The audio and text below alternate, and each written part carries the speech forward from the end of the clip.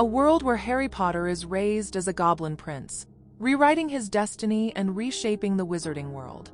Welcome back to the remarkable journey of Harry Crow. Welcome to Grimoire Audiobooks, where your favorite stories are brought to life. Today, we continue with Part 5 of Harry Crow by RobSt, covering chapters 41 through 50. This fanfiction masterpiece offers a fresh and unique take on Harry Potter's story, filled with intrigue, power, and goblin honor. Disclaimer: this audiobook is based on a fan-created story and is not part of the official Harry Potter canon. All rights to the original series belong to J.K. Rowling. This adaptation is purely for entertainment and to celebrate the creativity of the fanfiction community. In previous chapters, we followed Harry Potter as he embraced his identity as a goblin prince, balancing his dual heritage while challenging the status quo of the wizarding world. With alliances forming and dangers lurking, Harry's journey has been nothing short of extraordinary. If you enjoy fanfiction stories like Harry Crow, consider supporting the channel by becoming a member. Members gain access to exclusive perks and help us bring more amazing stories like this to life. Now, let's dive into chapters 41 through 50 of Harry Crow and continue this unforgettable adventure. Chapter 41. Albus sat in this magnificent room and watched as his entire school, excuse the pun, had a ball. None of the staff had been involved in the preparations, nor were they needed to supervise their charges. Jugs of punch and pumpkin juice were on every table, refilling before they had time to empty. The house ghosts patrolled around the tables, chatting with anyone who had the time to talk. After the elves had provided a wonderful meal, the band had turned up and now dancing was the order of the evening. Albus also noticed some couples sitting on the marble ledge around the fountain's circular basin, the entire structure acting as a cooling-off area for the dancers. Albus was here tonight purely as a guest, and that's exactly how he felt, a guest in his own school. Losing even a little control would normally have Albus reaching for his wand to rectify the situation, but not tonight. The reason for that was simple. It was Hogwarts herself who was in control here this evening, and doing a magnificent job of it. Horace watched as everyone had fun. He was so depressed. How had 2 Gryffindors and a couple of Ravenclaws managed to destroy a famous wizard's reputation so easily? They also did it in a way that the fool still hadn't realized. Every single person in the hall now knew he was a liar. The head of Slytherin thought he was dealing with a couple of second years, and that gaining their confidence would be easy. He hadn't done his homework and gotten savage during his clumsy approach. Albus, of course, hadn't mentioned any of this when he conned him out of retirement and into returning to Britain.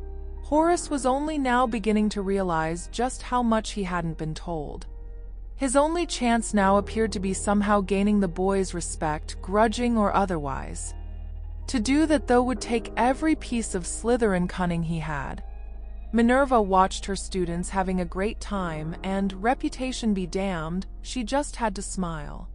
Between her time as a student in the castle and then her teaching years, Minerva had almost half a century of experience inside Hogwarts. In all that time, Minerva could honestly say she'd never seen anything like this. Hogwarts sure knew how to throw a party. Her eyes caught a sight she still didn't believe. A second-year dancing with a Vila professor, with both of them laughing and chatting away. That second year being one of her young lions, Mr. Longbottom, just added to her sense of astonishment. Minerva would bet her pension she wasn't the only person inside the castle who was continually having to upgrade her opinion of that young wizard. Gilderoy also noticed Henrika dancing with the second year and was considering cutting in until he recognized who that second year was. He then spied Black dancing with the sword-wielding witch, and Crow soon followed them round with his friend's date as a partner. This just seemed to sum up his evening. He'd been so looking forward to this ball, but it was turning into a personal disaster. He was expecting the girls to flock to him, not scatter in different directions any time he approached. Not only had every witch spurned his advances and offers to dance, Most of them had rushed away in the opposite direction before he could even ask them. Hogwarts was turning into a major disappointment. The press didn't even ask to take his picture when they arrived. Harry was back dancing with Hermione as they twirled around the fountain, holding his princess in his arms as they waltzed around this magical setting. This was worth putting up with Lockhart and Dumbledore. This was priceless. Hermione smiled as she asked him about tonight. "Do you think this will see Lockhart chased out the castle?" "I doubt it. That would mean Dumbledore not only admitting he was wrong but doing something about it. Remember, this was a prank Fred and George played on Lockhart. Looking at it from that angle, it's a fantastic success. The entire castle now knows Gilderoy Lockhart is a liar, and we even got a ball out of it too." When she followed Harry's logic, Hermione had to agree. She also knew the news would be filtering out to homes all over the country. This might not be the knockout blow that finally flattened Lockhart, but it was the first step to destroying his reputation. Unlike Dumbledore, a reputation would appear to be all that Lockhart had.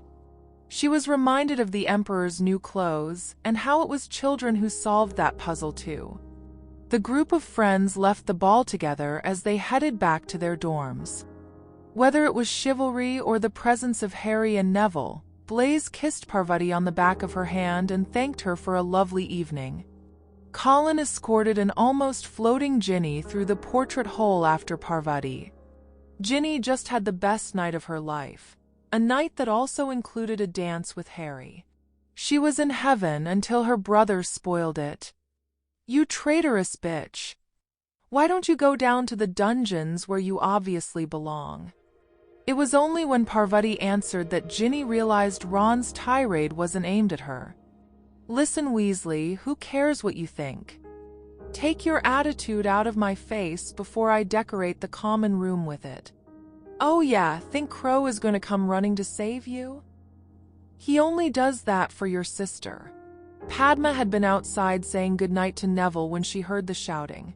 Discovering her sister was involved, saw her head straight into the lion's den. Ron suddenly had double vision with both Patil sisters now in his face. "Listen, Weasel, my sister doesn't need anyone to rescue her from the likes of you. We always have each other's backs, and there won't be enough of your bigoted carcass left to decorate this common room with if you forget that." Looking desperately for help, Ron attempted to turn the argument around in his favor. "First she dates a Slytherin, now we have a Ravenclaw in our common room. Is everyone else here okay with this?" Neville had of course followed Padma inside and stood squarely behind the twins on this argument. "What Parvati does is none of your business, Weasley. She hasn't broken any rules, and you have no authority inside Gryffindor, far less Hogwarts. Well, we can't all be school champions. Is your buddy Crow getting ready to come in here and wave his fancy sword around? Is that what happens next?" What happened next was Percy entering the common room. Ron grasped this fortuitous event and treated it almost as if the cavalry had arrived to save him from the circling savages.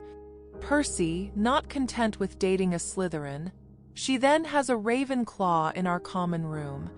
Ron confidently stood back, expecting his brother to now administer the justice he was unable to. Percy looked to Padma for an explanation of her presence here. She didn't take long to provide an answer. "Your prat of a brother is probably the only person in the castle who didn't have a great time tonight." He then decided to spread that misery around by screaming at Parvati. "I was outside saying goodnight to Neville and wasn't about to let him get away with that. She dated a Slytherin." Ron appeared to think that if he achieved enough volume, then everyone would finally understand the point he was trying to make. Unfortunately for Ron, that is, he chose to shout this in Padma's face from a distance measured in mere inches. As Ron's spittle sprayed over Padma's face, Neville's fist connected with his, dropping Ron onto his arse.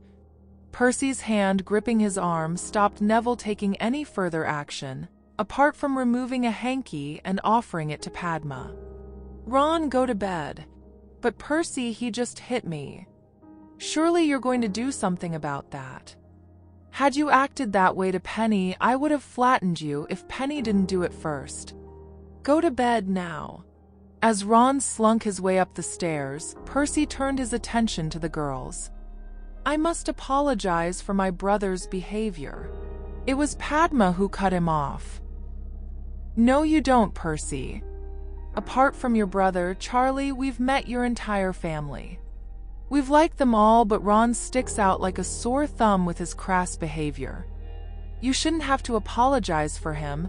He probably doesn't even realize what he's done wrong." "Thanks for that, Neville. I was about to reach for my wand when you flattened him." She then turned her attention to her sister. "Are you okay, Pav? I was perfectly capable of dealing with that situation on my own. I don't need you, or anyone else, rushing to my rescue." This took the breath from Padma. "But we've always looked out for each other." "Well, you've made it plain that situation has changed. Christmas, summer, and now Halloween. How can we look out for each other when you're never around?" Parvati headed for her own staircase, leaving Neville to escort Padma back outside where the rest of their friends were waiting. Neville's comforting arm was replaced by that of Hermione as Padma found herself now sandwiched between her two friends. "How much of that did you hear?" Hermione's arm tightened around Padma as she answered. "All of it. It looks like Parvati didn't take the news you would be going with us at Halloween as well as you thought.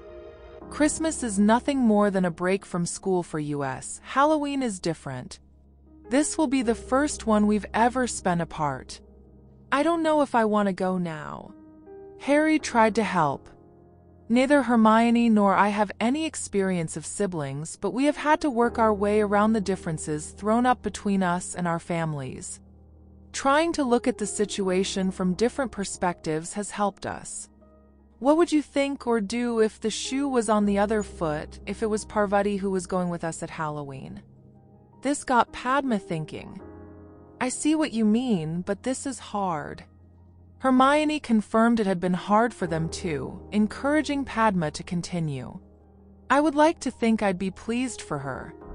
Parvati would look at this weekend as being the lead-up to an offer of betrothal from Neville. That's probably what's got her so mad. She would never understand that Neville and I could just be friends."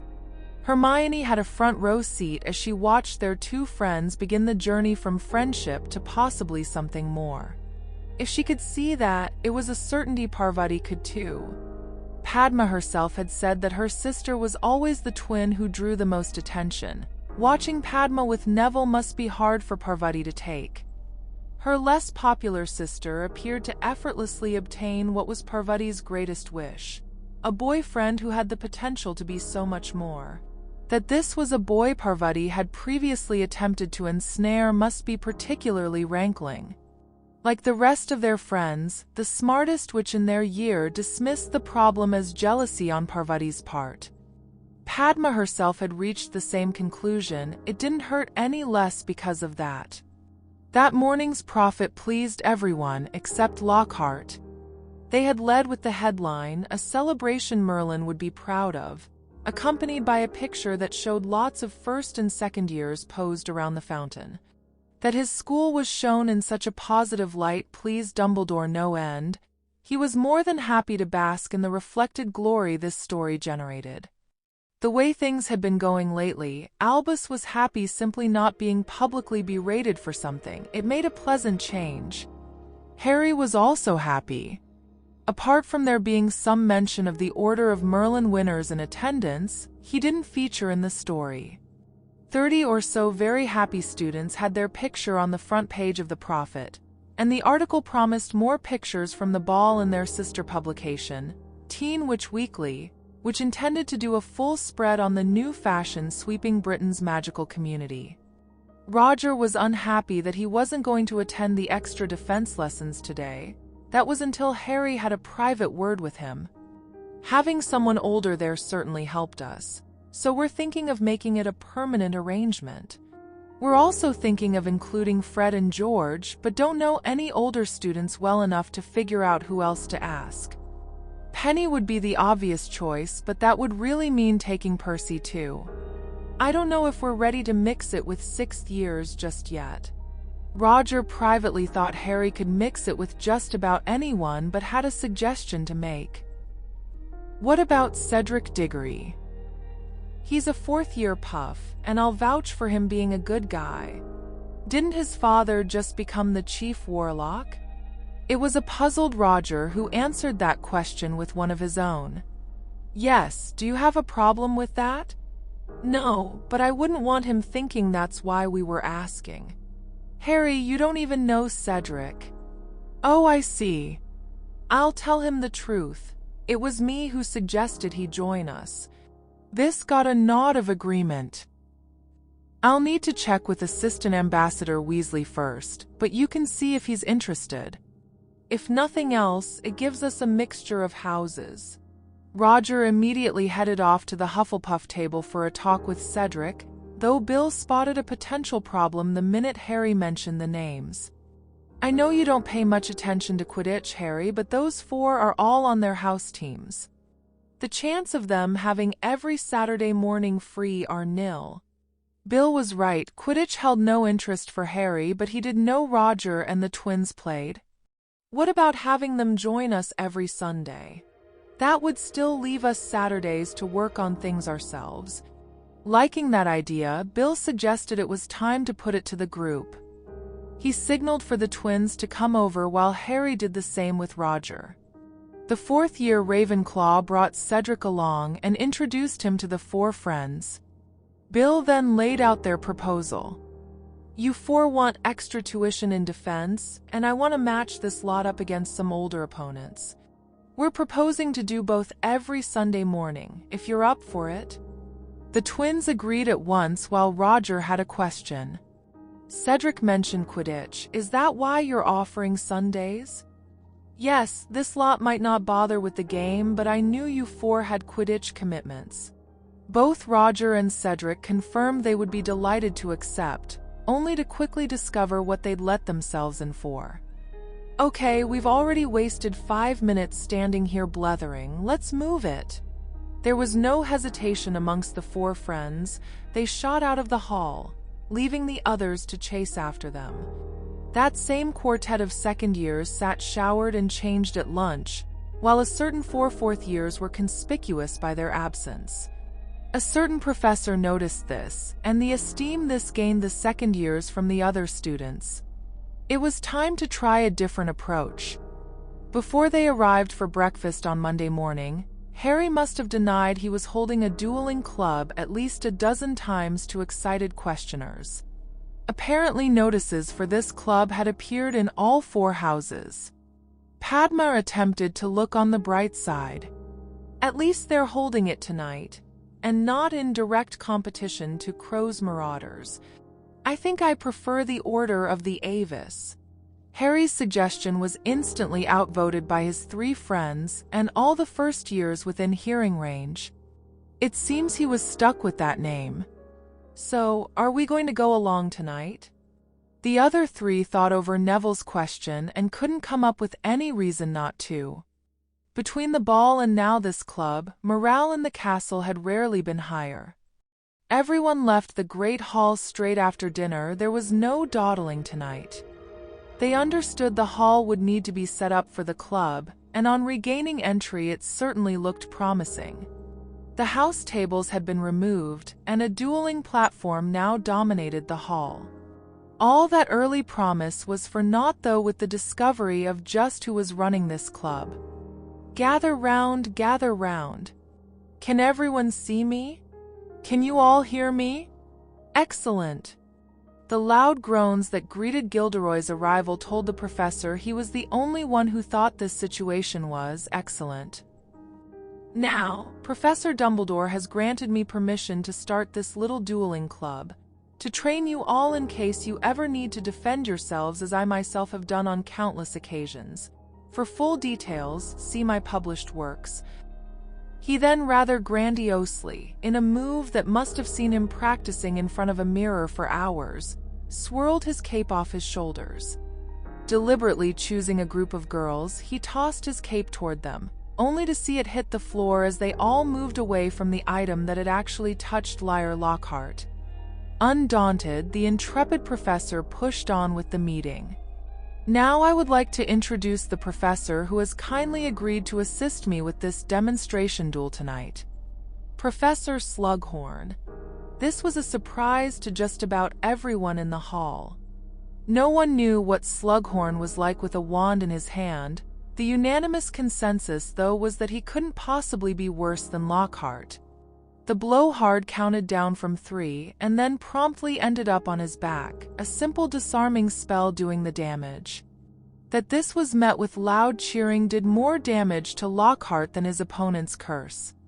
He of course claimed to have let the curse through purely for demonstration purposes, but no one was buying that anymore. Slughorn seemed to take heart from the cheering, not realizing it was more for Lockhart's defeat than the person inflicting it. Their next demonstration duel, the potions professor really went to town. Within seconds, Gilderoy was dressed like a circus clown, complete with red nose and green frizzy hair, while trying his best to perform Riverdance without music. He was waving his wand around more like a conductor of an orchestra rather than a wizard. Gilderoy would probably have gotten better results from the string section than he achieved trying to cast a counterspell. What was riotously funny at the beginning was now becoming cringeworthy and decidedly unpleasant. There is a fine line between a prank and bullying. Slughorn was leaving that line far behind him. A silencing curse ended Gilderoy's pleas for the spells to be lifted. The defense professor was now entering a clear state of physical distress. Horace was enjoying this, and now for phase 2 of his plan. Oh dear, I can see why there is such a demand for private defense tuition. I just hope tomorrow night's lessons are better than this. The first years were on him in seconds, defending Crow's Marauders, Ginny being especially vociferous. Harry used that distraction to cast a finite incantatem at Lockhart, drawing no pleasure from watching the now physically exhausted man collapse to the floor. Slughorn turned his attention to Harry. It would seem your charges are quite impressed with your defense teachings, Centurion. Then again, they don't really have much to compare it with, do they? Hermione was muttering a warning to him. That she was speaking in his own language told Harry how serious she thought the situation was. This is screaming setup, and making me wonder just whose idea this club was.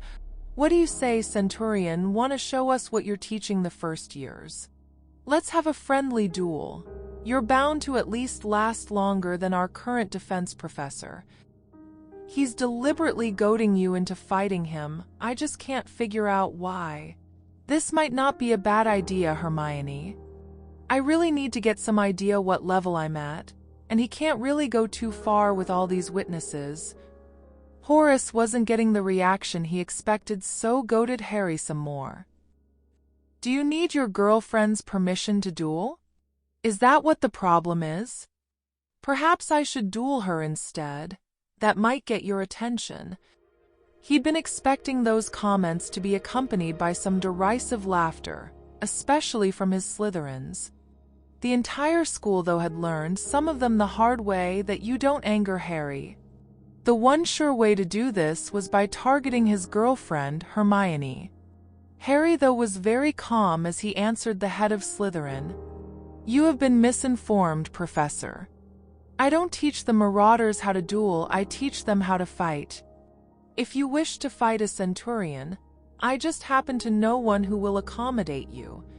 Harry might be calm, but Hermione was nervous enough for the both of them. Don't mess about, Harry, end it quickly. Horace was pleased his plan had worked. He needed to show he was so much more than the image the students now had of him. Dumping the boy who lived onto his arse would be his first step on the road to regaining some of the respect he had lost. Certainly, Centurion, won't you join me up here? As I said, Professor, I don't duel. We'll ward off an area down here, and the fight only finishes when someone is bleeding." Harry handed a stone to both Neville and Padma, before kissing Hermione and giving her a third. They then moved everyone back to clear a large space on the floor. Harry moved Luna, Ginny, and Colin up onto the dueling stage so they could see more clearly, a move that was soon copied by most of the lower school. When they had a large enough area cleared, they each placed a stone at a corner and activated them. Harry kicked off his shoes and opened his shirt. Horace, though, was already playing mind games. "Armor for a friendly duel, surely not? This is a fight, Professor, and there is nothing friendly about one of them. I can no more leave my armor off than you can discard all the years of experience you have over me. Like your experience, my armor is a part of me. Don't forget, you agreed to fight a centurion. I told you I am a centurion first, and a Hogwarts student second." Harry had his shield and knife ready before he drew his sword. "Count us off, Hermione." Horace was now faced with this golden warrior. All trace of the boy he thought he was dueling seemed to vanish when that magnificent armor activated. He was beginning to suspect this might not be as easy as he thought when the girl set them off. First blood fight. Harry's first stunner reverberated off the shield that Horace had hastily erected. That shield, though, was no protection from a blade. In a move that was almost as quick as his stunner, Harry was on Slughorn and sliced a chunk out of his robe. The professor let out a yelp of surprise before managing to get a combination of spells off. They didn't do any good. Crow was so fast, dodging or deflecting every single one before that sword flashed, and another chunk of his robes hit the floor.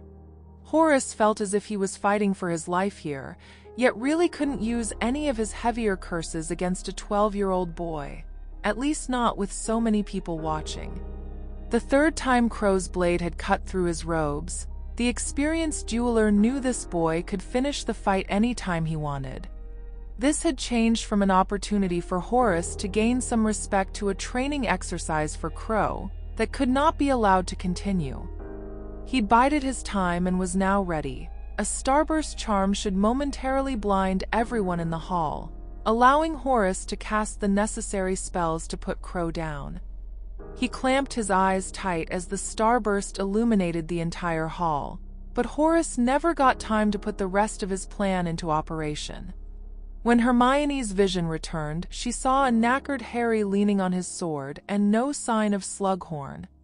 She deactivated her corner and rushed to him, throwing her arms around her mate to confirm he was okay.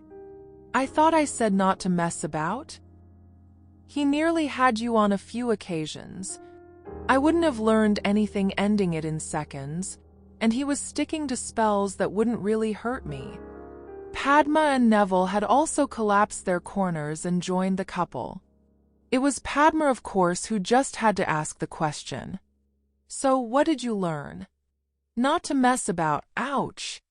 No need to get violent, ladies."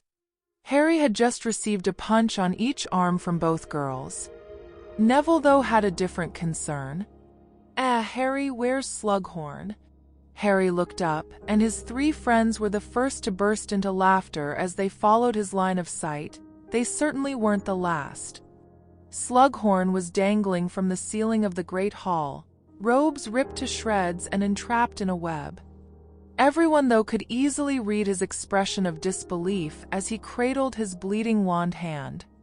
"I barely scratched him. I wonder if old Sluggy is afraid of heights?"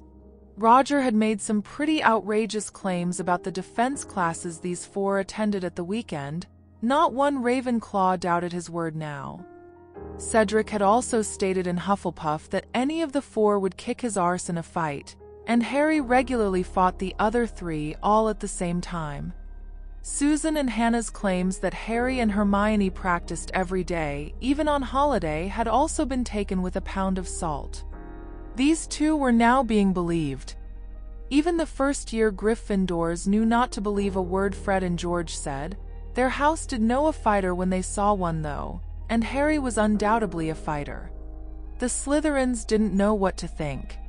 Their head of house had deliberately goaded Crow into a fight and then lost. Anyone who'd seen him use either of his blades knew Harry could have cut Slughorn with any of those strokes that sliced through his robes. This seemed to send a mixed message. There was certainly no love lost between Crow and Lockhart. It didn't escape their notice, though, that Harry had just dished out the same treatment their head of house gave Lockhart earlier. One thing was for sure, no one would openly challenge Crow after that display. The prefects had to step in and stop the Great Hall from descending into chaos. With Lockhart now sleeping from exhaustion, he snored too, and Slughorn hanging from the ceiling, they were forced to take charge. The ruckus Harry's victory had started was bound to attract staff attention, with Mcgonagall and Flitwick soon arriving and demanding some answers. There was no shortage of people willing to supply those answers, and soon Mcgonagall had only one question for Harry. "Centurion, how long do you intend to leave Professor Slughorn up there?" Professor Slughorn didn't seem in any hurry to remove his Tarantaligra from Professor Lockhart. "He left him dancing, so I see no reason not to leave the good professor dangling." "Excuse us, Professor, but it's been a long and tiring day, with tomorrow probably being longer still since we have our defense club. I'm heading off to bed now." They walked out of the Great Hall, leaving both professors to restore order, and also deal with a swinging Slughorn and snoring Lockhart. Neville and Hermione were practically carrying Harry by the time they reached Ravenclaw Tower. Goodnights were said as Neville then escorted Ginny and Colin back to their own dorm. Luna found herself sitting with Moonlight at Harry's feet. Padma and Hermione had plunked him between them on a sofa. Luna was delighted her friends trusted her enough to discuss what was going on in front of her. "I've never used my armor to enhance my speed for so long before, it really drained me. I think it's something that I might need to build up some endurance to." Padma agreed with his assessment. "Magic will always extract a price. Why didn't you end it sooner, though?" "It didn't really hit me until the fight was over, that's the scary part. If I had continued, would I have just dropped from exhaustion?" "Harry Crow, you will not be practicing that." "I think I need to." "Hermione, it could prove vital in a fight." He could see the scared look in her eyes and made a concession. "I promise I won't attempt it without supervision, and have at least one healer present." Hermione could see this was something he would need to get a handle on. That Harry was going to do it as responsibly as possible was really the best she could ask for. They got Harry up the stairs before he fell asleep on the sofa. Hermione did offer to take a morning off from their exercises, but Harry wouldn't hear of it. A quick kiss goodnight and he collapsed on top of the bed. "Shouldn't we undress him?" "Padma Patil, get your thoughts off my Harry. I'm throwing a cover on him that will keep him warm until morning." Padma was in full teasing mode now. "You could stay with him? No one would know." Hermione was pleased to see her friend returning to something like her normal self. Padma's relationship with her sister could currently be described at best as strained. "That's precisely why I won't be staying. When I spend the night with Harry, I at least like him to know I'm there." Padma had no answer to that, so both witches headed back down to the common room, stopping to watch as Luna attempted to teach Moonlight how to play hide and seek. Harry was almost back to normal next morning, though the couple did knock a few miles off their run. At breakfast, Harry found himself receiving vicious glares from the Hogwarts potions professor. It was almost as if something he'd been missing had returned. He much preferred the glares to the covetous stares Slughorn normally aimed at him. Breakfast also saw Harry face a barrage of questions, and even more requests for defense tutoring. He held up his hand to gain some quiet to be allowed a chance to answer. First off, Slughorn was holding back. He couldn't really go full power against a second-year student. In a real fight, I think you would see a different approach. This set the Ravenclaws thinking, though Harry knew they wouldn't like the next part. Working out lesson plans for the first years is taking nearly as long as teaching them, and they are all at the same level. To try and run another class couldn't fail but have an impact on our own studies. I'm sorry, but it has to be a no to more defense lessons. Roger and the other 3 are being tutored by Assistant Ambassador Weasley, and again, increasing the size of that class would seriously cut into our lesson. The one thing about Ravenclaws was that they could see the logic behind Harry's reasoning. None of them would endanger their own studying or grades to tutor others. They may understand Harry's reasoning, but that didn't mean they had to like his decision. They had defense after lunch, and once more the 4 stayed behind to run over their plans for tonight's defense club. Bill, though, was more interested in Harry's exhaustion. We all noticed you were knackered after fighting Master Sharpshard, but you were wounded too. This is something your father needs to hear about, and I really do think we need to find your limits. Bill headed Hermione's objections off with simple logic. It's much safer to discover what those limits are under test conditions than in a battle. None of them could really argue with that. By the time they were due to meet Crow's Marauders, Harry's exhaustion was nothing more than a memory, and the 4 friends were all raring to go. You all did really well last week, but tonight we're going to change it up a level. We noticed that some people weren't concentrating on their evasion, prepared to take a hit to get their own spell off. That is never the way to behave in a fight. The curse that you let hit might be the last thing you'll ever feel. Harry let the seriousness of this sink in before continuing. Because of this, we're going to learn a new spell tonight. It's called the Stinging Hex. Any idea why? Ginny was first with an answer. She'd seen her mum fire it at the twins for years, usually as they were running away from the mayhem they'd just created. That's because it stings when you get hit with it. Ginny's exactly right. It does sting people, but it won't do you any harm other than that. The secret will be not to let it hit you, and we want you to learn to treat all spells cast at you in the same manner. After having learned to cast the blob spell, no one had any trouble mastering the Stinging Hex. Then the real lesson began. Harry had asked the room for some protective headgear. A stinging curse to the face was not something they wanted any of the first years to experience. You are now going to take part in an exercise the 4 of us do all the time. Same teams as last week, one will be casting the Stinging Hex while the other will be doing their best to evade. There will be a strict time limit of 1 minute. When we call time, you'd better stop casting. If you get hit, lie down on the floor and you will not be targeted again. There was a much more serious atmosphere about the lesson tonight. Even the ones doing the casting knew it would be their turn to evade next. Harry and Neville kept their eyes on the casting team, while Hermione, Padma, and Henrika looked after those evaders who'd been hit. There was no cheering from the sidelines this time. Everyone was too busy watching for ideas that would see them come out of this without being stung. Hermione made sure to be the one who led Colin to the sidelines after his team's minute was up. He would probably have looked upon Padma having her arm around his shoulders as a price worth paying for taking a Stinging Hex. Once each team had their turn at both exercises, Harry reintroduced the format they had used last week, only this time using Stinging Hexes. All were pleased to see the battles this time were a lot more cagey. No one wanted to rush into a brace of Stinging Hexes. At the end of the lesson, they had all the Marauders sit in a large circle, and the elves provided comforting mugs of hot chocolate for each of them. Harry then spoke to the class. Up until tonight, we've tried to make these lessons fun. The downside of that approach was some of you were treating it all as a game. I hope you now know it's not.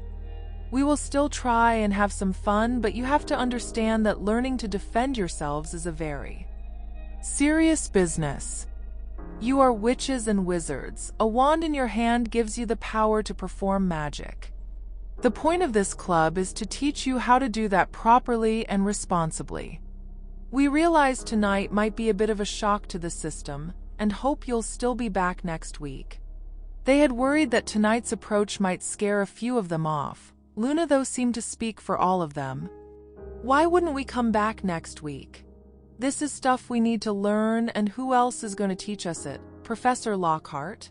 You are giving up your evening for us, and I know you'll be studying for Master Pitsley's class the minute you get back to our common room. I think what I'm trying to say is thanks to all of you. They weren't sure who started clapping, but soon all the first years were applauding their 4 tutors and staff sponsor. The first years had taken to wearing their Crow's Marauders badges on their robes, and Harry couldn't help but feel proud of what they were doing here. Chapter 42. September gave way to October as the school year marched on relentlessly.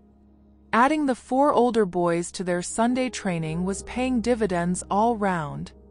The 4th years were getting sick of ending up on the floor every time they fought and continually pushed themselves harder to put a stop to this occurrence.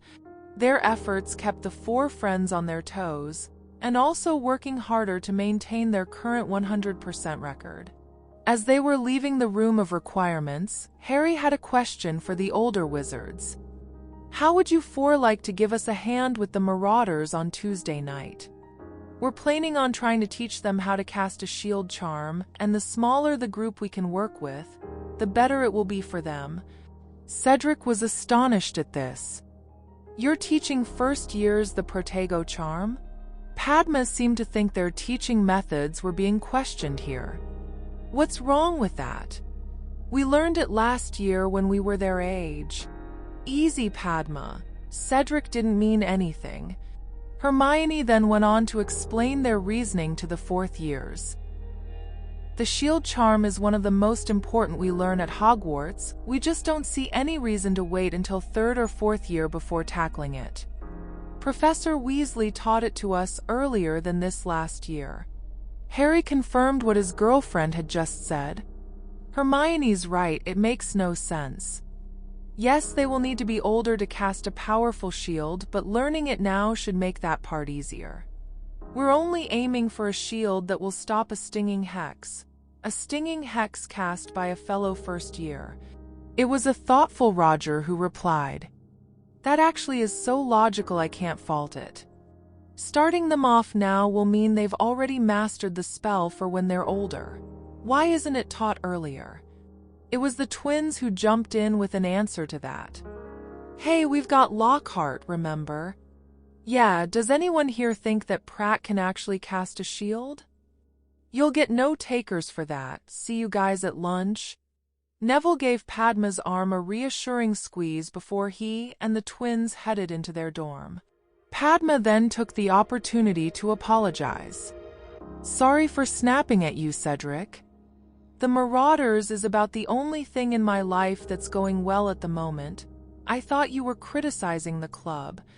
No problem, Padma, and I'll be delighted to help out any time you'll let me. As the 2 witches headed up the stairs, a shower and change of clothes being required before lunch, Hermione broached what she knew would be a touchy subject. Have you made your mind up yet? The slump in Padma's shoulders indicated how hard this was for the girl. Mum wrote back and advised me to go. I haven't been able to discuss it with Parvati since she barely speaks to me now. Lavender says she also rarely sees Parvati now. She thinks my sister is hanging about with Blaise. Why wouldn't she tell me that she had a boyfriend? Blaise seems a nice enough guy. A bit stuck up, but still nice. Hermione now had her arm around her best friend. Padma enjoyed the comfort before voicing her decision. I've decided just to go. Staying here without you 3 and Pav not talking to me would just be too much. We're gonna be some bunch, between the 3 of you worried about your parents and me my sister. It'll be some Halloween celebration. This drew faint smiles from both girls before Hermione's thoughts turned to someone else. I think Luna will miss us too. She's offered to watch Moonlight for me. Since I won't be going home, I said yes.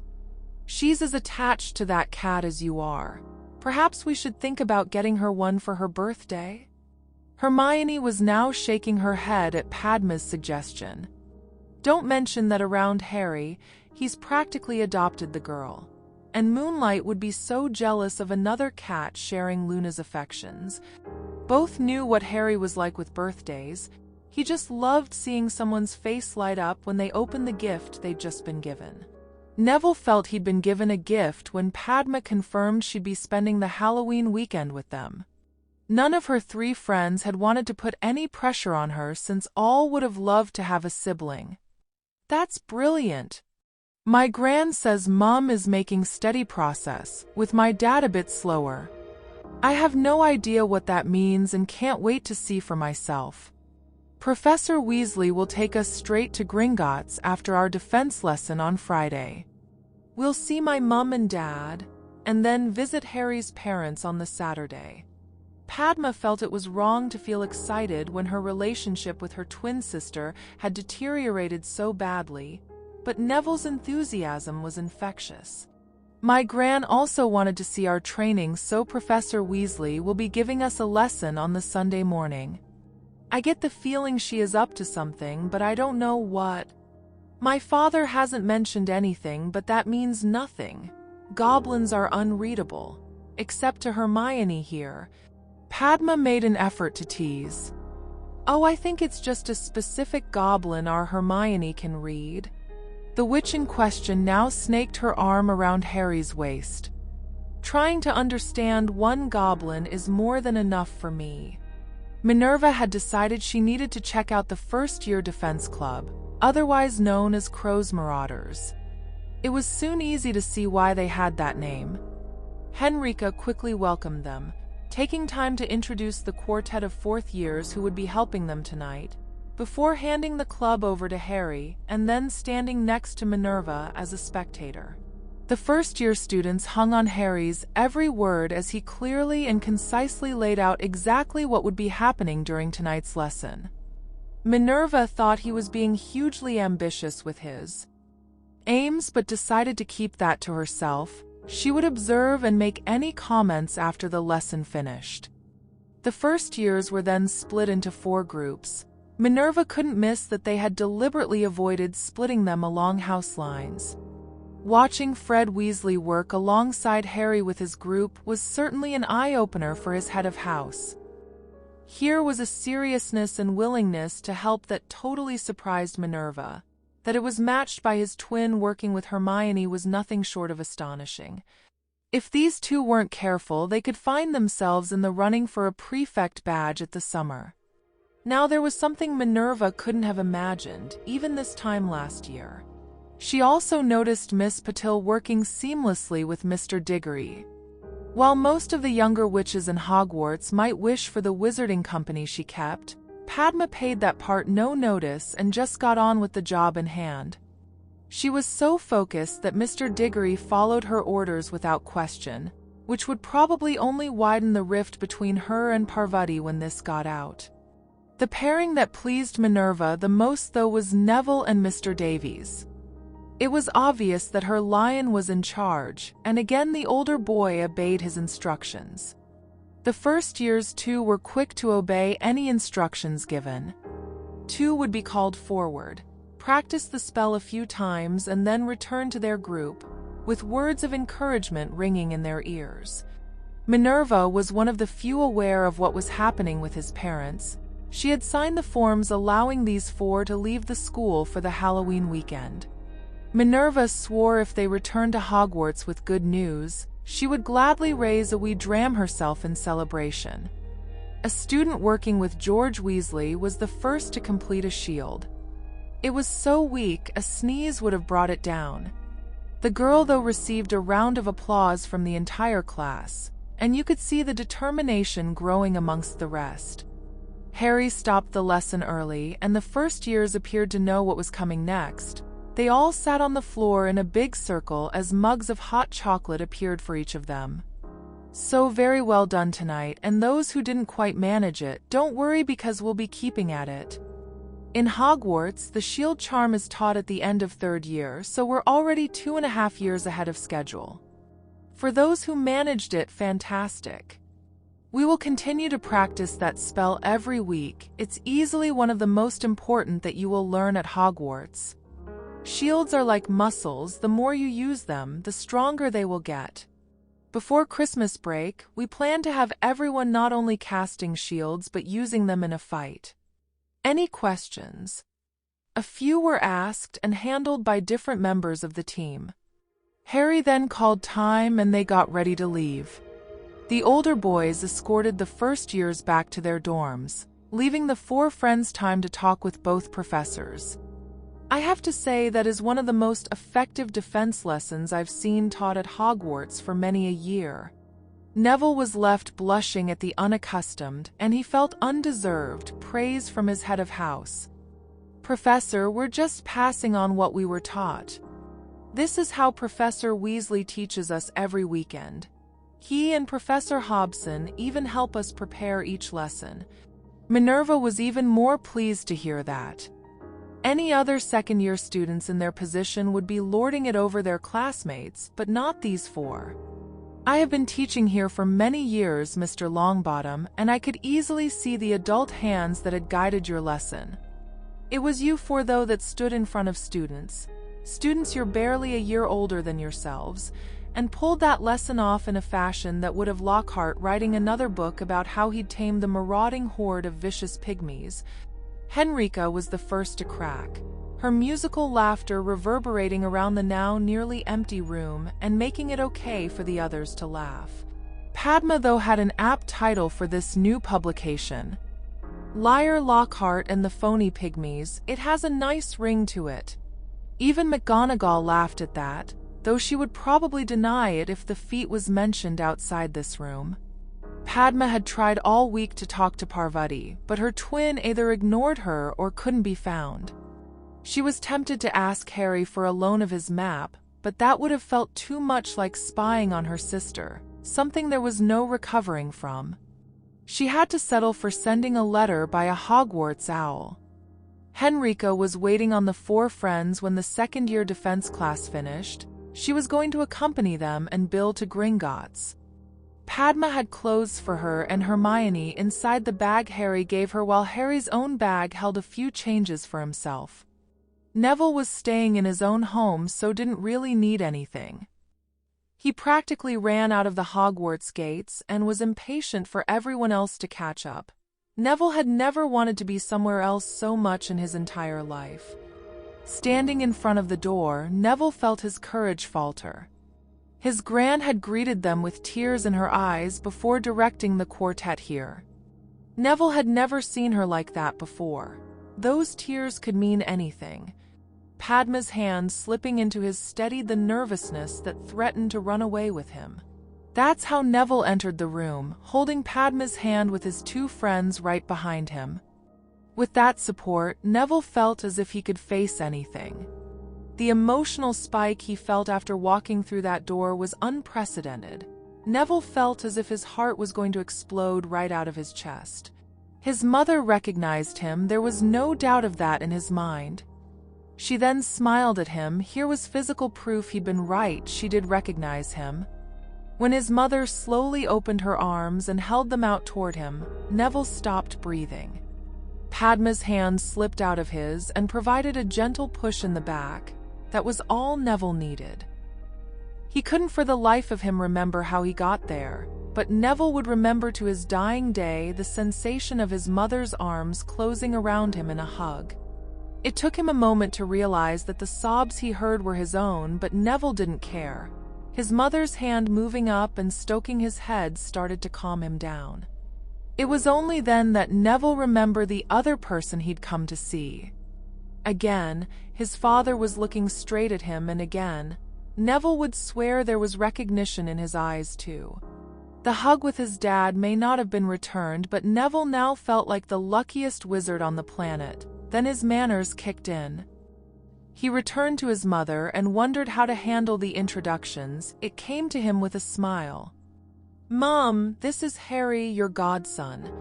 Harry was almost as emotional as Neville had been when Alice hugged him, only Hermione then being introduced as his girlfriend held him together. As Hermione joined Harry, Neville noticed Padma hanging back. That wasn't happening today.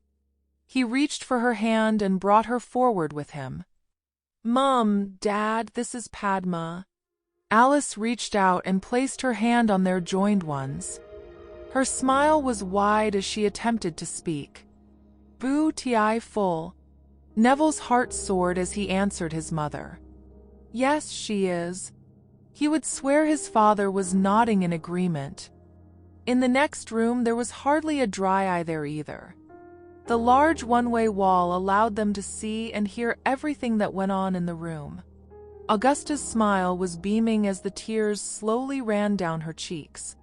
I need to get them out of there soon. Frank and Alice can only take excitement in small doses, otherwise it might affect their treatment. The room's occupants watched as Augusta left and entered the other room to explain this to the youngsters. Neville, your mum and dad have been looking forward to your visit all week. We need to keep it short though, too much excitement can set their treatment back. We will return tomorrow, and again on Sunday before you leave for the castle. Neville wanted to stay with his mum and dad all night, but not if it hindered their recovery. He also got to hug them goodnight. They made it out the door and Neville grabbed Harry by the shoulders. Harry, Harry was soon returning the gesture. Neville, I got to hug my godmother. There are no words and certainly no thanks needed. We're family, remember? All four of them were very close, so couldn't fail to be affected by the emotional scene they'd just been a part of. Both witches gently took a wizard by the arm and led them through the door where Augusta had just gone, only to discover a surprise waiting on them too. When Hermione saw her parents waiting for her in the room, she was actually frozen in place. Padma, shooting past her into Smeeta's arms, soon saw Hermione repeating those actions as she almost bowled her parents over with the force of her desperate hug. A tearful Henrika soon had both boys wrapped in a hug too. Neville, I am so happy for you. That was without a doubt the most heartwarming thing I have ever seen. Augusta then moved both boys over to the wall that allowed them to see into the room. We can't go in there too often, or for too long, but Barchoke arranged this so I can visit whenever I want. Neville couldn't take his eyes of his parents. Just watching his mum sitting holding his dad's hand was like witnessing a miracle. Sirius and Henrika came up behind them. I've booked a room at the Leaky Cauldron again so we can all eat dinner together. There's no hurry though, I could watch this all night. Padma was crying in her mother's arms. Parvati won't even speak to me now. I don't know what else to do, Mum. I would have stayed in the castle if I thought it would help. Smeeta had Padma wrapped in a hug. Her daughters had little spats before, but nothing on a scale like this. I wrote to her and asked if she wanted to come home for the weekend, and even hinted that there were other things going on she wouldn't want to miss. She said she was happy to stay in the castle and enjoy the celebrations there. I got the distinct impression I wasn't being told the whole truth. Her date for the ball was Blaise Zabini, a Slytherin but a gentleman too. I don't know if she's still seeing him. We have hardly spoken since that night. Her dad then had some advice. It's only 7 weeks until the holidays, and Parvati will certainly be coming home in December. We will sit down and discuss what's going on then. I promise we will get to the bottom of this. The Patils headed over to join their friends watching Frank and Alice. Hermione was also in tears, attempting to apologize to her father. Emma left the two for a moment, heading over to Harry and Neville. Harry felt the arms wrap around him from behind and knew instantly who it was. Emma then kissed him on the cheek. Are you okay, Harry? I've rarely felt better, Emma. I have a godfather and a godmother. She then hugged Neville. There was no need to ask the same question, though. The boy was practically floating with happiness.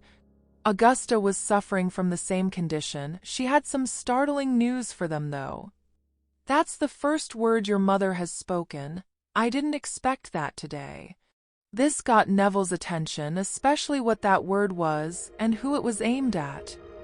His hand almost automatically reaching out for Padma's. They were then joined by Hermione and her dad, though it was Dan who spoke. Harry, can I have a quiet word? Harry didn't answer, just nodding his head and moving over to a quiet bit of the room. all without taking his eyes off his godmother.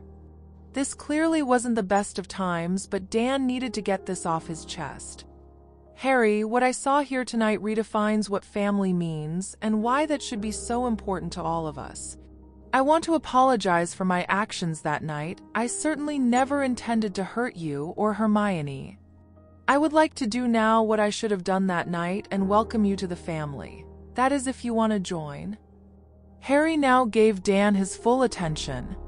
His expression didn't change though, as he was already sporting a wide grin. I would like that, Dan, I would like that a lot. His hand was out and Dan shook it, before leading Harry back over to where everyone was still standing. It was Augusta who finally called time. We need to go and eat. Neville, we will be back tomorrow.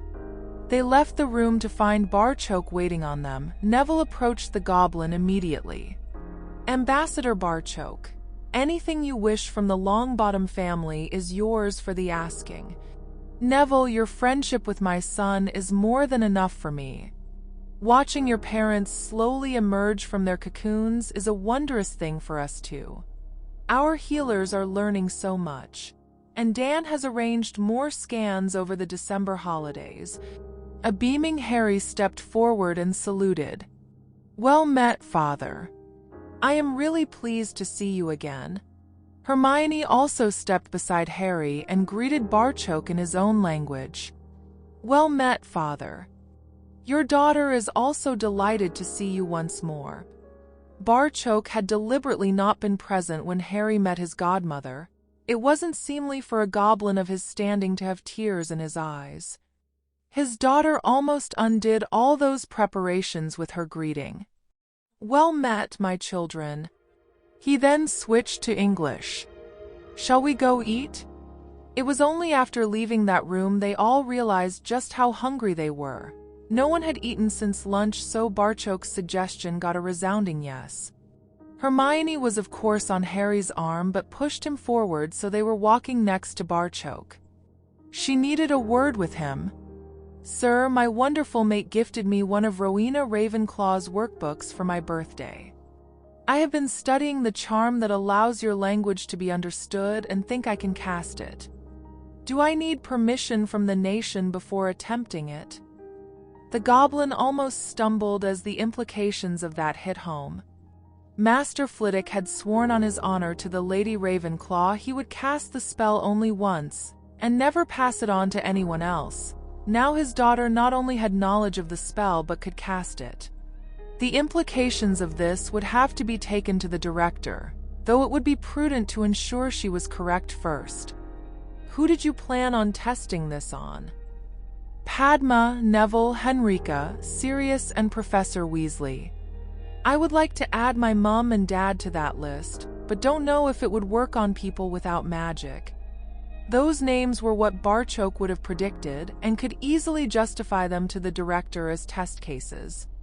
Henrika and my assistant ambassador would certainly benefit from understanding our language. I also see no problem with Sirius being included too. It would certainly give you four a tactical advantage if you could all speak a language your opponents couldn't. I would leave your parents until we could try it under test conditions, much like we'll need to do with Harry's exhaustion from magically enhancing his armor. Hermione didn't disagree with any of that, and Barchoke's final suggestion made sense too.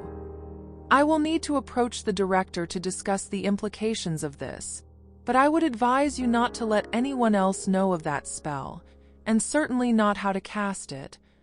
Remus had been well warned that anything he heard here today was not for repeating outside the family. As Remus listened to Harry telling James and Lily what he'd been up to, the Marauder felt that serious warning was unnecessary. No one would ever believe him. Harry introducing Hermione as his mate was the first body blow, and saw the werewolf looking around for confirmation. Barchoke and the Grangers were standing with smiles on their faces, his first hint this was all true. Sirius had his arm wrapped around Henrika, taking comfort from his girlfriend at this bittersweet scene. The last two members of the family present today were Neville and Padma, leaving Remus to assume their parents and guardians didn't know the half of this. That Remus himself was included left him feeling really honored. As Harry chatted to his parents, Remus swore to James and Lily he would do anything and everything in his power to help their son and his family. The Marauders suspected Sirius was silently doing the same too. Neville was holding onto Padma's hand like a drowning man grasps a lifeline. Harry was so animated and upbeat, yet Neville felt a great sense of loss just watching his friend. As bad as things had been for him personally, he always had his gran and could at least see his parents. All Harry had were some names carved into a slab of marble. Realizing this was also his godmother too, saw Neville step forward. With Padma holding his hand, he was able to say hello to his godmother and talk a bit about himself and his three friends. Barchoke observed the scene with a hint of melancholy, thinking back to when it would be just him and Harry spending a few hours here. He much preferred this arrangement though, knowing his son always wanted a family. The goblin couldn't help but think his son was building himself a good one here, with siblings, favorite uncles, and parents being drafted in. Emma may be smiling on the outside, but Barchoke thought he knew her well enough to see past that mask. Inside, Emma was hurting for her children. Augusta's party tonight would be a welcome break, and something everyone was looking forward to. As an avid observer of people, Barchoke had watched as the barriers between their extended group had slowly eroded over time. Even the Patils had changed and become more relaxed around the company. Augusta herself had lost a lot of her straight-laced mannerisms when amongst this group. She'd been more animated and louder than Sirius at their dinner last night, a feat that was worthy of a celebration all to itself. Neville's second short visit with his parents acted as confirmation that his first hadn't been just a wonderful dream. Again, his gran had let the four friends visit by themselves, keeping the number of visitors down to a minimum. He was getting ready for tonight's party when there was a knock on his bedroom door. Answering, found his three friends standing there. "Can we talk for a few minutes, Neville? Hermione has something that she wants to keep just between the four of us at the moment." Neville stood back to let them in, a quick glance at Padma telling him that she didn't know what Harry was talking about either. Hermione didn't keep them waiting for long. "I've been studying Rowena's workbook, especially the charm that translates the goblin language. It's complicated wand work, but doesn't require a massive amount of power. I'm pretty sure I can cast it, and wondered if you two wanted the ability to understand and speak Goblin too." Padma caught on quickest. "Is that why you were chatting to Barchoke in Goblin? I don't know if it's just my nosy side showing, but the idea of being able to understand what's being said by the goblins appeals to me." Neville approached the thing from a whole different angle. "Professor Weasley says when we're older, we'll learn silent casting so the opposition doesn't know what spells we cast. What if we cast them in Goblin? Will that even work?" This led Hermione and Harry to look at one another, leading to a simultaneous shrugging of shoulders. Harry drew his knife and cast Lumos, first in English/Latin, then his own language. The charm worked equally for both. Hermione was biting her bottom lip in deep though before offering an explanation. "Professor Weasley is always telling us our magic is intent-based. Harry's magic obviously understands what he's trying to cast, so just does it. We could cast our spells and no one would have a clue what was coming at them.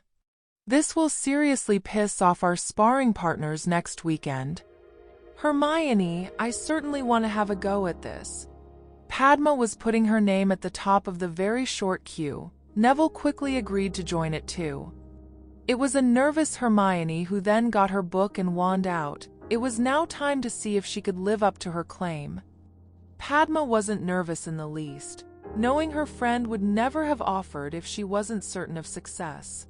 A tense few moments was then followed by Harry asking Padma how she felt in Goblin. That she answered in the same language saw each witch's feet suddenly being lifted off the ground, Harry letting out a loud whoop as he twirled Hermione in the air. Hermione glanced down at the love and pride reflected back from Harry, before she noticed their two friends. Neville had Padma in a similar position, and the two were gazing happily at each other. The spell seemed to break, and Neville lowered her gently to the ground before turning to Hermione in an effort to hide his blush from Padma. "I'm ready when you are, Hermione." She took a moment to center herself again. This was not a spell you could do in a hurry. It was only minutes later, though, that all four were chatting excitedly in Goblin. "Oh, I can't wait to use this on Fred and George. This is better than a prank." The thought of getting one over on the biggest pranksters in the school had Neville almost drooling at the thought. Padma, though, had bigger fish to fry.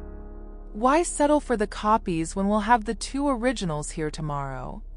Everyone is staying after the party, and tomorrow would be a fabulous opportunity for Robin, Dove, Owl, and Swift of Crow's Marauders to match up to Padfoot and Moony. This idea made Hermione nervous. Padma, you do know that Remus is a master in defense, and Sirius is no slouch either.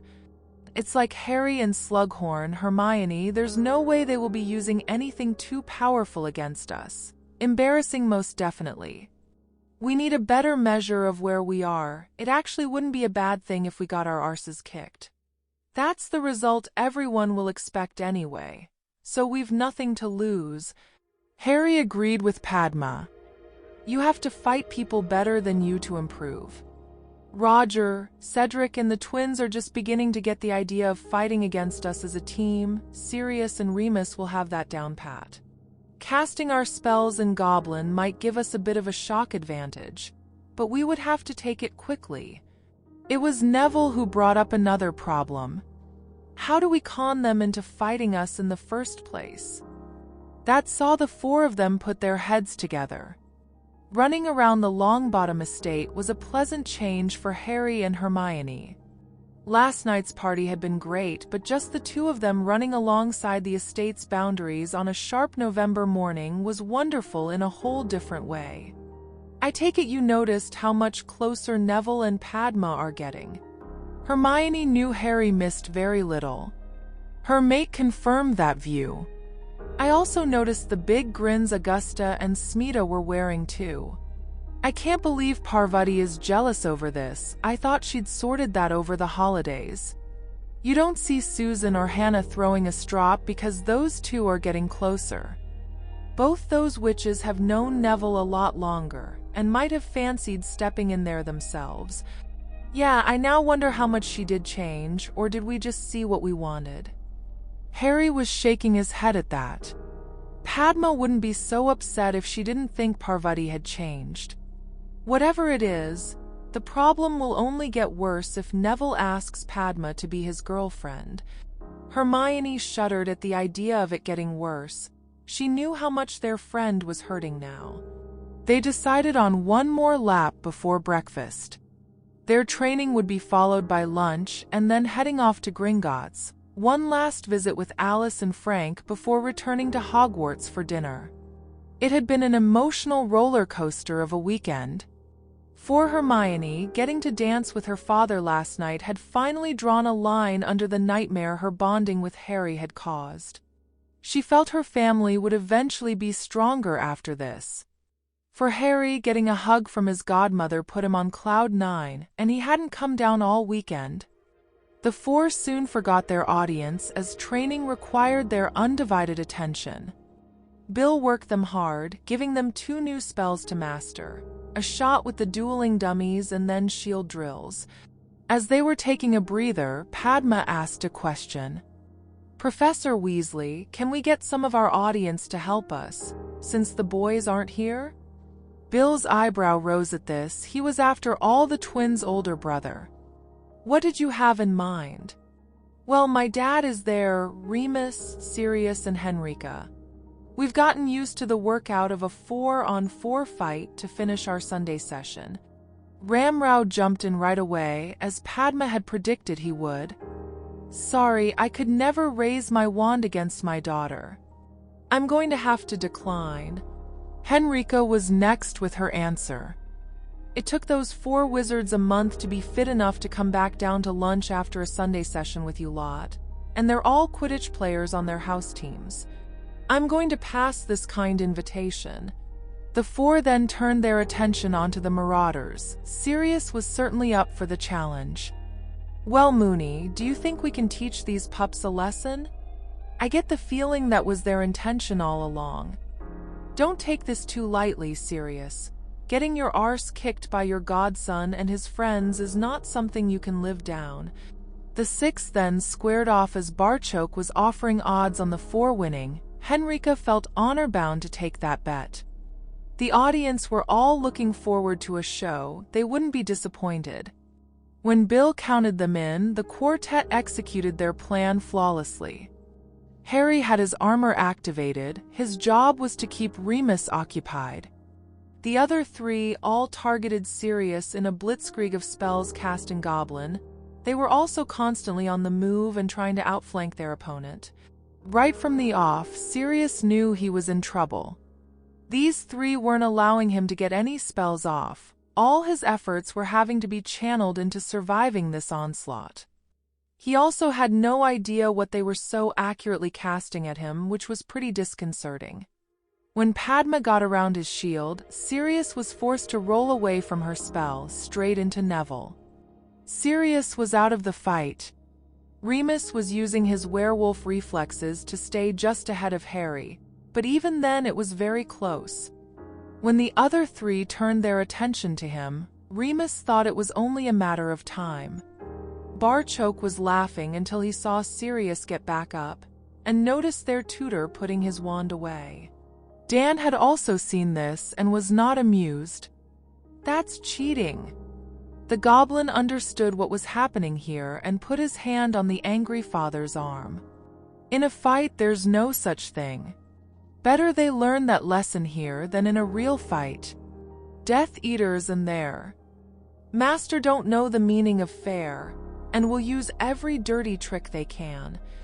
Neville going down to a stunner from behind was the first clue they had that Sirius was back in the fight.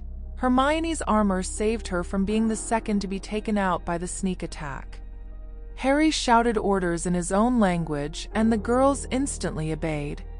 Hermione drew her sword and charged Sirius, her wand still spitting curses as she raced toward him.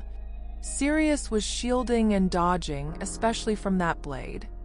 Her charge took Hermione past Sirius, and he cast one of the Marauders' speciality curses at her hopefully unprotected legs. She was now dangling in the air by her ankle. He quickly turned to face Padma and made the same mistake the kids had earlier. Sirius forgot all about the wizard on the ground.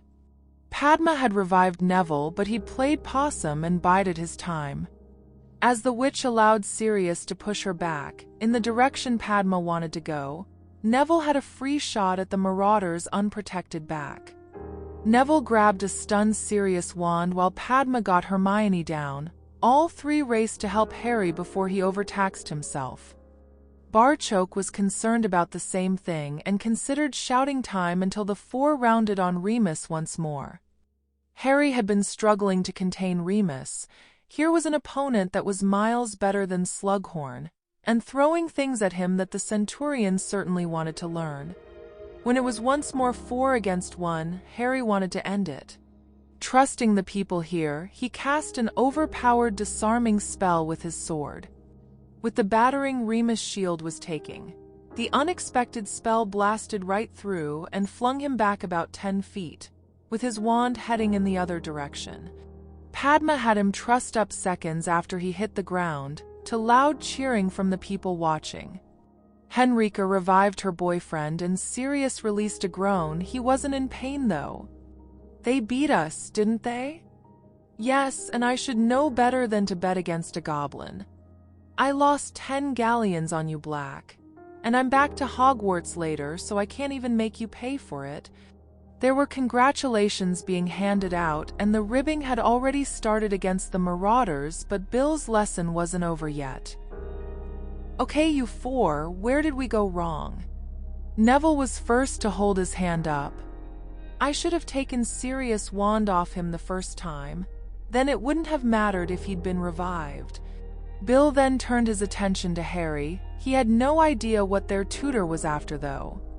It was soon spelled out to the centurion by the angry redhead. What the hell was that all about? Using Hermione as some kind of sacrificial goat so Sirius wouldn't see what Padma was up to. I thought better of you than that, risking one of your own to win a fight. In a real fight, you could have gotten her killed. It was his job to push Harry into being ready to face Voldemort. For an instant, Bill thought he'd pushed too far. Harry appeared ready to attack him. That was our godfather she was up against, someone we knew would never hurt her. If you think I would try that in a real fight, then we need a new tutor. This was an elaborate ruse to take down the Marauders. We worked out our tactics last night. Yes, we counted heavily on them holding back, but so were we. At that, Harry drew his sword in one smooth motion, and a powerful curse left the blade. They had been practicing in a walled area of garden behind Longbottom Manor. Harry had fired at the most distant wall, over 30 yards away, and his spell obliterated a section about 15 feet across. In the shocked silence that followed the loud blast, Dan's words were easily heard, though barely understood. "Shit! That's not a rifle, it's a bloody cannon." The sword of Gryffindor returned to its sheath as Harry spoke again. "I know what I have to do, which is why Halloween is the only day of the year I don't train. Balls and parties are nice, but if they affected my training I wouldn't be there. These three have known the danger being my friend brought since the first week we met. They not only accepted it, but wanted to train alongside me.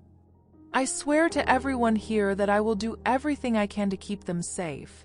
Anyone trying to get to them is going to have to kill me first." Having just got their family back together, Harry didn't want there to be the slightest doubt in anyone's mind that he'd deliberately endangered Hermione. Emma and Dan smiling at him showed they understood that. Only one more thing to do. "I'm really sorry about your wall, Augusta.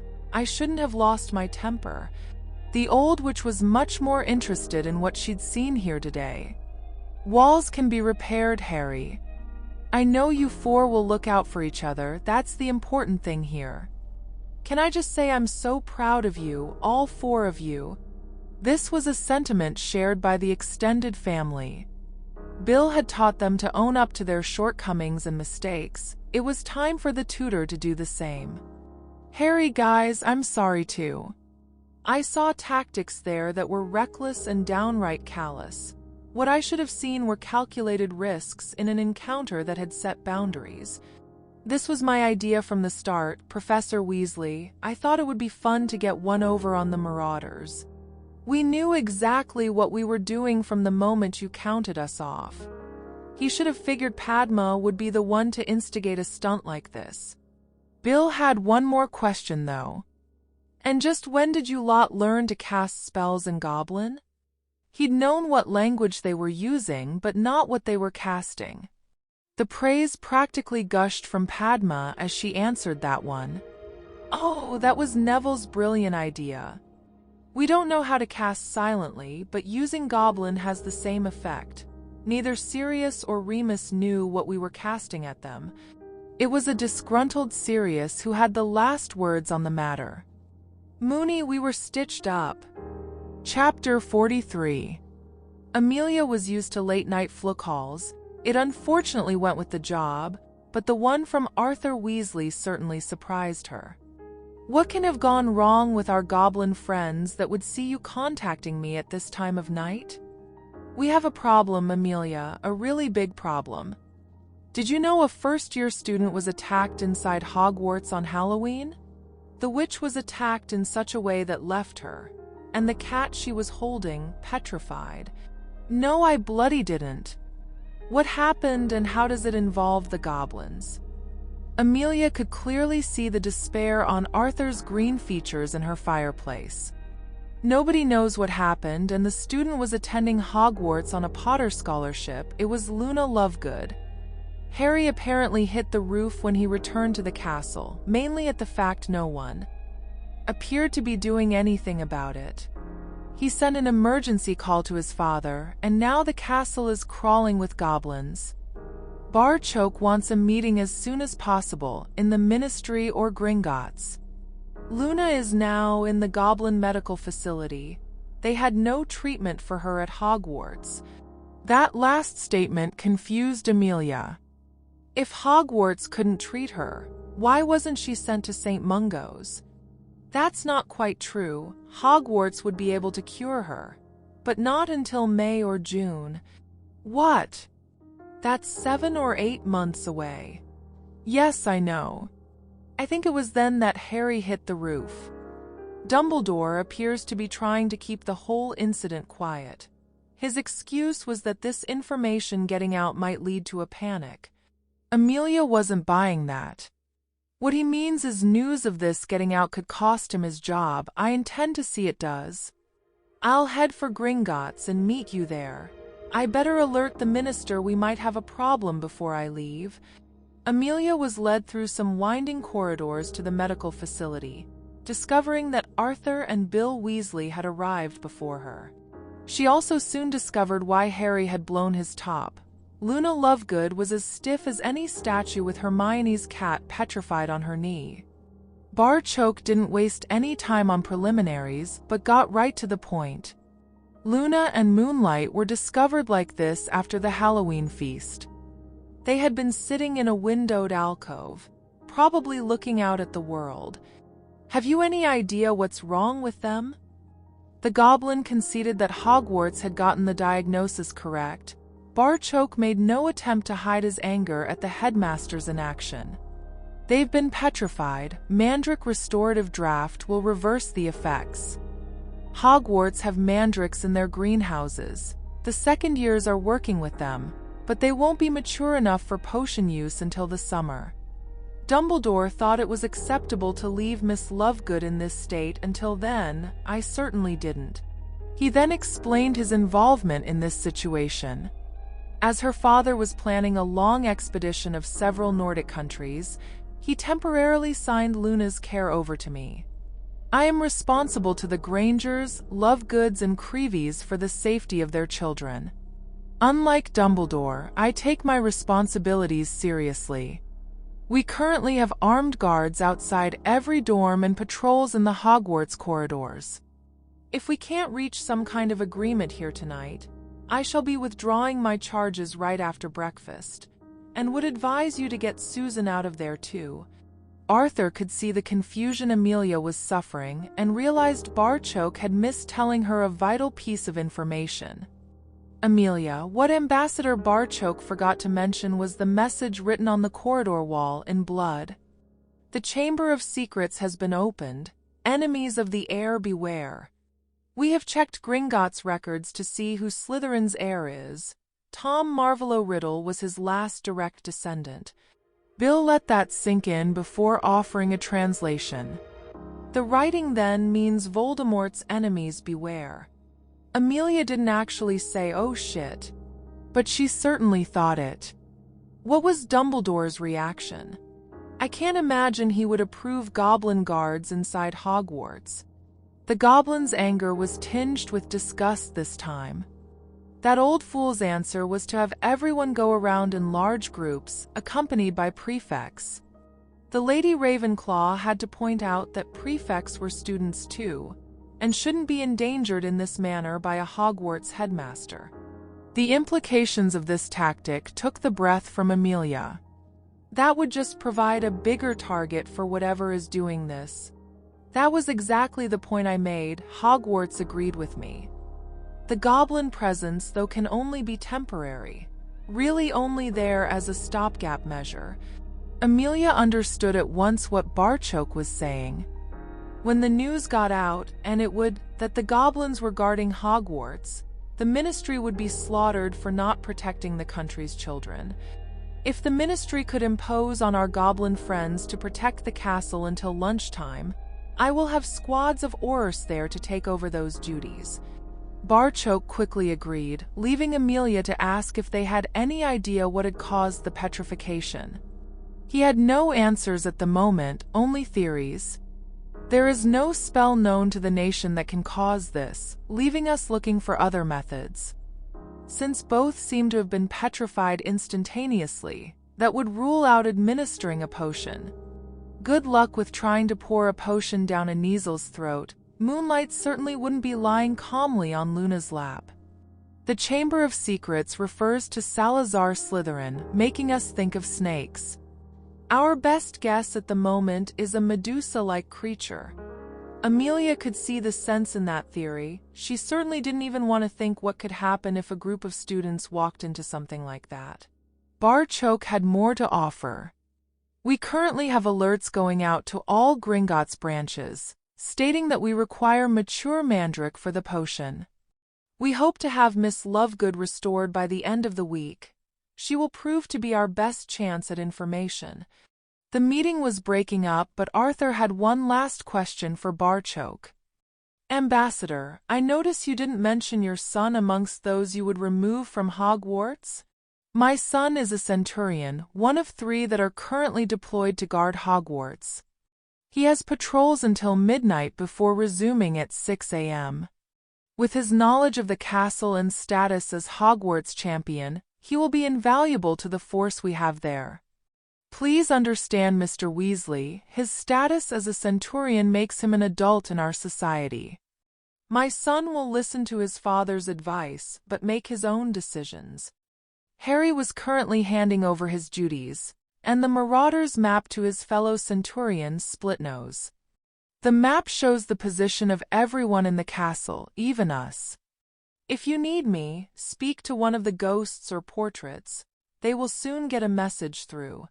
Rather than being annoyed with the age of the centurion offering advice, Splitnose gratefully accepted the magnificent gift he'd just been offered. This is a work of art, and offers a great strategic advantage to whoever holds it. Who made this? The Marauders were a group of students that included my dad, godfather, and Remus Lupin. My father is working on the idea of getting the 2 remaining Marauders involved with Master Flitwick to produce something similar for Gringotts.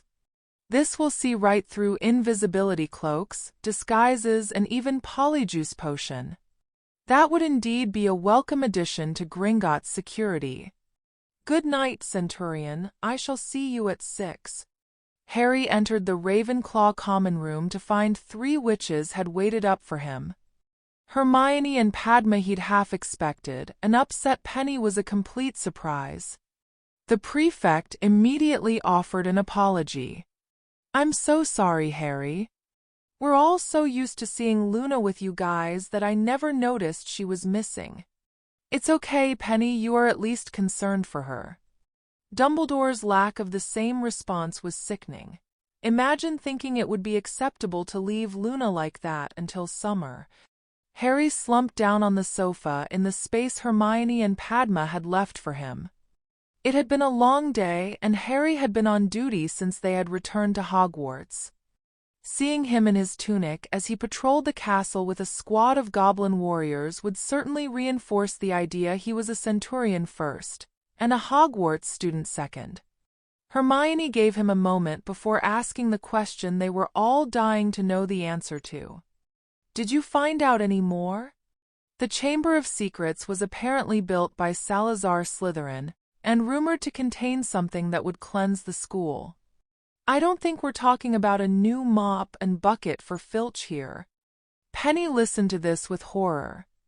Knowing the Slytherins, cleanse would mean getting rid of those whose blood was supposedly tainted.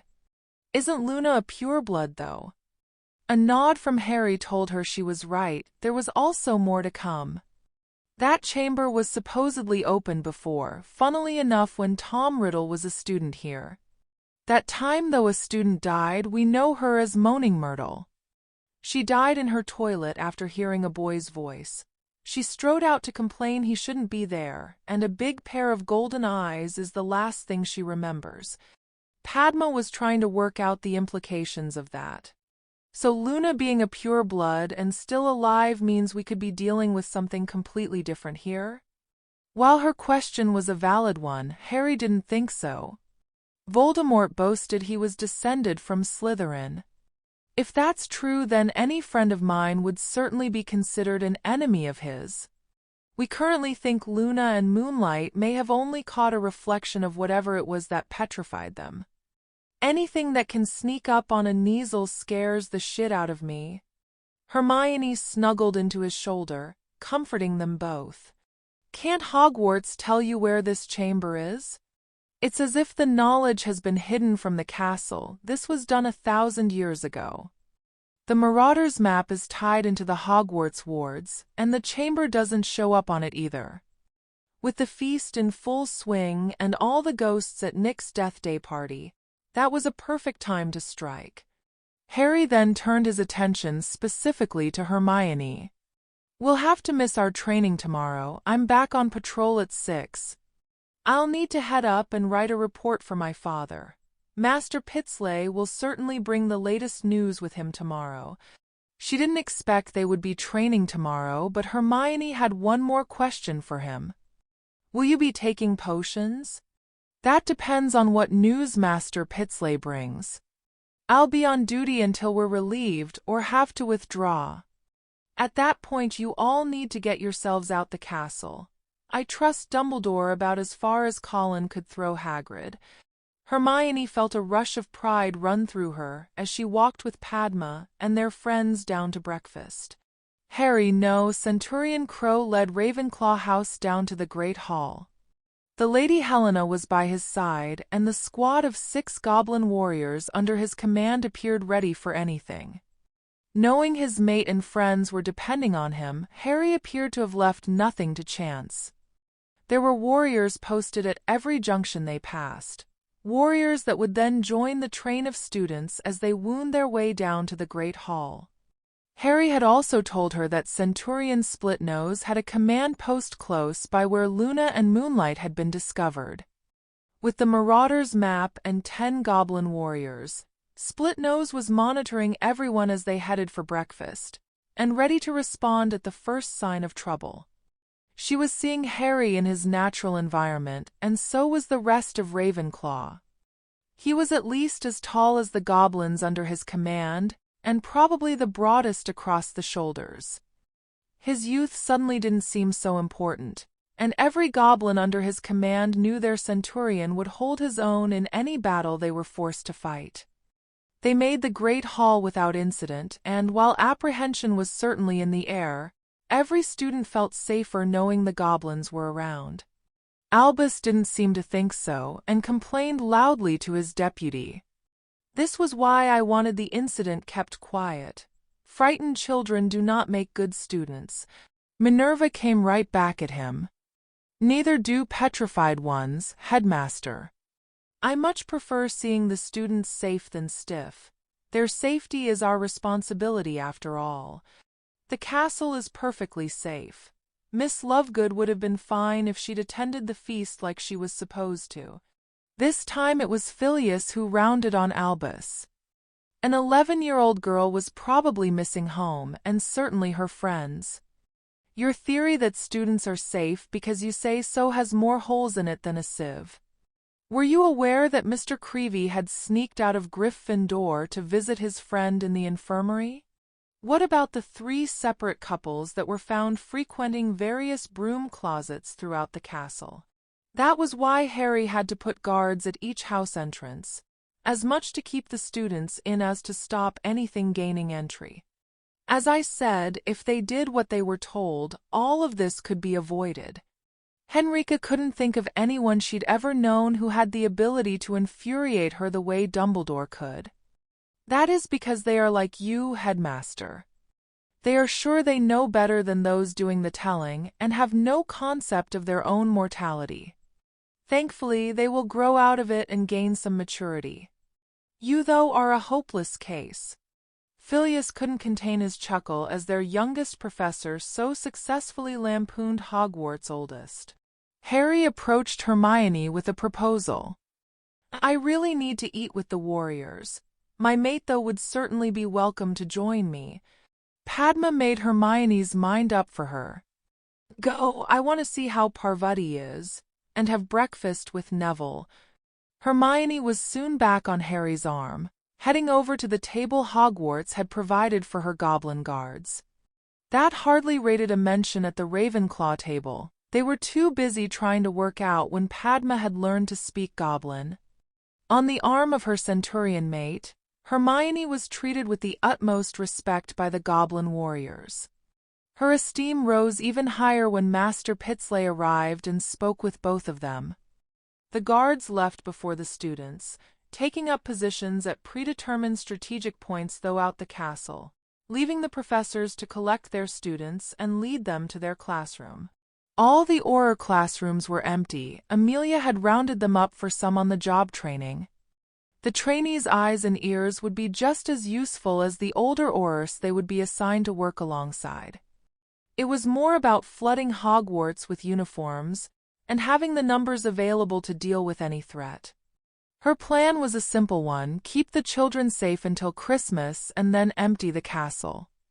Barchoke had promised Goblin aid in pulling Hogwarts apart to find this famous chamber. Amelia hoped she would be busy this Christmas again.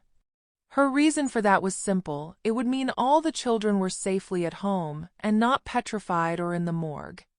She led 50 Aurors into the great hall at lunchtime, with a Goblin ambassador on one side and the Minister of Magic on the other. The trio in front approached the staff table as Dumbledore stood to greet them. "Cornelius, is this really necessary?" Amelia cut right across him. "Headmaster Dumbledore, did you knowingly fail in your duty to inform a parent or guardian that their child was injured?" "No." This rocked Amelia back for a second. "You didn't inform Miss Lovegood's parent or guardian that she had been attacked.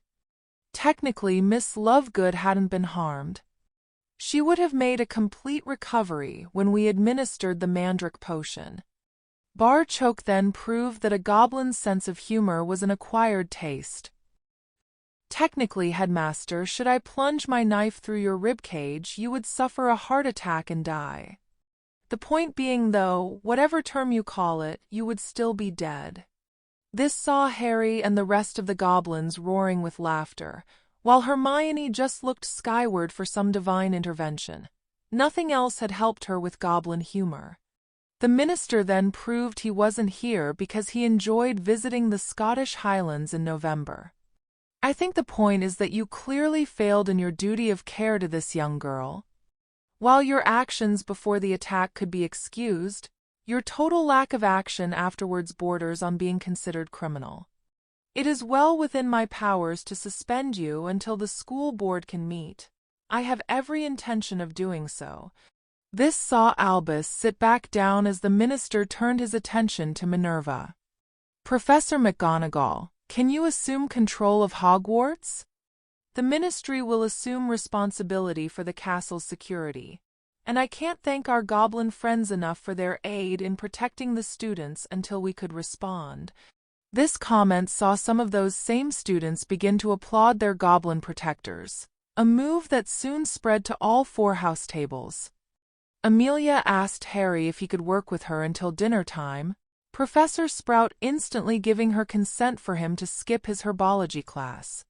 This would allow the handover to go much more smoothly and give Barchoke more time to spend with his son.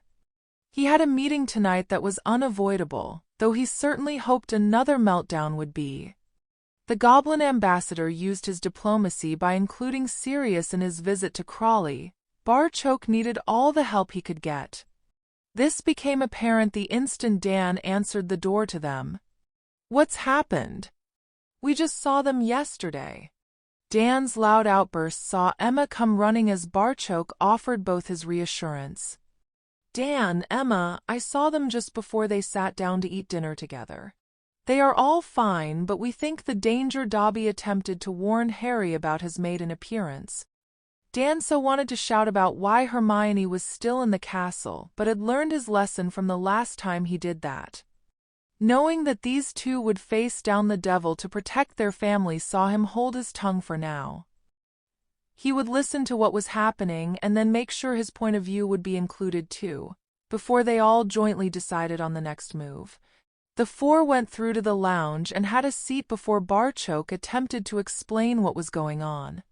Something attacked Luna and Moonlight at Halloween, leaving both of them petrified.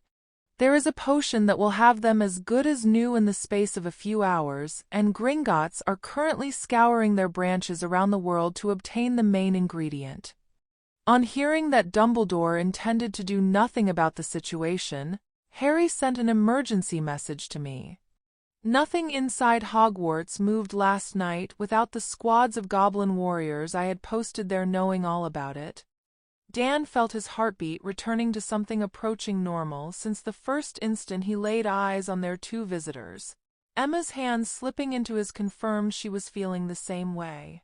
Barchoke had even more good news for the concerned parents. Last night I met with Amelia and explained what needed to happen. Otherwise I would be withdrawing the students I was responsible for. She arrived in Hogwarts with about 50 Aurors at lunchtime. She also brought along the Minister of Magic, who seemed to take great delight in suspending Albus Dumbledore. Mcgonagall is in charge of the school while a large Auror presence will deal with the castle's security. The plan is to prevent any more incidents, and then rip the castle apart to find whatever is doing this over the December holidays. Emma had picked up on an omission and was sure she knew why it had been omitted. You didn't mention Harry. Am I to assume he will be staying in the castle? Sirius wasn't happy about this part and let his displeasure be known. Harry was actually leading patrols around the castle last night and, like the goblins, will be heavily involved in any search of Hogwarts over Christmas. Barchoke understood that point of view, even somewhat sympathized with it, but he knew Harry better than anyone, though Hermione was catching up fast. Harry is a centurion and, as I have said many times, his position was earned. Last night he led warriors for the first time and I have heard nothing but good reports back. My son performed his duties admirably. You all suffer from seeing him as a 12-year-old boy. My son is like no boy you will ever have met. For years he's trained his body and mind to be weapons. This is who Harry is. You have to trust he knows what he's doing. Emma sensed Barchoke's last comment was aimed as much at himself as it was them. She cut the goblins some slack. Well, I think we all know Hermione's not going to be pleased if she's to spend Christmas apart from Harry. Just to be clear here, there is no way I want our daughter anywhere near Hogwarts when they're actively searching for whatever did this. This got a definite nod of agreement from her husband before Dan then added his own tuppence worth. While not exactly happy with the situation at the moment, I understand the lengths you have gone to for their safety. I also want it understood that if whatever this is attacks again, then Hermione is out of there. This drew a sigh of relief from Barchoke, relief at how well both parents were accepting this.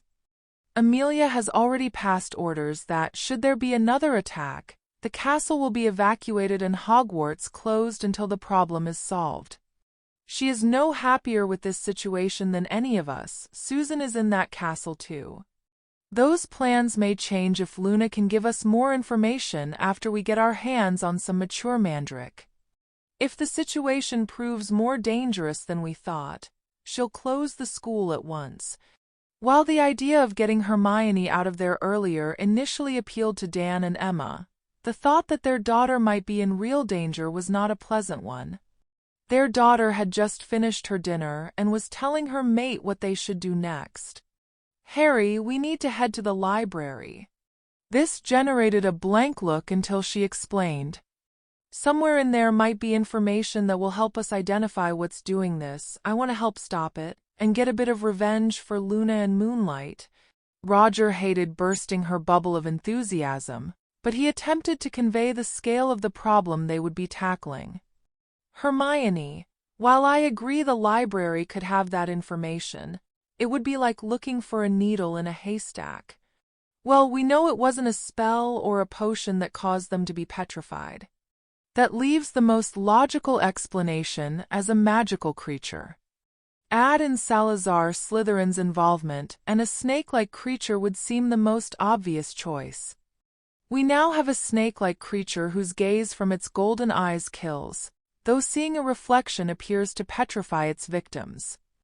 I would say that information makes our search more like looking for a pretty large needle in a rather small haystack, wouldn't you? Roger, like the rest of Ravenclaw that was within hearing distance, couldn't answer. He just stared at Hermione with his jaw slack. She hadn't spouted any information that was new. Hermione had just neatly assembled the known knowledge to form a theory that was hard to refute.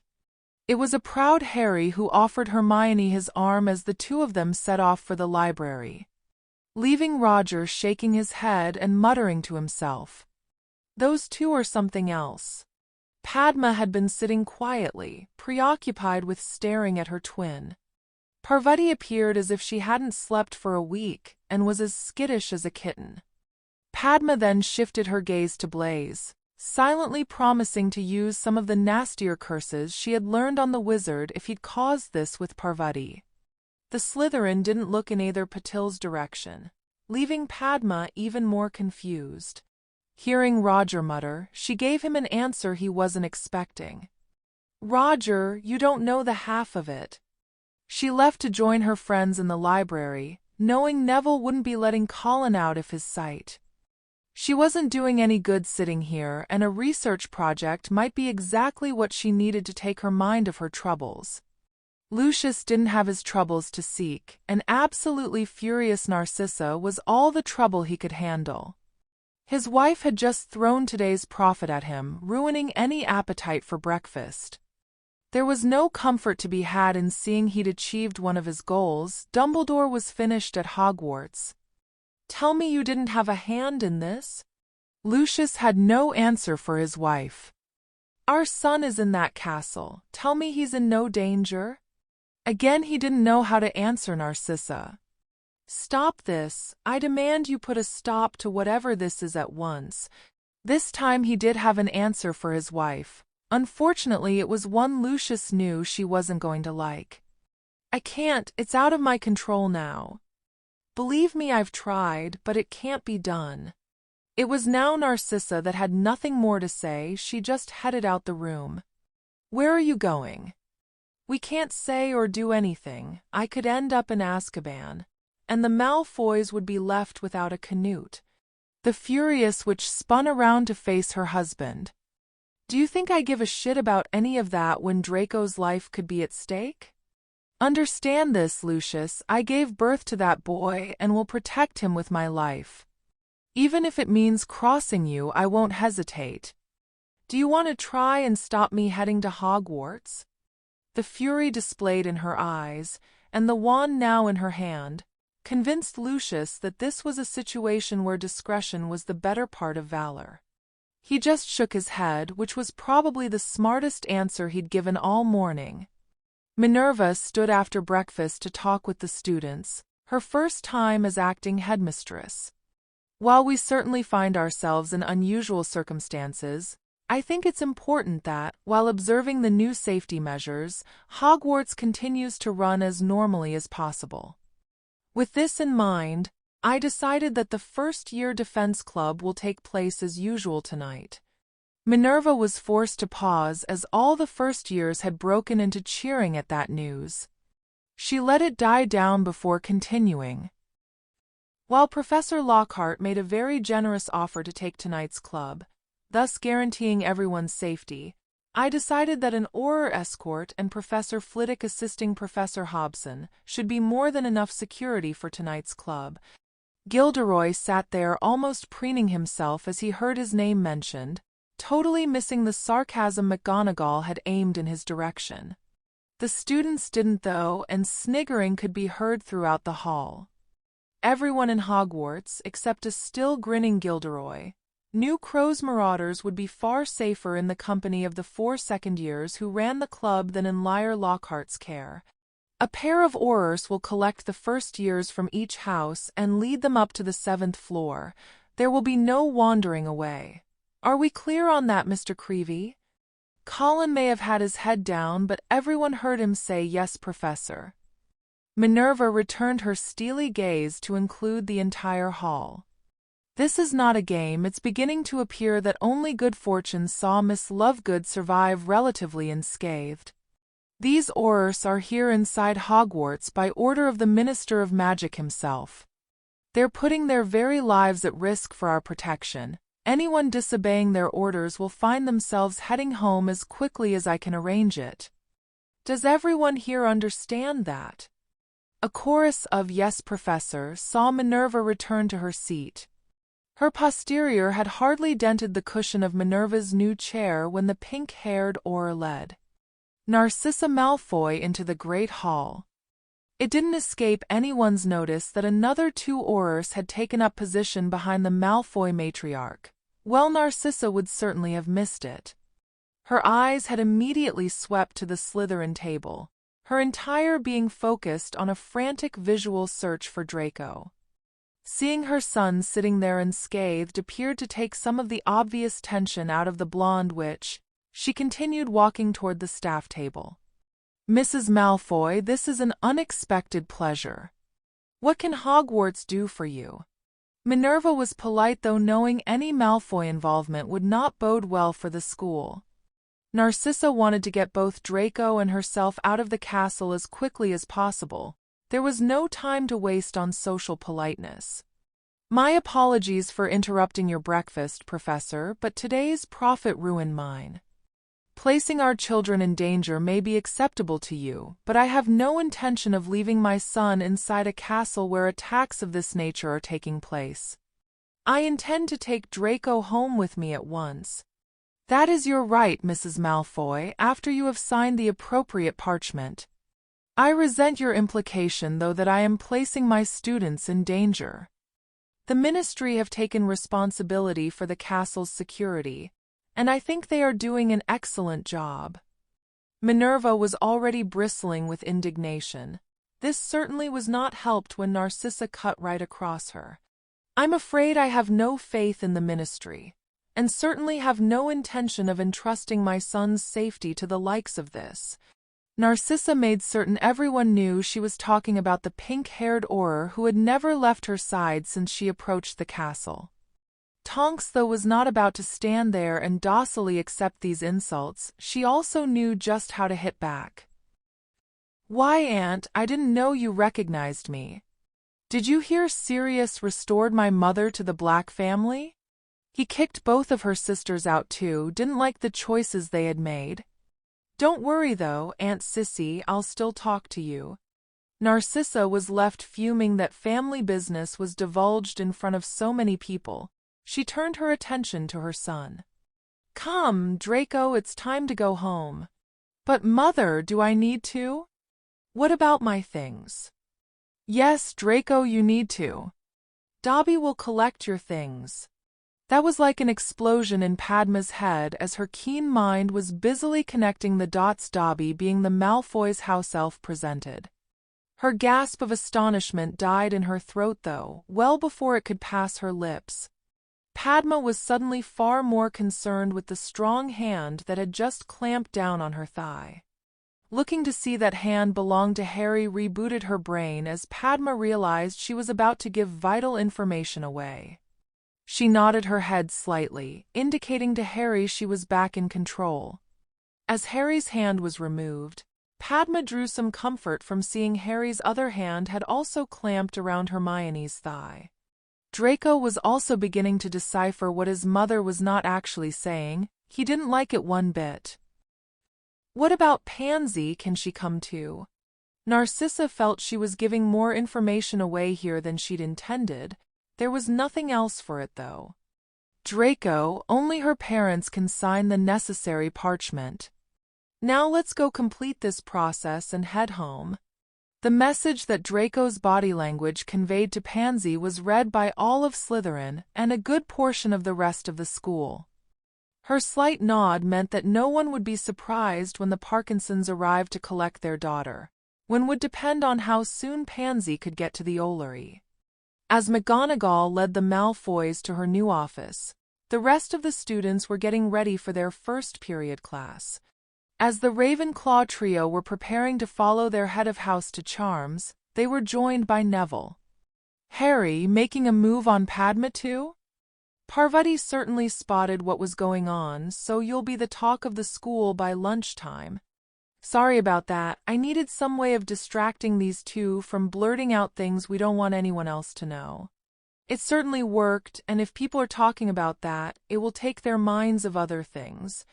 Oh, so now I'm just a distraction, Crow? I feel so used. Neville, I think you should challenge this scoundrel to a duel. My honor is at stake here. Padma, he beats both of us together, along with Hermione every week. I think I'll give that a miss. All three of her friends appreciated Padma's attempts at humor and her determination to stay positive, as her relationship with her twin crashed and burned. Neville had some news that might raise a chuckle. Well, Malfoy leaving destroyed Ron's theory that Draco was the heir of Slytherin, and the one causing the attacks. This left Hermione shaking her head. I think hearing he actually had a theory is more shocking than what that theory was. This raised a laugh amongst the group, but Neville had more for them. Oh, he had a lot more than a theory. Ron had an entire plan worked out to prove he was right. Noticing he had his friends' attention now, Neville told them the rest. He had somehow heard rumors that Harry possessed an invisibility cloak. I was supposed to ask if Ron could borrow it. He was sure getting into the Slytherin common room would see Malfoy revealing all, proving his theory. Hermione poured scorn all over that idea. And did he think an invisibility cloak was going to protect him from whatever was attacking the students? Actually, he did.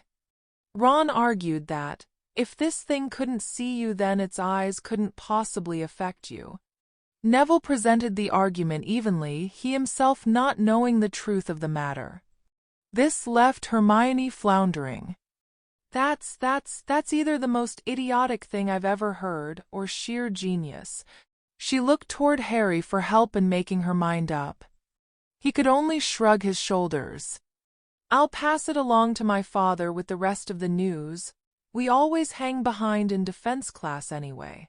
You have news. The hope in Susan's voice hurt that they couldn't really tell her more. Sorry, Susan, it's just anything we hear gets passed on to my father. I'm certain anything important will soon make its way to your aunt. She was nodding at that. It's just hard, feeling so helpless. Padma had a suggestion for Susan and Hannah. We've got the Marauders tonight, but tomorrow we're back to researching in the library. We're trying to discover what could be causing this. You're both welcome to join us. The two girls quickly accepted that invitation before Hannah asked another question. Is there any more news on Luna? They all could see the barely contained fury that Harry displayed at the mention of the young girls. Name. We'll find out the latest in defense. Last I heard, my father was still hopeful that Luna would join us by the weekend. Hermione slipped her arm around Harry to offer some comfort, knowing how much the attack on Luna had affected him. She herself was now facing a miserable Christmas without him.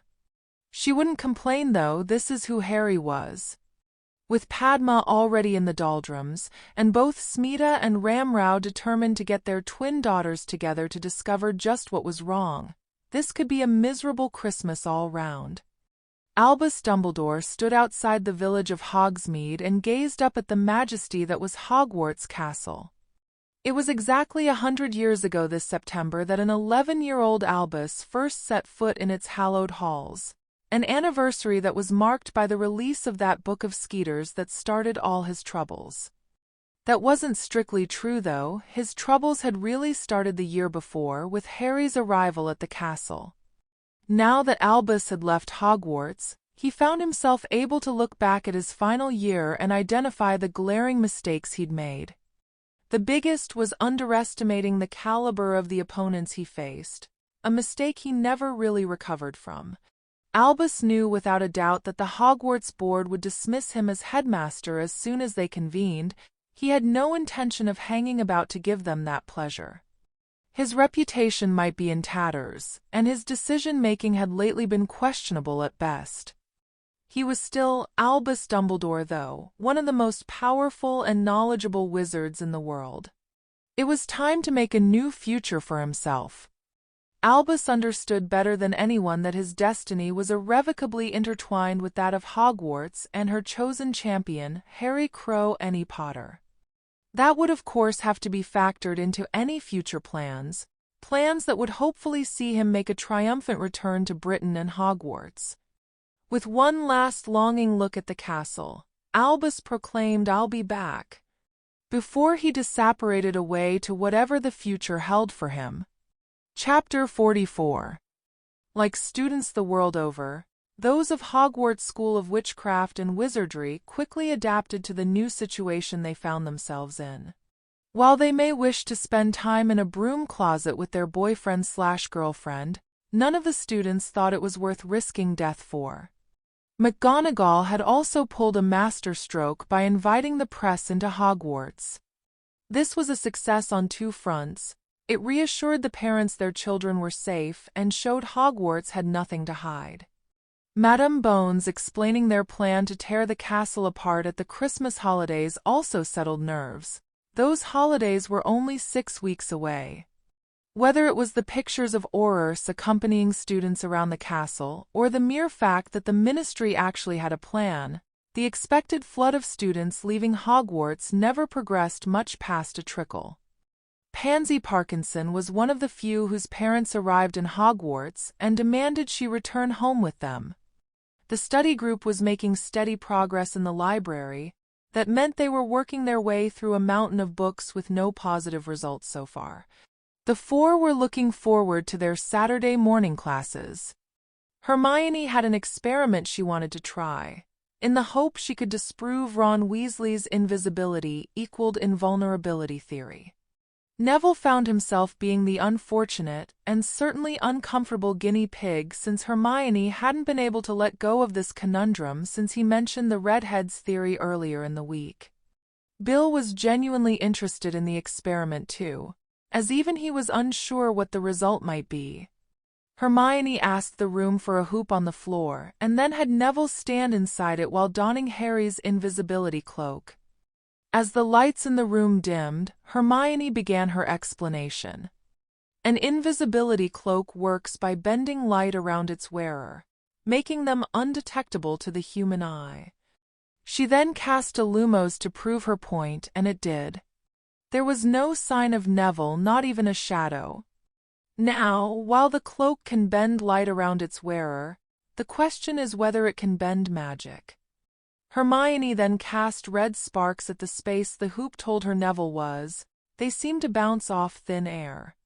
The witch let out a whoop of triumph before casting a stinging hex at the same space. An ouch, and Neville removing the cloak's hood left his irked head floating in midair. Was that stinger really necessary, Hermione? Oh, don't be such a baby, you could hardly have felt that through your dueling robes. We needed to see if magic could penetrate the cloak. Now, whatever petrified Luna and moonlight was certainly magical, agreed? She got nods all around for that conclusion as Hermione then rounded off her reasoning. We have just witnessed that an invisibility cloak is no defense against magic. Therefore no defense against whatever is attacking and petrifying. Ron could have been petrified or dead, and no one would have known. Not until someone literally tripped over him. What? Oh, sorry, Professor Weasley, it was just a theory Ron had. Hermione decided to quickly change the subject. Now, after I successfully used Rowena Ravenclaw's Goblin translation spell on Neville and Padma, Barchoke approached Director Ragnarok about the other people I wanted to use it on. The director agreed, providing we can keep the spell a secret. So, would you like the ability to speak Goblin? Bill almost exclaimed what? Again, while realizing he was being sidetracked here. The ability to communicate in Goblin, though, would be a tremendous boon to his career, and he could always wring the truth out of Ron at lunchtime. Hermione, that would be brilliant. She cast the spell and then they got down to work, with Bill now shouting at them in Goblin. Barchoke missed the days when he could shout at people. He was now having to talk nice to get what he wanted. It was probably going to cost him gold as well. It would certainly be worth it to get his enemy's head mounted on his wall. He would never send someone into danger unprepared, though. She deserved to know exactly what this task entailed. Miss Skeeter, you are well aware of our target's reputation, and know how dangerous this mission could be. I can provide you with an emergency port key that will punch its way through the heaviest wards and deposited you here. As the name implies, it would be for use only in an emergency. Your target would certainly know if it was used. Rita certainly understood the danger, and that port key would be a godsend if she was discovered, but it was now time to talk business. As you rightly said, I would be putting myself in great danger. This leads us to the question, what's in it for me? With only her ambition matching Rita's greed, Barchoke was sure they could come to some arrangement. When it came to his family's safety, money was no object as far as Barchoke was concerned. Lucius Malfoy had certainly endangered his family, and the goblin was willing to part with gold to ensure the bastard paid for it. We have quite a few options available, depending on which you preferred. You could work for a fee with a generous bonus if we achieve our ultimate aims. Any story you wish to write after that would of course be yours to sell, providing you kept any goblin involvement out of it. You may also wish to write another book. We would certainly offer very favorable terms for publishing it. Testing the waters, Rita posed a question. What sort of fee would we be talking about for this?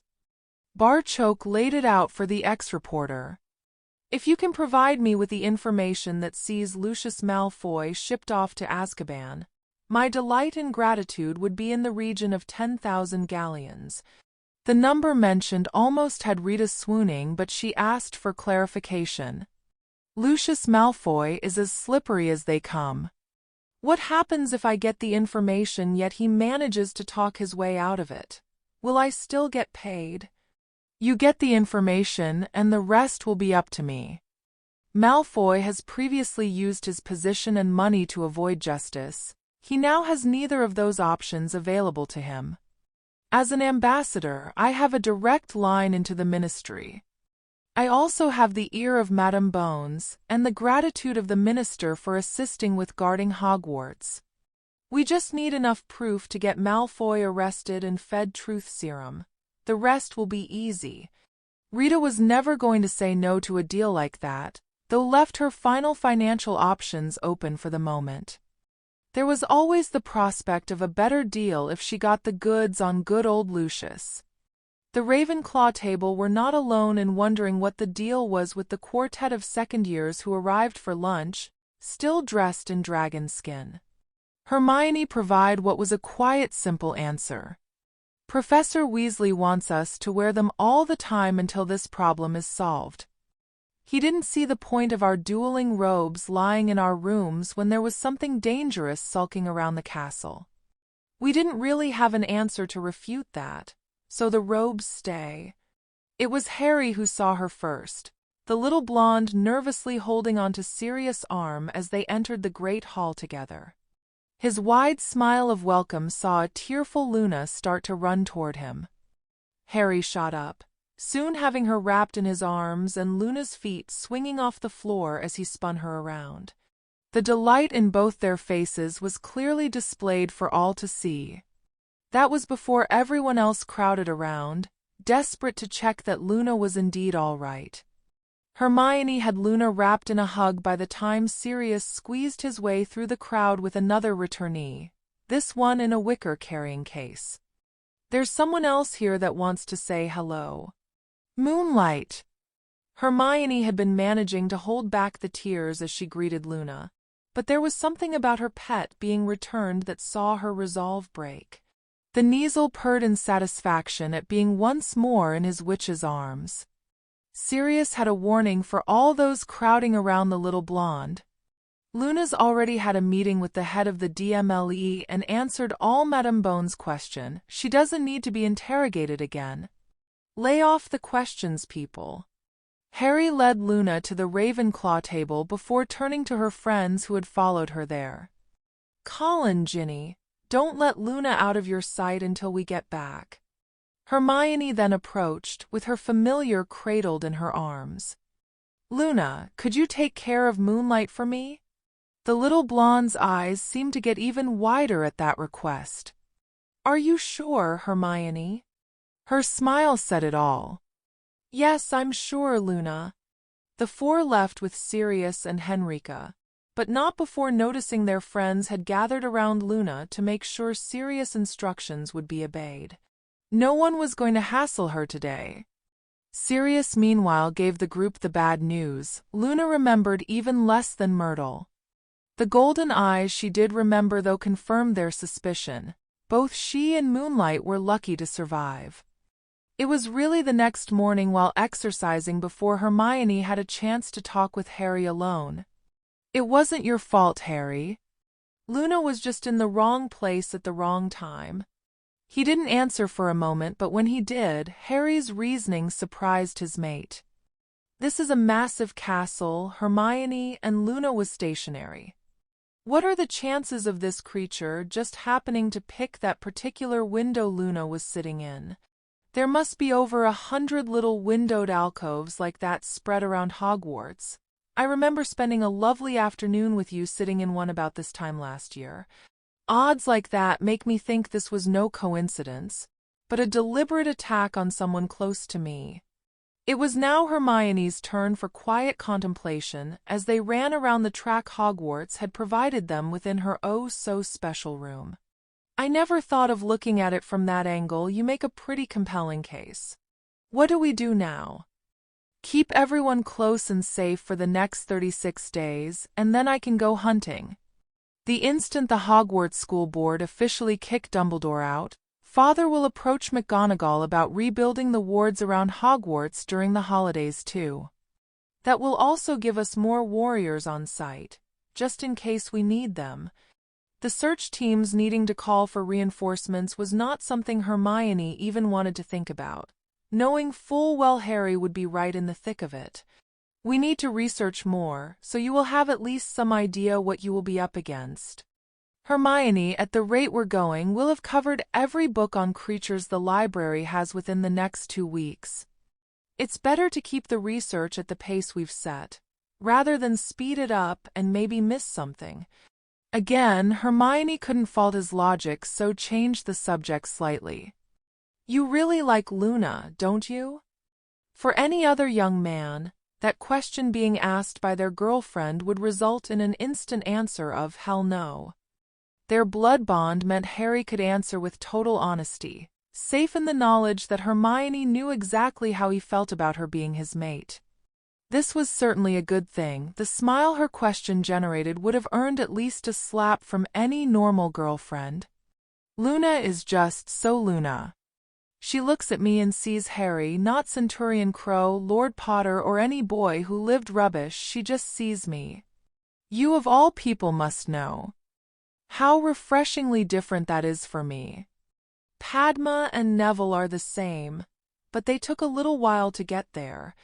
Harry's smile waned as he continued. "At the ministry ball, Emma said I'd had a hard life. I disagreed. Looking at Luna, I have no right to complain. Her mother died in a magical accident at home.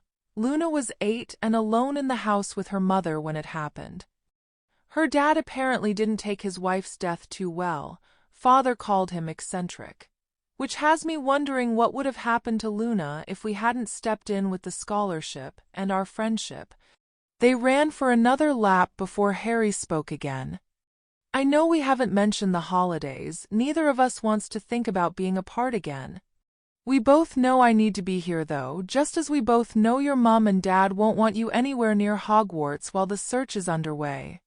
What I wanted to ask was if you could include Luna in any plans for the holidays. Padma's going to have to go home to get the problem with Parvati sorted. At least this way you won't be on your own." Hermione stopped running, making Harry wonder if he'd said something wrong. Those fears were soon proved groundless as Hermione pulled him in for a sweet kiss. "That's my Harry, always thinking of others. Why do I feel like our little family just acquired a new sister?" He actually blushed at how well Hermione could read him. That wasn't supposed to be possible. "Well, she's a nice kid and Another kiss removed the need for words. After leaving him bewitched and bewildered, Hermione shot away. 2 more laps to go, last one finishing is a rotten egg. Tonks stood at the door, totally forgotten by the young couple. Sirius had asked if a guard could be provided to escort them to and from their morning exercise. After he'd made her mum's dream of once more being a member of the Black family become a reality, Tonks had no intention of passing this duty on to anyone else. She had overheard Harry's reasoning on the attack and, like Hermione, couldn't fault his conclusions. Tonks didn't think she would be breaking any confidences if she passed that information on to Madame Bones. These two appeared more clued up about what was happening in the castle than most of the adults. It was a rather irked Roger who sat down to lunch that Sunday, leading to some gentle jibes from around the Ravenclaw table. "Did you get beaten again by our big, bad second years? I thought you said it was their turn to taste defeat today. What happened?" The sniggers building up around the table saw Roger's complexion becoming redder and redder. Finally, he could hold it no longer. "I would like to see anyone else at this table stand up to people casting spells at them in Goblin. It was bloody terrifying, not knowing what was coming at you."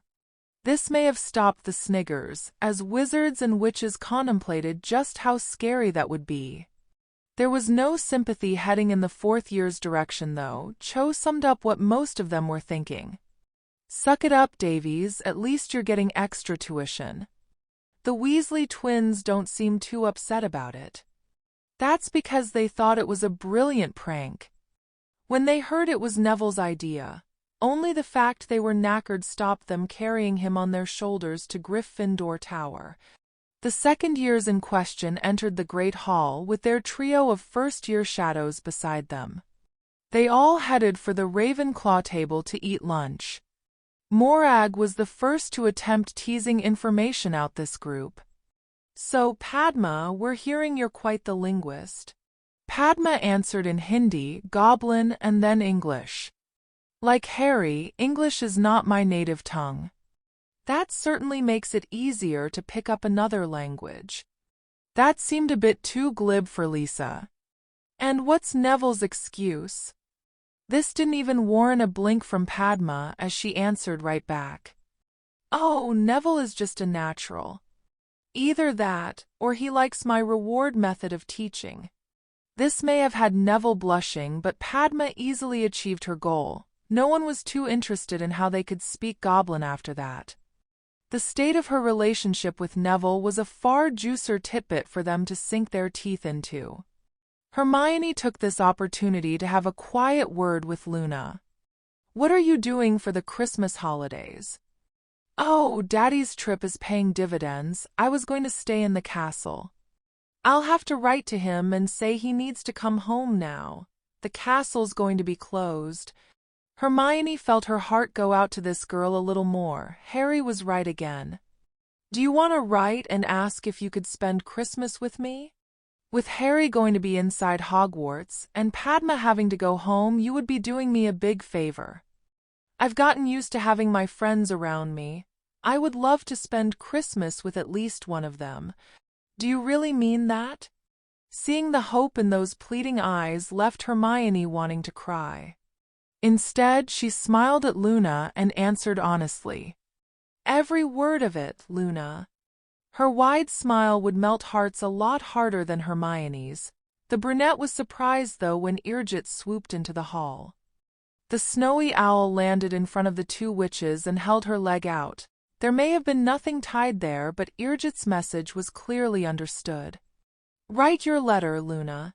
Irgit's just offered to carry it for you." The owl returned its foot to the table and nodded its head in agreement. This drew a cry of exasperation from Roger. "Ah, for Merlin's sake, even the bloody owl's not normal. How many languages does it speak?" Harry interrupted before anyone else could answer. "Irgit is a classy owl. She's above using things like language. That the owl chose that exact moment to emit a little bark was either one hell of a coincidence or bloody scary." See, Irgit doesn't need to speak to get her message across. Not one person who just witnessed that scene could disagree with Harry over that. With Irgit now destined to be flying off to pastures unknown in search of Luna's father, Hermione would have a quick word with Sirius so he could speak with her mum and dad. She wasn't expecting any problems in clearing Luna coming home with her at Christmas. With Luna's return, the atmosphere inside the castle was certainly on the up. They had the Aurors for protection, and the only victim of the attack was back as good as new. Crow's Marauders were certainly back having fun at their weekly class.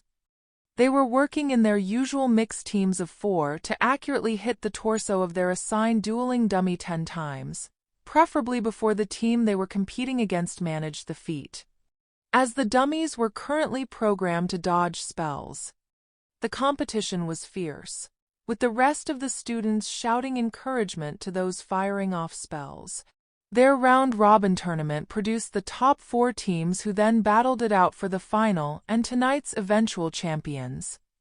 Henrika had spent most of the evening watching the accompanying Auror guards as they stared in amazement at what these first years were learning. That was before they even considered that the class was being run by 4 second years. She spotted a chance here to build the current spirit inside Hogwarts even higher, and maybe get some payback for those 10 galleons she lost betting on her boyfriend. As Hermione and Padma were presenting the winning team with their slabs of chocolate, Professor Hobson let her mischievous side out to play. Very well done, everybody, and I know we normally spend this time reviewing what we've just learned, but I was wondering if we could do something a bit different tonight? Our Auror guests appeared fascinated with tonight's lesson. I was wondering if they wanted to put a team forward, against our instructors here. The roar of approval from the first years displayed their unanimous support for that idea, and the 4 instructors were clearly up for it. Tonks had again volunteered for this duty tonight and found herself the most senior Auror present. She asked 4 of the trainees if they wanted to accept the challenge. They too quickly agreed. Harry set both dummies to require 20 hits before coming to a stop, and Henrika counted them in.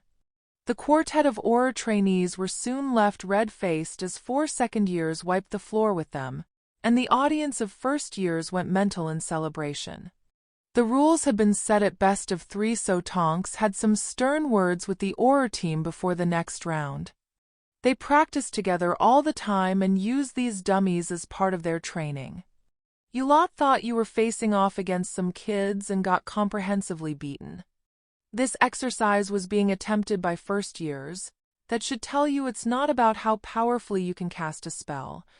The whole point of this is to improve speed and accuracy. Something I want to see from you now. The Marauder tutors were ready to go again, their concentration total.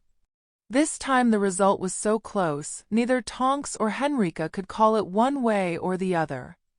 A tie was declared, again to much cheering from the jubilant first years. The deciding leg saw 4 tense Aurors trying to pull this out the fire. If anything, the teams were even closer this time, leading both judges ready to announce another tie before Harry reacted. He began shaking the Aurors' hands and thanking them for taking part, claiming they were delighted to sneak a draw against such stiff competition. The other 3 followed Harry's example, and everyone left the class on a high. Padma waited until they were back in the Ravenclaw common room, and just about to run through a final revision of their potion for tomorrow morning, before asking Harry why he did that. We took the first bout fair and square, with the other 2 being drawn. That made us the winners. Padma, those Aurors are here to keep us safe. The last thing we need is to hit their morale. Can you imagine the ribbing they would take if the 4 of us claimed a victory? They can now rightfully say we surprised them in the first match, but they pulled it back over the next 2. I think Henrika was trying to pay us back for taking down Sirius and Remus at Halloween. She expected us to lose and got as big a shock as those Aurors. She hasn't seen us practice much this year. Morag was left shaking her head. I can't believe you took on 4 Aurors and held your own. It was Hermione who tried to nip that kind of talk in the bud. They were Auror trainees, not qualified Aurors. We were also running a speed and accuracy drill, something we had been practicing for over a year. That gave us a massive advantage, one we certainly used. It was a thoughtful Morag who responded to that. I so want to be jealous at your extra defense lessons, then I remember we get Professor Weasley twice a week. The rest of the castle are already jealous of us because of that. Lisa had the final word on the matter. Can you blame them? Imagine being stuck with Lockhart as a defense teacher. The first years have at least got you every Tuesday night. It was Friday night as the study group worked their way through more books on beasts in the library. Colin, Ginny, and Luna were getting caught up in the excitement of tomorrow's Quidditch match, the first they would see. That Ginny had two brothers playing in the game against Slytherin had her almost hyperventilating in anticipation. There would be no studying coming from that quarter tonight. Susan and Hannah were also Quidditch fans, though tended only to get excited when Hufflepuff, or was it Cedric, was playing. The quartet would again miss the game, their training coming first. Padma was trying to convince them that they needed to attend the Gryffindor/Ravenclaw game, since so many of their friends would be involved in that match. Harry and Hermione were adopting a wait-and-see policy. While Neville wasn't too bothered either way, he would just go along with whatever the others decided. Hermione audibly taking a deep breath was their first clue she was onto something. The color draining from her face as those brown eyes scanned the page was certainly not a good sign. What have you found, Hermione? Does it fit what we're looking for? I really hope not, Padma. Just reading about this is terrifying me, but it certainly matches the profile of the creature we're looking for. She turned the large book around so the others could get a better look at it. Since the entire group still couldn't see the page, Padma began reading the description out loud. Of the many fearsome beasts and monsters that roam our land, there is none more curious or more deadly than the basilisk, known also as the king of serpents. This snake, which may reach gigantic size and live many hundreds of years, is born from a chicken's egg hatched beneath a toad. Its methods of killing are most wondrous, for aside from its deadly and venomous fangs, the basilisk has a murderous stare, and all who are fixed with the beam of its eye shall suffer instant death. Spiders flee before the basilisk, for it is their mortal enemy, and the basilisk flees only from the crowing of the rooster, which is fatal to it. Luna burst out laughing at that, drawing all eyes to her. That last bit is an old wives' tale. Roosters crow when the sun comes up, it's daylight, therefore the danger must be gone. My father is an expert on weird and wonderful creatures. Our house is full of books on them. Basilisks are real scary monsters, and you don't want to face one with just a rooster in your hand. Padma resisted the temptation to tease with that piece of information. There were about 3 cockerel versus sword or wand jokes that jumped into her head. This was a really serious situation. Lives for hundreds of years certainly fits the profile. How is a giant snake getting about the school, though? Someone is leading it. Just like Luna a moment ago, Harry now had every eye on him, waiting on an explanation. This may be the king of snakes, but tell me, Luna, did any of those books in your home say a basilisk could read or write? Hermione was getting over the shock of her discovery and caught on to what Harry was implying at once. The writing on the wall, it would need someone to do that. Wait, there's more here. Padma read out the small paragraph tucked under a drawing of the basilisk. This thing had so many fangs that great white sharks would turn green with envy. Basilisk breeding has been outlawed for over a millennium. This law has rarely been broken even by the darkest of wizards, since only a Parselmouth can control a basilisk. So there is a Parselmouth inside Hogwarts who's controlling a basilisk?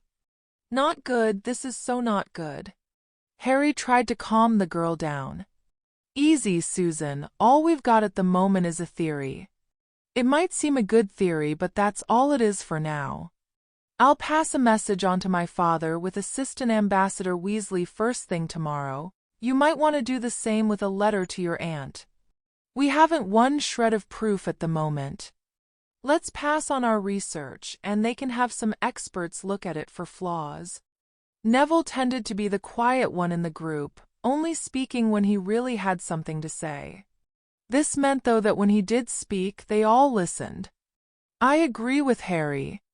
We may think we're right, but saying anything about this would probably start a panic. We can trust Amelia, Barchoke, and Mcgonagall to make the right decisions. That doesn't mean we don't keep our eyes open. Neville's calm demeanor helped them see this was the only thing they could do for now. Most of Hogwarts students would be out of the castle tomorrow anyway, with the Quidditch match taking place. That would give those adults involved time to check their research and take whatever action they thought necessary. No one felt like continuing their research after that. They left the library intent on seeing everyone to their houses. Hannah, though, proved just what you could learn from keeping your eyes open. Guys, you need to see this. They all looked to where Hannah had indicated and saw a strange sight. A long line of spiders were crawling along the wall before disappearing through a crack in the ancient window fitting. It reminded Hermione of people queuing to get on a bus, and that's when exactly what she was seeing here hit her. Spiders flee before the basilisk, for it is their mortal enemy. They're getting out of the castle. This was such strange behavior for arachnids that it was hard to refute Hermione's claim. It was cold enough inside the castle in November. These spiders were risking death by leaving the protection of Hogwarts, but not one hesitated. Some primeval needs seemed to be controlling their behavior. Susan, this is more proof we need to add to our messages home. We'll drop you two off at Hufflepuff and then head up to Gryffindor. When Harry used his Centurion command voice, not one of them thought to question him. Susan and Hannah were actually delighted at the escort to their house. Hermione, Padma, and Neville also knew Harry wouldn't sleep tonight without seeing Colin safely inside Gryffindor Tower. Those spiders had just added physical proof to what was already a terrifying theory, a theory that was now playing on all their minds. As they approached Gryffindor Tower, the group spotted a gaunt Parvati approaching from the other direction. This proved too much for an already stressed Padma. She raced toward her twin and soon had her tightly entrapped in her arms. "Oh, Pav, you shouldn't be walking around the castle by yourself. It's just too dangerous. We think we know what did that to Luna. We also know someone must be leading the basilisk." Padma felt her twin stiffen in her arms and tried to offer some reassurance. "Don't worry, Pav, we're sending word to Barchoke and Amelia. This will soon be over. Will you meet us for breakfast? We don't want to let anyone out of our sight. Whatever's wrong, we're still family." Neville was by Padma's side and taking Parvati by the arm. "Don't worry, Padma, I'll look after her. The Aurors are here now, and the prefects will soon be doing the head count. You lot need to get back to Ravenclaw before that." The prefects were no longer performing patrols of the corridors. Instead, they were charged with ensuring everyone was present in their own house and informing the Aurors each evening of their head count. Once the Aurors had arrived, no student was allowed out until morning, hence Harry and Hermione needing a guard as they exercised. Padma watched Neville lead her frightened twin into Gryffindor House with unshed tears gathering at the corner of her eyes, promising herself they would get this sorted soon. Hermione's voice pulled her back from her musings. "Padma, we need to move. If we're even a minute late, Penny will push the panic button and have squads of Aurors searching the castle for us." It was Luna, though, who took Padma by the arm and began leading her in the direction of Ravenclaw. Harry was having trouble sleeping and called for the Lady Helena, deciding that she would be a good sounding board to bounce their theory off. She would soon tell him if their ideas were a mile out. There was a part of Harry that hoped they were. Unfortunately, the Ravenclaw ghost just gave credence to their theory. Helena confirmed that Salazar was indeed a Parselmouth, and a basilisk was just the kind of creature he would leave behind in his chamber, knowing one day his heir would use it to cleanse Hogwarts. She promised to pass this news around to the other ghosts and portraits. Having an inkling of what they were dealing with meant they could at least begin to formulate some kind of contingency plan of how the castle would respond to another attack. As Harry and Hermione were just about to finish their fencing practice the next morning, they got their first taste of those plans. Hogwarts' bell rang out a loud warning, a warning that reached every nook and cranny of the ancient castle. Hermione was moving her sword scabbard from her back to her hip as they raced over to where they'd left their bottles of water and her dueling robe. As Harry helped her on with it, Tonks stood at the door with her arms spread wide, deliberately blocking the way. "Neither of you are leaving this room until I get word that it's safe to do so." Tonks found herself staring straight into a sparkling pair of green eyes. She was really having trouble believing that the owner of these eyes had yet to become a teenager. Tonks, I outrank you and am ordering you to step aside, please. I don't want to hurt you. I would much rather you saw Hermione safely back to Ravenclaw Tower than you force me to ask the castle to remove you. I promised Sirius I would look after you, and we have no idea what's out there. Unfortunately, we do.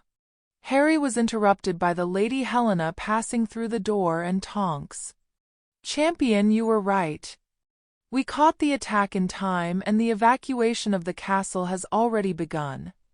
Myrtle actually saw who was controlling the beast but refuses to speak with anyone but you. I left her with the Baron while I came here." Hermione was first to answer. "If the danger has passed, I can come too." Tonks was right behind the young witch with her own answer. "You two aren't leaving my sight, let's go."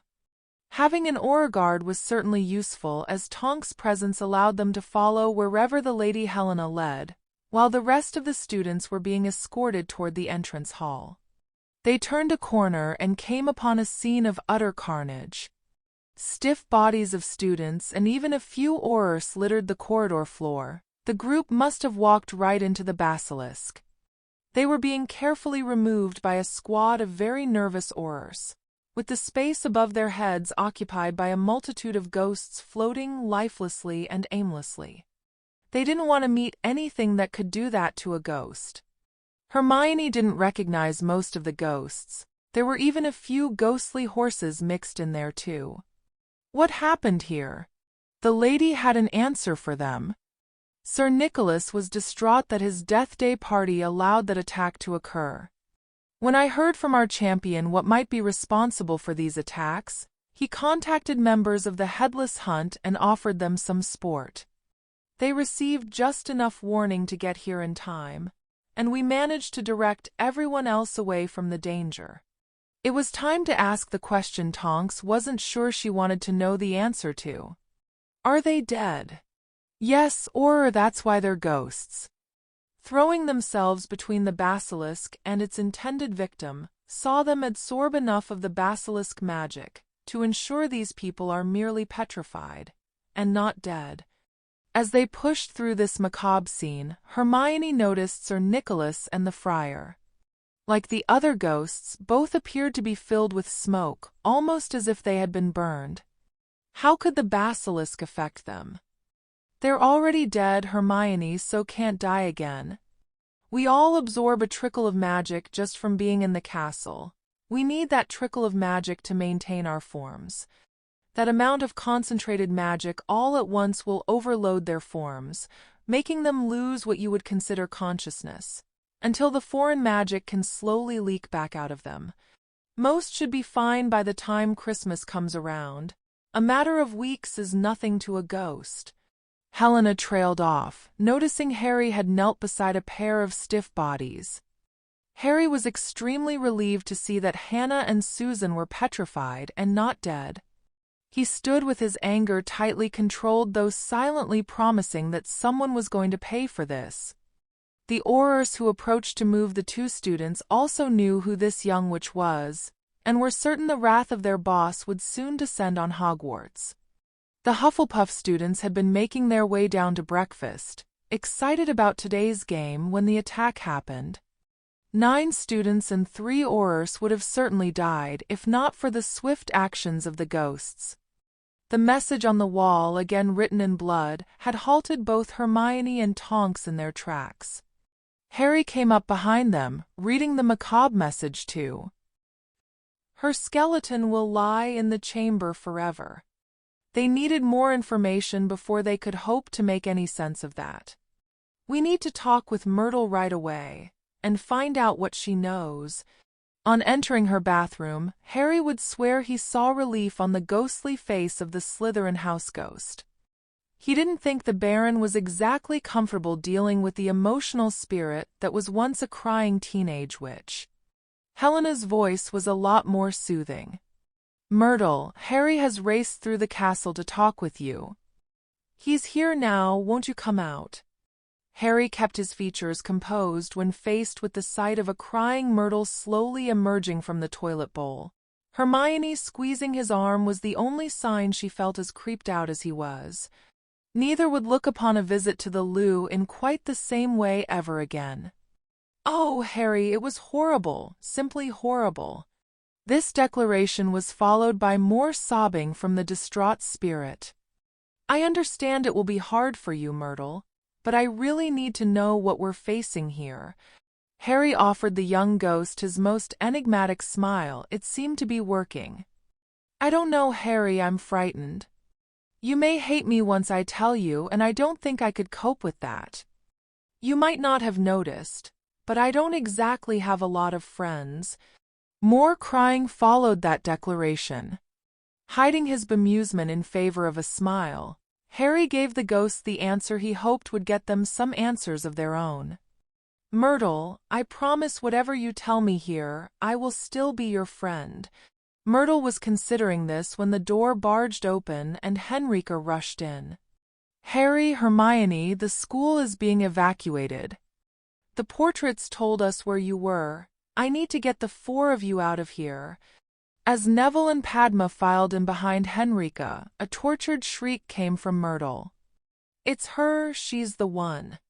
They all followed the direction Myrtle was indicating. Her ghostly finger was pointing straight at a bemused Padma. Chapter 45. The stately elegance and sheer opulence of the room the young witch was inviting the wizard into was currently being totally ignored by the couple. This was more about the subject matter they were discussing claiming all of their attention, rather than any form of indifference or complacency. I was beginning to think you weren't going to be allowed to flew over. I really miss seeing you every day. I'm really glad of a break from the manor. Things are pretty intense at home right now. Mother and father are both furious at each other. Kinda makes me wish I was back at Hogwarts, too. Pansy was shaking her head at that idea as she led Draco to the sofa. Not if it could get us killed. My mother and father are furious that this thing can attack purebloods, and the fact your father never warned anyone of what he was doing. The same rules still apply, Pansy. If my father gets caught, anyone who knew about whatever scheme he's up to will find at the very least their Gringotts vaults closed. Trust me, you wouldn't want to be in the same situation as us. So you still don't know what he's done? Draco remained adamant in his opinion. No, and I don't want to either. Even Mother doesn't know what he'd been up to, just that we were in the same danger as everyone else. That's why she came to Hogwarts and dragged me out of there. I think my parents are frightened that, if your father gets caught, he might pull others down with him. I will of course truthfully claim I simply didn't want to be at Hogwarts without you. That's why I sent a letter home asking my parents to collect me. It was then Draco dropped the bombshell. My father had no intention of getting me out of there. Mother had to draw her wand so he wouldn't stop her heading for Hogwarts. He's absolutely livid that she might have pointed the ministry in his direction, while she is furious that he put me in such danger. It's quite a shock to discover your father places some form of revenge over the value of his only child's life. Pansy didn't know how to answer that. Who would? Draco took her silence as a sign to continue. He was speaking his recent thoughts out loud for the first time, showing just how concerned Draco was at the current situation. I am starting to question everything my father has taught me. He claims Malfoys bow to no one, yet he then sullied our ancestry by calling a man with a Muggle father his master. He projects an image of power, yet last year an 11-year-old Harry Crow destroyed him before his goblin father finished the job. He preaches nothing is more important than family, then leaves his own son in a deadly situation, a situation which he deliberately created. I just don't know which way is up at the moment, Pansy. She laid Draco's head on her lap and encouraged him to stretch out on the sofa. As Pansy ran her fingers through Draco's hair, he closed his eyes and considered the other side of the coin. Crow is supposed to be my enemy, yet he confuses the hell out of me. That day in the Great Hall when I called him a thieving goblin bastard, he had me. Reporting that to his father would have seen me barred from Gringotts, and we both know what that would mean. I got the impression Crow understood exactly what that would mean too, yet he gave me an easy out. We both also know we would only need to ask, and defense lessons from Professor Weasley would be available too. It was our choice to give it a miss. Then there was the Merlin Ball. Pansy held her silence, knowing Draco needed to get this off his chest. We both know I wouldn't have stood an earthly of receiving any new dress robes from home, while Ron Weasley would probably been able to afford a set now. Crow provided tailoring for all of us, so everyone was the same, and must have paid out a fortune to do so. Pansy, that was one of the best parties I've ever attended. Everyone had a great time. Blaze even managed to bag a seat at Crow's table, and he was welcomed there. All the Slytherins had noticed the changes in the castle this year, and not all of them were against those changes. Draco appeared to be slowly coming around to that point of view. Everyone who has gone up against Crow has come off worse. My father, Slughorn, that massive goblin with the axe, even Dumbledore has seen his reputation destroyed. Kicked out of the Wizengamot and now Hogwarts. Crow has an untouchable power base and could easily lord it over Hogwarts, yet he seems to have no interest in doing so. All he does is train, and that worries me. He needed a moment to consider how far he wanted to take this. Since he'd started unburdening his soul, Draco was actually feeling better. This step, though, was tantamount to blasphemy, the kind of sin that could see you burned at the stake or tortured to death. We have been taught that the Dark Lord is all-powerful. All the evidence we've learned lately points to that not being true. It's now an established fact his father was a Muggle, and not even my father disputes a 15-month-old Harry Potter defeated Voldemort. The confused wizard needed a moment before continuing. Crow can do things with those blades of his that scares the shit out of me, and I certainly believe him when he says the goblins and the Ministry will back him in his fight against the Dark Lord. What if he wins? I don't understand, Draco. If he defeats the Dark Lord for a second time, they will probably make him king or something. Whatever they do, he would certainly not be someone you wanted as an enemy. Father thinks he's being so clever, yet the people Crow has behind him destroyed Dumbledore, something neither Voldemort or Grindelwald were able to do at the height of their powers. This just confused Pansy even more. I still don't understand what you're getting at, Draco. Whatever Father has done, I believe he's going to be caught. Between the more efficient Ministry and this new alliance with the goblins, everything points to that outcome, with only my father not being able to recognize this. I also think Mother and I have to give him the same support he gave me at Hogwarts over this scheme of his. None. He left me to face whatever he's unleashed in that castle. We'll need to leave him to face the backlash of those actions alone. I just hope Mother and I can survive it, and then choose the right side. Rita had followed her instincts, as well as Draco through the flu. Those instincts were now paying dividends. With the two senior Malfoys barely speaking to each other, there was nothing for her to overhear. Today had been a pure mine of information, just not a rich enough seam yet to supply her with those 10,000 golden galleons.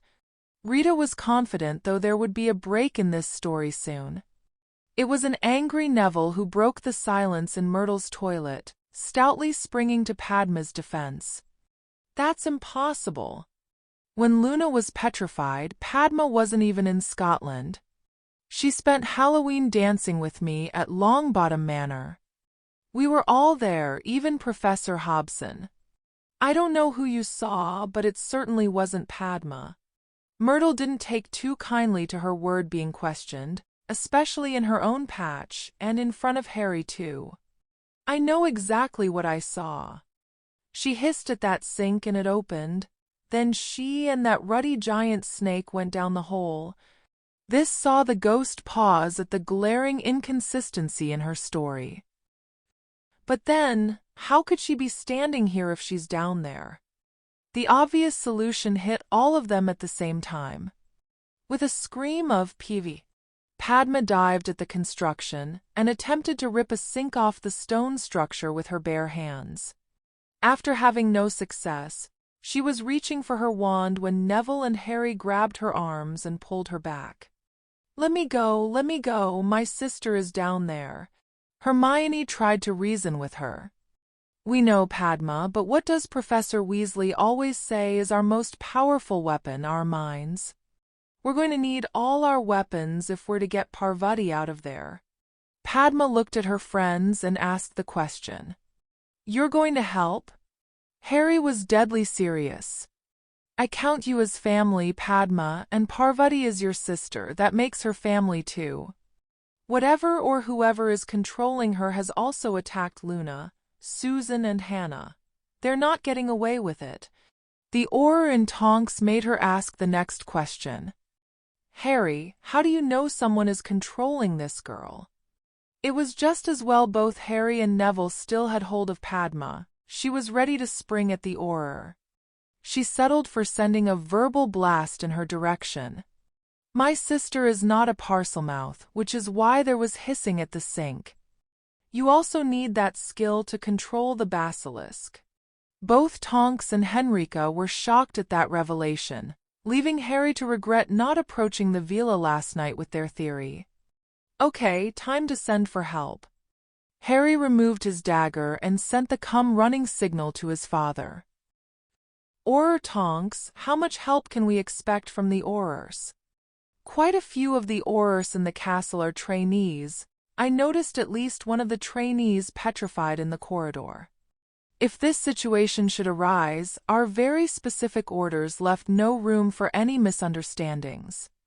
The castle has to be evacuated, and everyone escorted down to Hogsmeade. That will be the Auror Force's top priority. Only after that has been accomplished are they allowed to do any investigating." Henrika chipped in with her take on the evacuation. "I told Mcgonagall I would get you 4 out of here, so they will only be missing 1 student." Tonks then gave her professional opinion of the current situation. "They won't halt the evacuation for 1 missing student. Rather get everyone else to Hogsmeade and then send a squad back to search for her. It will take my father the best part of an hour to gather squads and then get to Hogwarts. Pav might not have that long, Harry." "We're not going to be standing about doing nothing, Padma."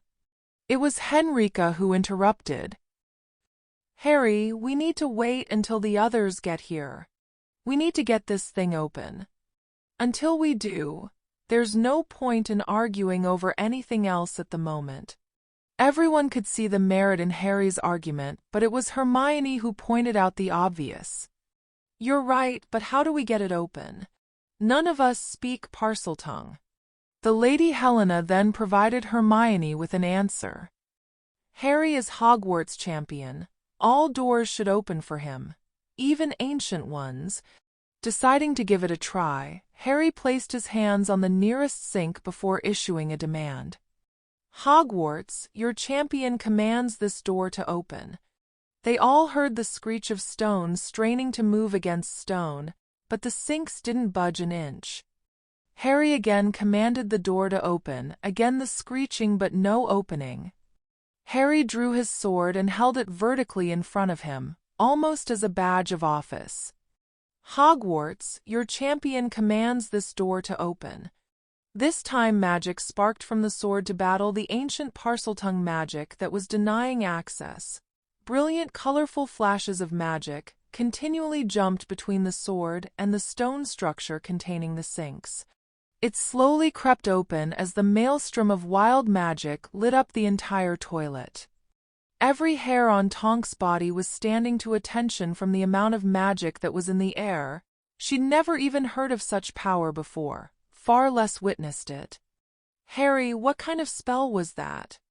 I've never seen anything like it." "That wasn't a spell and it wasn't me. Hogwarts just channeled magic through Godric's blade to overpower the Parselmouth enchantment that secured the opening. Now, I need everyone to cast their strongest shields." The Auror was about to ask why when she noticed that everyone else just obeyed Harry's order. She followed suit. As the last piece of the structure was about to sink into the floor, a surge of magic from Harry's sword blasted it to pieces. Pieces of stone that rained down on the shields they had erected, his three friends ensuring their shields overlapped to cover Harry too. "That should stop it closing, and now we can argue about what comes next."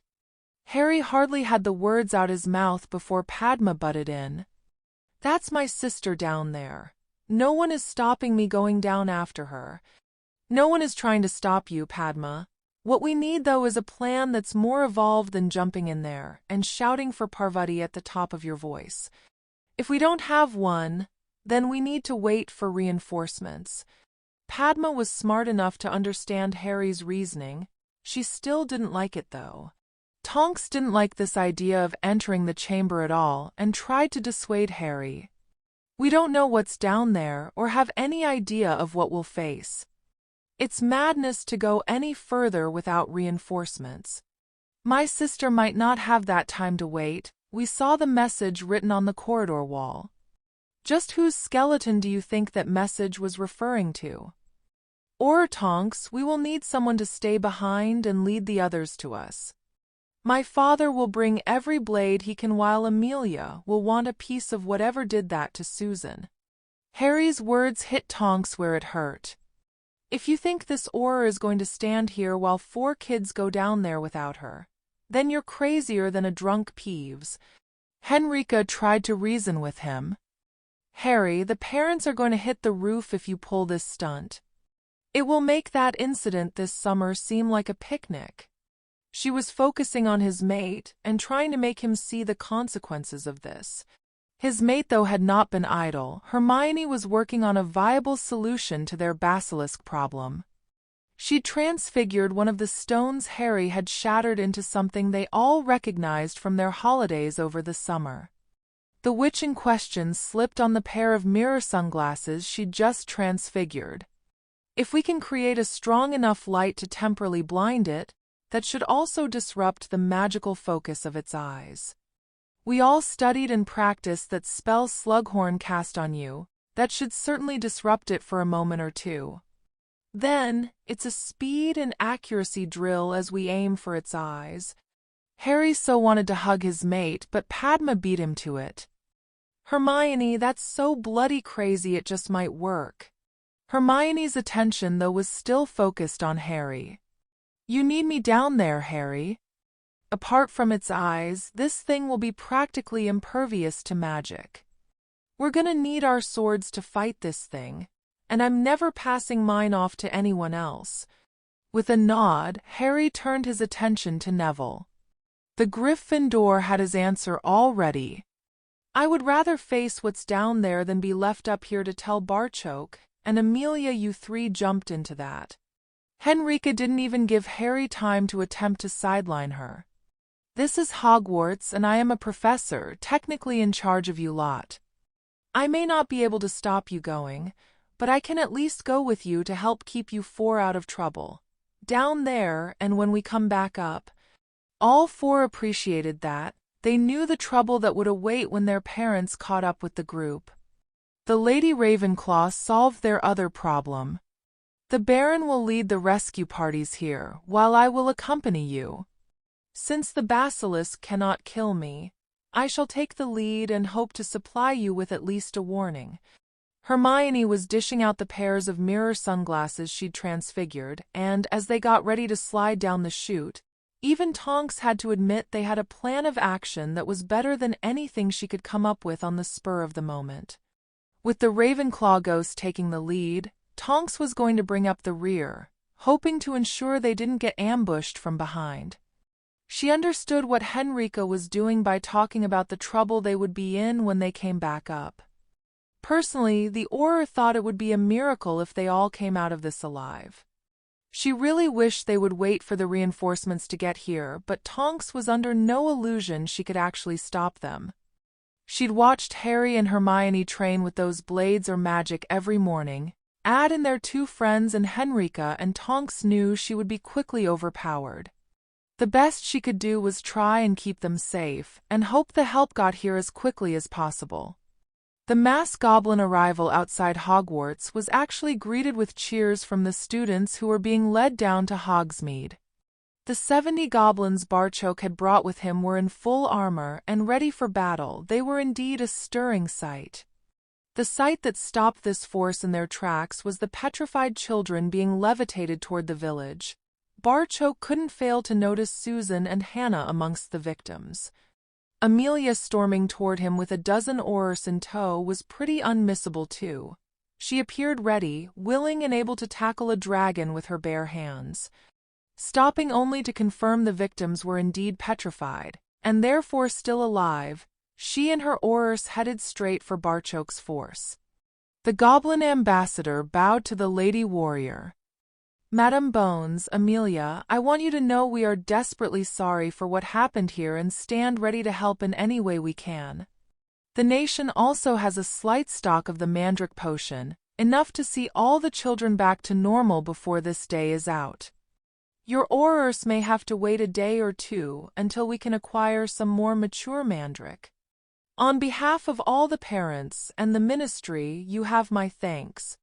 Amelia had learned enough about Barchoke during the summer to know the thanks of the parents would mean a lot more to him than any words the ministry had.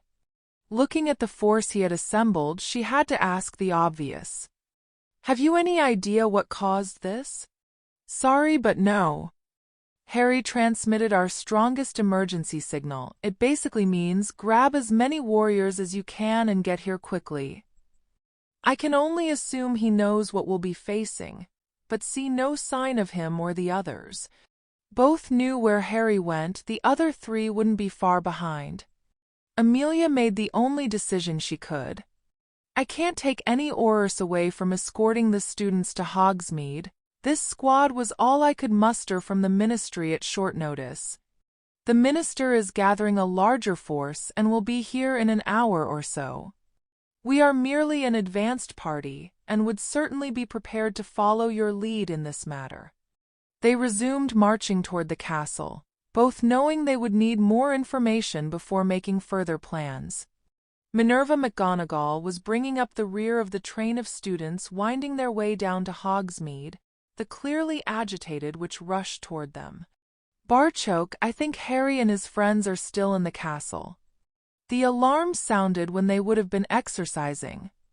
Padma and Neville made sure Luna and Colin got down to the hall before leaving with Henrika to search for them.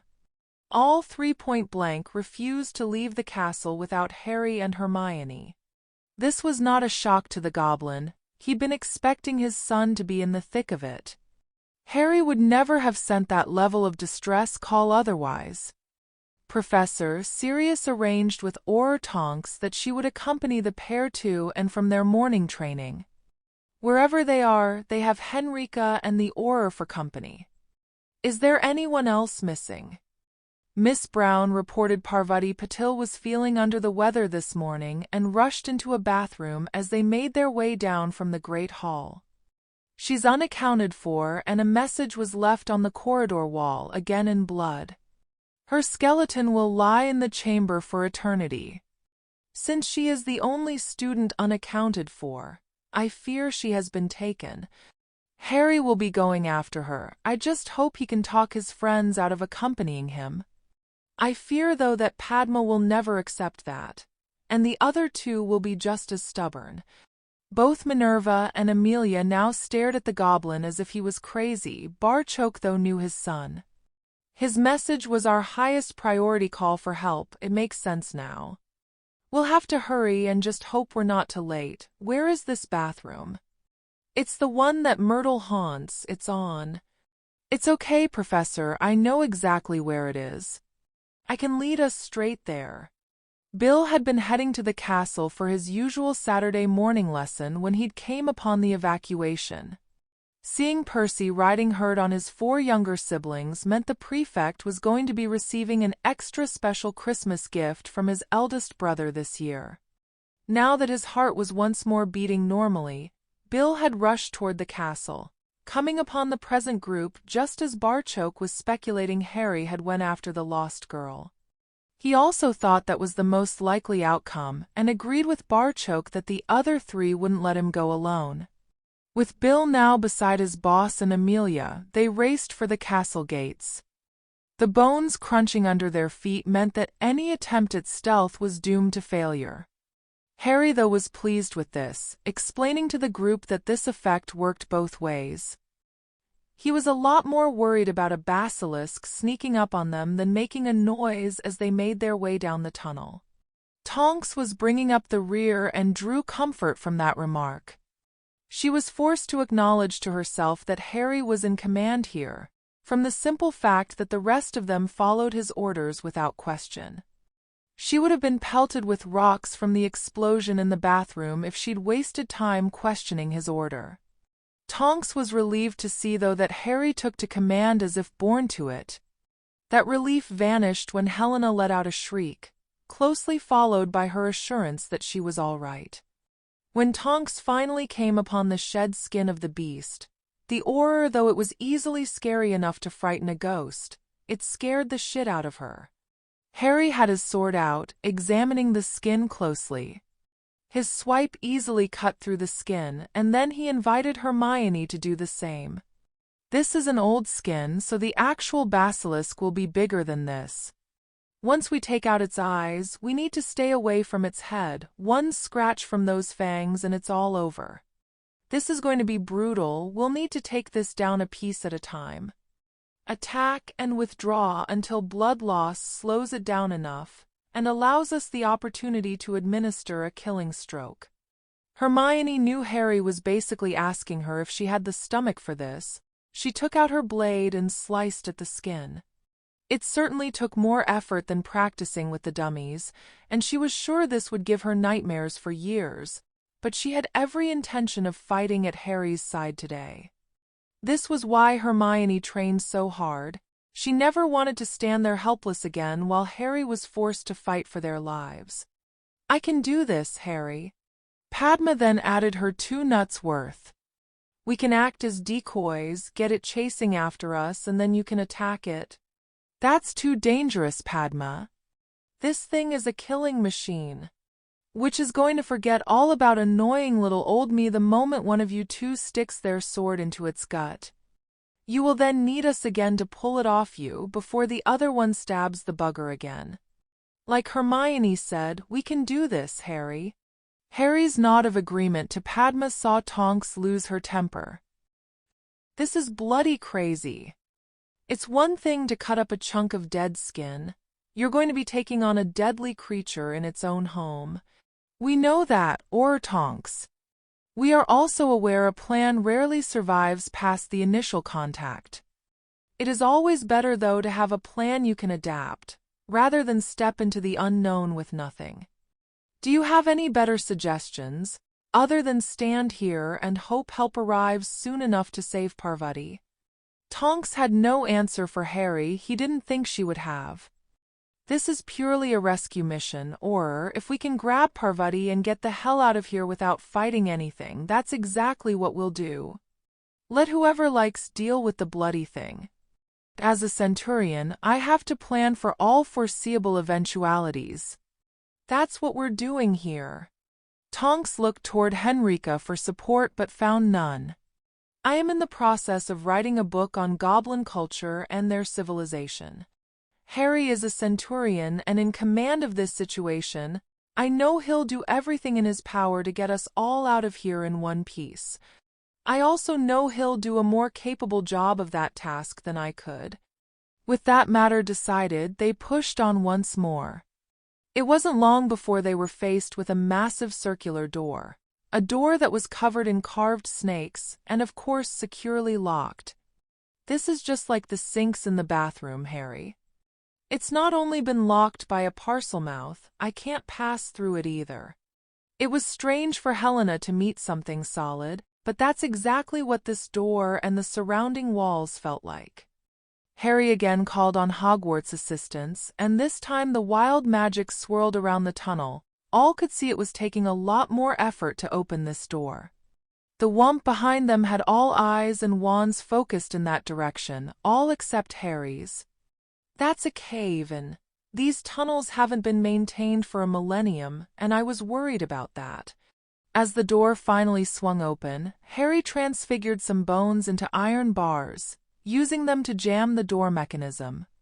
I didn't want to blast this door, that just might bring the entire roof down on us. Could you take a quick look, Tonks, just to see how far away the cave-in is and how bad?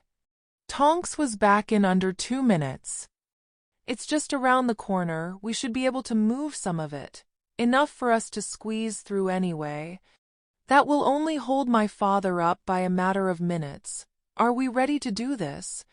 Each person nodded to Harry as they then entered the fabled Chamber of Secrets.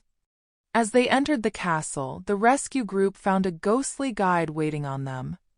Sir, your son discovered the entrance to the Chamber of Secrets. They entered in the hope of saving the young Patil which taken down there. He jammed the entrance open so you could follow him down, and asked me to warn you the creature attacking Hogwarts students is a basilisk. There was no face-palming, whining, or even questioning that information. There was, though, a noticeable speeding up as they raced to the entrance. As they passed the afflicted ghosts, the Baron gave the company a bit more hope. The Lady Helena accompanied them into the chamber. She intended to lead the way, offering some protection and at least a warning to the group. I hope you will allow me to do the same for you. Barchoke quickly agreed before coming to a stop as they shot into the bathroom. Hermione had stuck a pair of mirror sunglasses to the wall nearest the sink, and the Baron quickly explained their plan for dealing with the creature. Amelia was most impressed, agreeing they should do the same. If we meet this creature, we will attempt to blind it and then provide cover while your blades bring it down. That was the type of cooperation Barchoke liked, each playing to their strengths. They would struggle to deal with the creature's deathly gaze, while the Aurors wouldn't be able to penetrate the basilisk's hide with magic. They were soon sliding down the chute and forming ranks inside the tunnel. They proceeded cautiously until discovering the shed skin. At that point, Barchoke broke into a full run right up until he found the cave-in. They were busily clearing a path through the rubble when a primal scream chilled everyone who heard it to their very bones. The only shred of comfort available to the worried goblin father was that no human throat could possibly produce that sound. He scrambled through the instant the hole was big enough to allow him passage, and soon discovered Harry had jammed the next door open too. Before Barchoke could enter the chamber properly, another scream reverberated off the stone walls. Unfortunately, this one was human. The chamber was long and dimly lit, with massive stone columns supporting a ceiling that was so high, it became lost in the darkness. These columns had snakes carved all around them. Harry, though, was far more interested in the cover they should hopefully provide to the rescuers, rather than any decorative function. A shiver of dread ran up his spine at the thought of playing a deadly bout of hide-and-seek here, weaving their way through these dimly lit columns, with a giant basilisk in lethal pursuit. Their footsteps echoed for all to hear as they carefully progressed through these supports, eventually revealing a statue as high as the dim and dank chamber against the back wall. Craning his neck, Harry was able to make out an ancient and almost monkeyish face. The mystery of why there were no portraits of Salazar Slytherin was now solved as far as Harry was concerned. Who the hell would want to paint this ugly bugger? It was only when he spotted what was lying between the statue's massive stone feet that he knew for certain they were in serious trouble. With a cry of "Pav!" Padma sprinted toward her sister, dropping to her knees beside the prone figure. Henrika went with Padma as Harry directed the rest of the group to form a protective perimeter around the trio of witches while Parvati's condition was being assessed. "Pav, don't be dead. Please don't be dead." Padma grabbed her twin's shoulders and turned her over. Her face was pale and cold, yet her eyes were closed. If she wasn't petrified, then she must be. "Pav, please wake up." Muttering desperately, Panic saw Padma shaking her twin. Parvati's head lolled hopelessly from side to side. Henrika began casting the few general health diagnostic spells she knew. "Parvati's alive but very weak. I can't find any reason for her being unconscious, so suggest we get her to a healer as quickly as possible." "She won't wake," said a soft voice. Tonks almost jumped out her skin. She was watching this area, yet the dark-haired Slytherin student had appeared out of nowhere. The prefect badge made him at least 5th year, though he looked somewhat older. He also looked as if he wasn't quite solid. His identity was soon confirmed in the most unusual manner possible. Tonks could only equate the sound of one ghost slapping another as being similar to her wet bathing costume hitting a stone floor while she changed after swimming. Helena was absolutely livid. "Tom Riddle, you utter bastard! What have you done to that poor girl?" Harry knew at once who had been controlling Parvati. He switched to Goblin and began shouting instructions, thankful that Henrika received the charm from Hermione last weekend. "Henrika, Padma, only a Horcrux could be responsible for this. He's trying to drain Parvati's soul and restore his own. She must have it on her. We need to find it and then destroy the bloody thing." Looking at Riddle, and with how weak Parvati is, we don't have much time. Tom was actually laughing at Helena's tirade. The daughter of the great Rowena Ravenclaw, just as gullible as the little tramp lying over there. She wanted to be smart like her sister, all so she could get a boyfriend, pathetic creature. It was then Tom noticed they were searching the unconscious girl, and they appeared to know what they were looking for. "Get away from her, leave her alone." He had drawn Parvati's wand, and that was the signal for Harry to spring into action. "Stupid boy, your sword can't hurt me, Potter." Harry's blade swished through the air and proved Tom right. Tom, though, wasn't the blade's intended target. Parvati would be requiring a new wand as Harry just cut straight through hers. He privately swore to replace it, but they would all need to come through this in one piece first. A shout from Padma alerted him they'd found something. "We have an old black book here that certainly didn't belong to Pav." Both she and Henrika cast spells at it, without doing any damage. "This must be it, not a bloody scratch on the thing. How are we going to destroy it?" Hermione offered a frightening solution. "Basilisk venom is one of the most deadly substances known. It will kill anything." Tom could clearly see what they were attempting to do, but couldn't understand a word they were saying. He threw the now useless bit of wand away. The heir of Slytherin had intended to gloat for a while yet, inform these people of his brilliance before watching them die. They left him no choice, though, but to proceed directly to the main event. "Now, Harry, just for that, I'm going to teach you a little lesson. Let's match the powers of Lord Voldemort, heir of Salazar Slytherin, against famous Harry Potter Crow, and the best weapon Hogwarts can give its mischosen champion." Helena attempted to stop him, but the best she could do was slow Tom down a touch. He was soon standing in front of the ugly statue and hissing away. Harry, meanwhile, was rallying his troops. Get Parvati up against the wall, she should be safe there. Tom won't want anything happening to her that would certainly screw up his ritual. Remember the plan and good luck, we're going to need it. Neville lifted Parvati and placed her as close to the wall as he could. Henrika conjured a small wall in front of the unconscious girl for added protection. Changing to English, he shouted to Tonks, "Or, if you have any improvements to our ideas, now would be a good time to tell us." Looking at how solid Tom Riddle was becoming, Tonks now realized waiting on reinforcements would have cost the girl her life, and left them facing a restored Lord Voldemort. "We three take the left, the other three have the right. Aim true, hit hard, and good luck." That made sense to Harry as Hermione joined him. A quick kiss, and they were ready to face this together. As Padma, Neville, and Henrika prepared to fire on the basilisk's right eye, Padma grabbed Neville and kissed him too, whispering for luck. Both knew how dangerous the next few minutes would be. They could talk about what that kiss meant later, hopefully. All were wearing their mirror sunglasses, but under no illusion that the situation wasn't now much more dangerous than they first perceived. Should they fail to take out these eyes and end up petrified, a revitalized Lord Voldemort would soon be joining them in the chamber. None of them would be leaving here alive if that happened.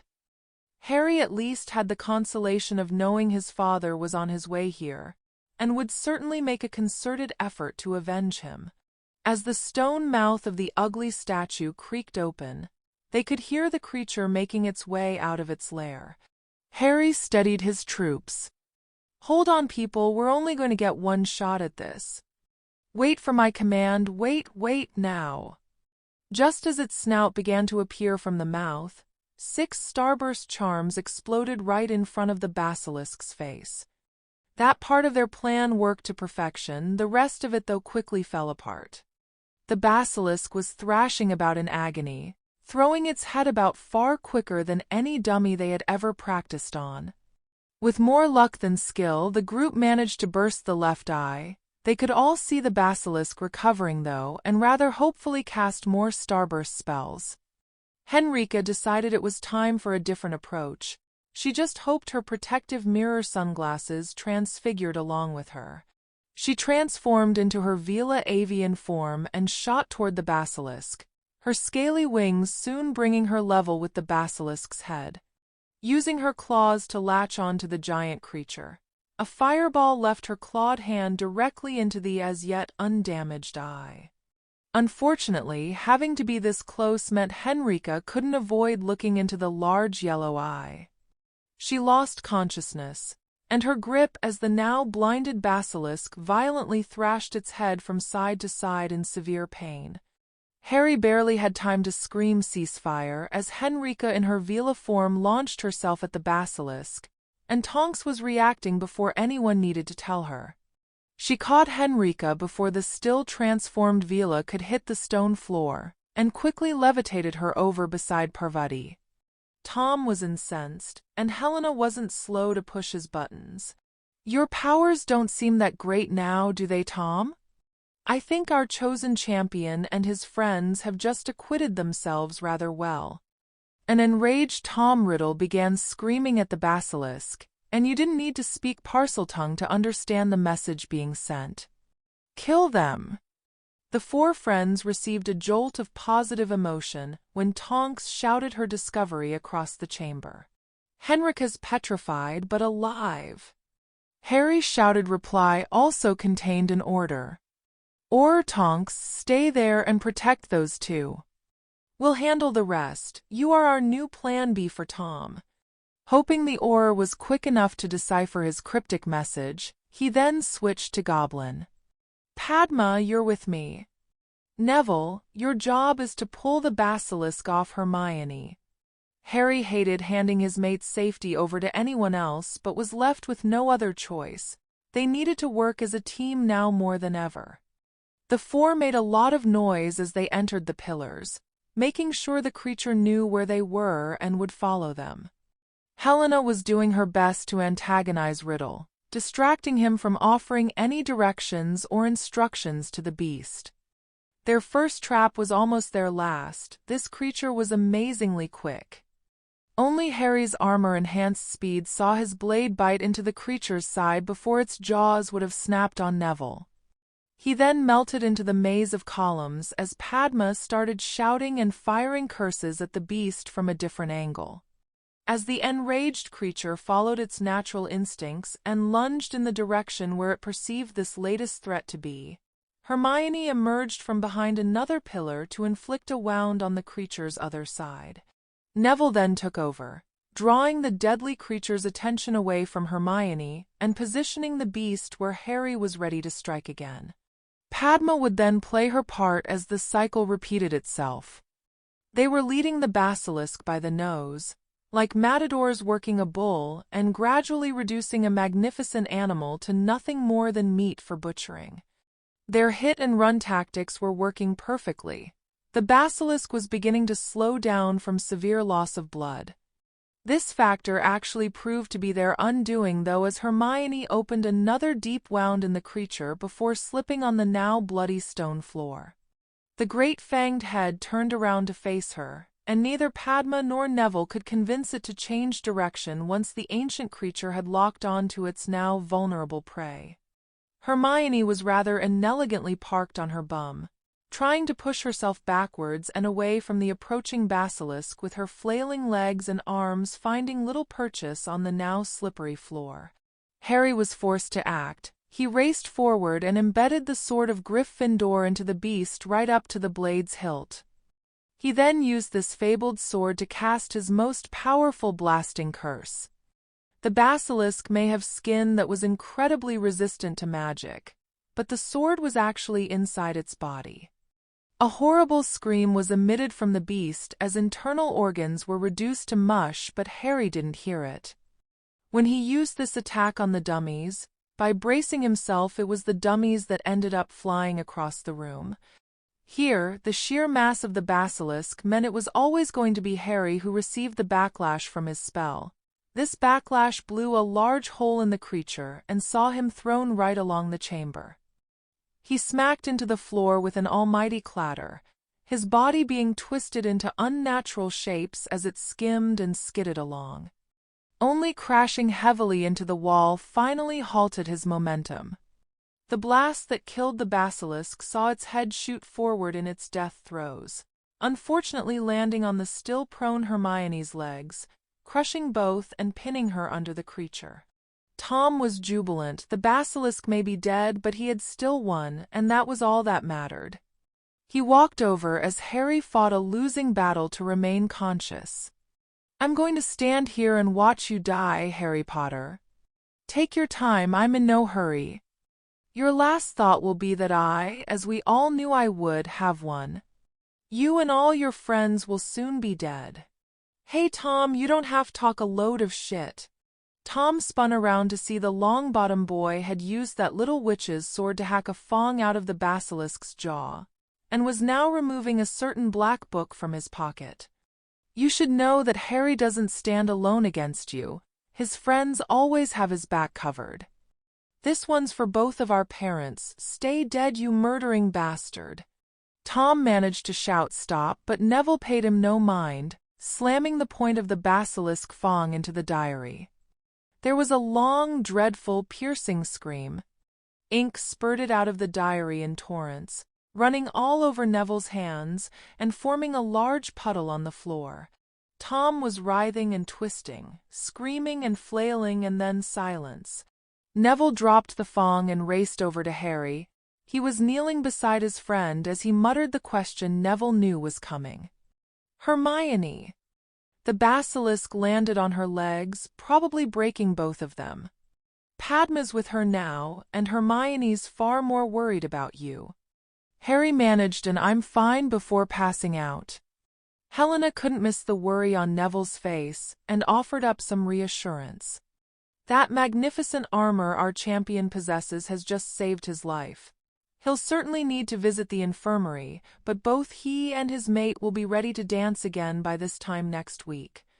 Knowing both girls would be desperate to hear from him, Neville shouted the news over since the body of the basilisk was hiding them from his line of sight. Harry's battered and bruised, possibly a few broken bones, but his armor protected him from more serious injury. He's just passed out. Hermione's head was now being gently cradled on Padma's lap as her friend also held onto her hand. While Padma was doing her best to offer some comfort, Hermione understood that not knowing her sister's fate must be eating away at the witch. "Go and check on Parvati, I'll still be here when you get back." "Hey Granger, I do the jokes, you slice up the massive deadly beasts, that's the deal, remember?" Tonk's voice then rang around the chamber. "Parvati's beginning to wake up, I think she's going to be okay." This proved to be the trigger for both girls to release their tears. Hermione might be in a lot of pain, but the tears flowing down her cheeks were those of relief. They may not all be walking out of here, but they were all alive. None of them really believed that outcome was likely, or even if it was remotely possible. She found her other hand now being held by Barchoke, the goblin making no attempt to hide his own tears. "Well met, Father. I can't tell you how happy I am to see you again. Please check on our Harry. I can't see him from here, and it's driving me crazy." With extreme care, the goblin very gently traded places with Padma, releasing her to race over and check on her twin. "I'm staying right here, my oh-so-brave daughter. There are 2 healers currently checking on him. Amelia is also here with her aurors, so everyone will be okay. The healers will be with you soon. We just need to work out the best way to get this thing off of you first." Harry was then carried over on a stretcher by 4 centurions and placed beside his still-trapped mate. This was a heartfelt tribute of respect by their comrades, saluting their courage for tackling and then defeating a beast such as this. Both the centurion and his mate were covered in the residue of what must have been a titanic battle, and their bloody swords were respectfully positioned between them. The looks of appreciation and even awe heading in the direction of the father and his 2 children from those in the chamber were something that should have been savored. Barchoke, though, never took his gaze from his son and daughter as solutions were being feverishly discussed on how to move the biggest bloody basilisk in recorded history off Hermione. Harry was still unconscious, but just seeing he was alive settled Hermione. None of the people urgently milling around them mattered now. Harry was back where he belonged, beside her. Their father had brought enough goblins along to physically lift this bloody thing off her if they had to. Now all she and Harry needed to worry about was telling their mum and dad. Chapter 46.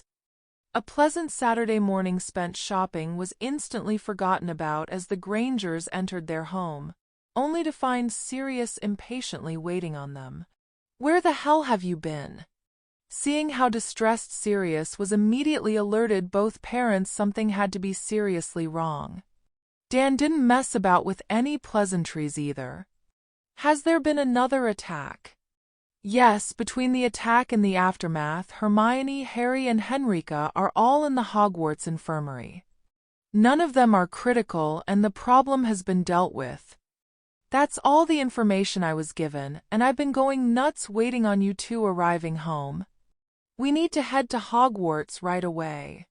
Emma was too shocked at that news to say anything. She actually felt her head beginning to spin. Dan soon had an arm around his wife, offering his support as their shopping now lay forgotten around them. "We both obviously want to go, but how are we supposed to do that? I thought we couldn't even see Hogwarts." Sirius was already slipping a bracelet onto Emma's wrist before handing one to Dan. "These will neutralize the Muggle-repelling wards and allow you inside the castle. I also have a portkey here that will take us to the edge of the wards. Bill Weasley passed me these through the flue, along with telling me to get you 2 to Hogwarts as quickly as possible. Apparently it was pandemonium there when he called. Bill didn't have time to tell me any more. Are you ready?" Since they hadn't even taken their coats off, both Grangers quickly agreed. It seemed only a moment later that they were picking themselves up off the grass on a Scottish hillside and staring at a magnificent castle that could only be Hogwarts. A small silvery dog-shaped wisp left Sirius' wand and shot toward the castle. That was a message spell. Barchoke wanted to know the moment we arrived. Sirius noticed the place was crawling with horrors, and even saw a squad of fully armored goblins in the courtyard as they entered the castle gates. Whatever the trouble was appears to really be over. If the amount of people now guarding Hogwarts is any indication, whatever happened must have been really big. Would you like to bet that our lot were right in the bloody middle of whatever happened? Dan got no takers for that. Both Sirius and Emma thought he was probably right. They entered the main doors to find Barchoke heading toward them. How are they? Can we see them? Emma, they're all going to be fine and will probably be back training by next weekend. We need to have a quick private chat before you go in to see them. You need to know what you'll be walking into. Dan wanted to see Hermione, and he wanted to see her now. Can't we just see them first and talk later? There are things you really need to know first. You are all just going to have to trust me for now. We can and will go through what happened in much greater detail later, but there are changes you need to be aware of before entering the infirmary. Directing them to the nearest classroom, Barchoke had the worried trio sit before starting the story. There was an attack this morning. I think the final count was 3 Aurors and 9 students petrified. Susan and Hannah were amongst them. Our group had been researching what might be doing the attacking. Last night they came up with a probable answer that has since been proven correct. A basilisk. This saw Sirius drop his head into his hands. Please don't tell me they were involved with a basilisk. That's not the half of it, Sirius. A Horcrux belonging to Tom Riddle had possessed a student to control the beast. They had to deal with that too. Barchoke then had to offer an explanation to the Grangers just what a basilisk was. Both Dan and Emma now understood the goblin insisting they sat down. The message left on the wall this time read, "Her skeleton will lie in the chamber forever." That skeleton would have belonged to Parvati Patil. Emma was now openly weeping for the poor girl as Barchoke continued the story. They had discovered the entrance to the chamber as the castle was being evacuated. Harry had sent a signal to me that they were in trouble and knew I'd be along as quickly as I could. They didn't know if that would be quick enough to save Parvati. Turns out we probably wouldn't have gotten here in time. Dan was now trying to console his sobbing wife. They obviously knew Padma better, but were still more than acquainted with her twin. He was also beginning to appreciate the bind their kids had been in. They had a plan, a bloody good one, an Auror, the Ravenclaw ghost, and Henrika too for company. They obviously decided to try and rescue Parvati. The goblin then turned his attention specifically to the Marauder.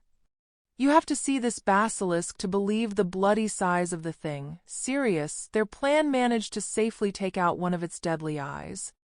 Henrika transformed into her avian Vila form and attacked the other eye, putting her life on the line to buy them a chance. She's currently petrified, but you should have her back in the next few hours. Sirius, Henrika Hobson is a lady you wouldn't want to get away from you. The Marauder could only nod in agreement. Words currently failed him. It was to the Grangers that Barchoke addressed the rest of the story.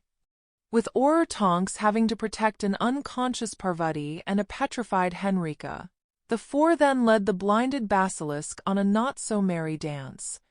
Harry and Hermione were slowly bringing it down with repeated wounds from their swords when their luck ran out. Hermione was retreating when she slipped on a patch of its blood they'd spilled earlier. Seeing her in trouble forced Harry to finish the creature off. He jammed his sword into the beast and cast a blasting curse. Sirius understood immediately what the consequences of that would be. I take it he got hit with the spell backlash. Blew him straight across the chamber like one of those dueling dummies he's so fond of wrecking. It also saw the beast's head land on Hermione.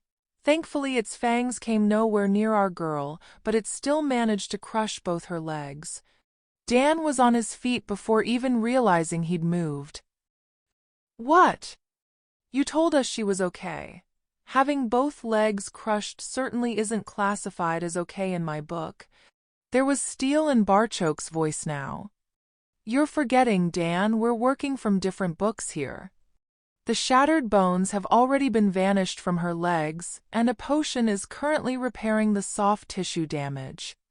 Tonight, she'll drink another potion that will regrow all the bones in her legs. Hermione will be up and walking within 48 hours. This took the wind out of Dan's sails and he sat back down. Barchoke never let up, though. I raced into that chamber to find Neville kneeling over our unmoving son, while Padma cradled our trapped daughter's head in her lap. Both our children were literally covered in blood, and I feared the very worst.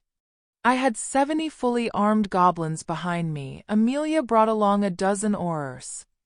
If we'd had to fight that thing, neither of us would have expected to do so without taking casualties. That they not only defeated the beast, with Neville destroying the Horcrux for good measure, and they all made it out of there alive is a major cause for celebration. Now came the news that the goblin was unsure how the Grangers would react too. They are being hailed as heroes, and rightly so. The Hogwarts infirmary is under goblin control, and nothing will get anywhere near our family while they are in there.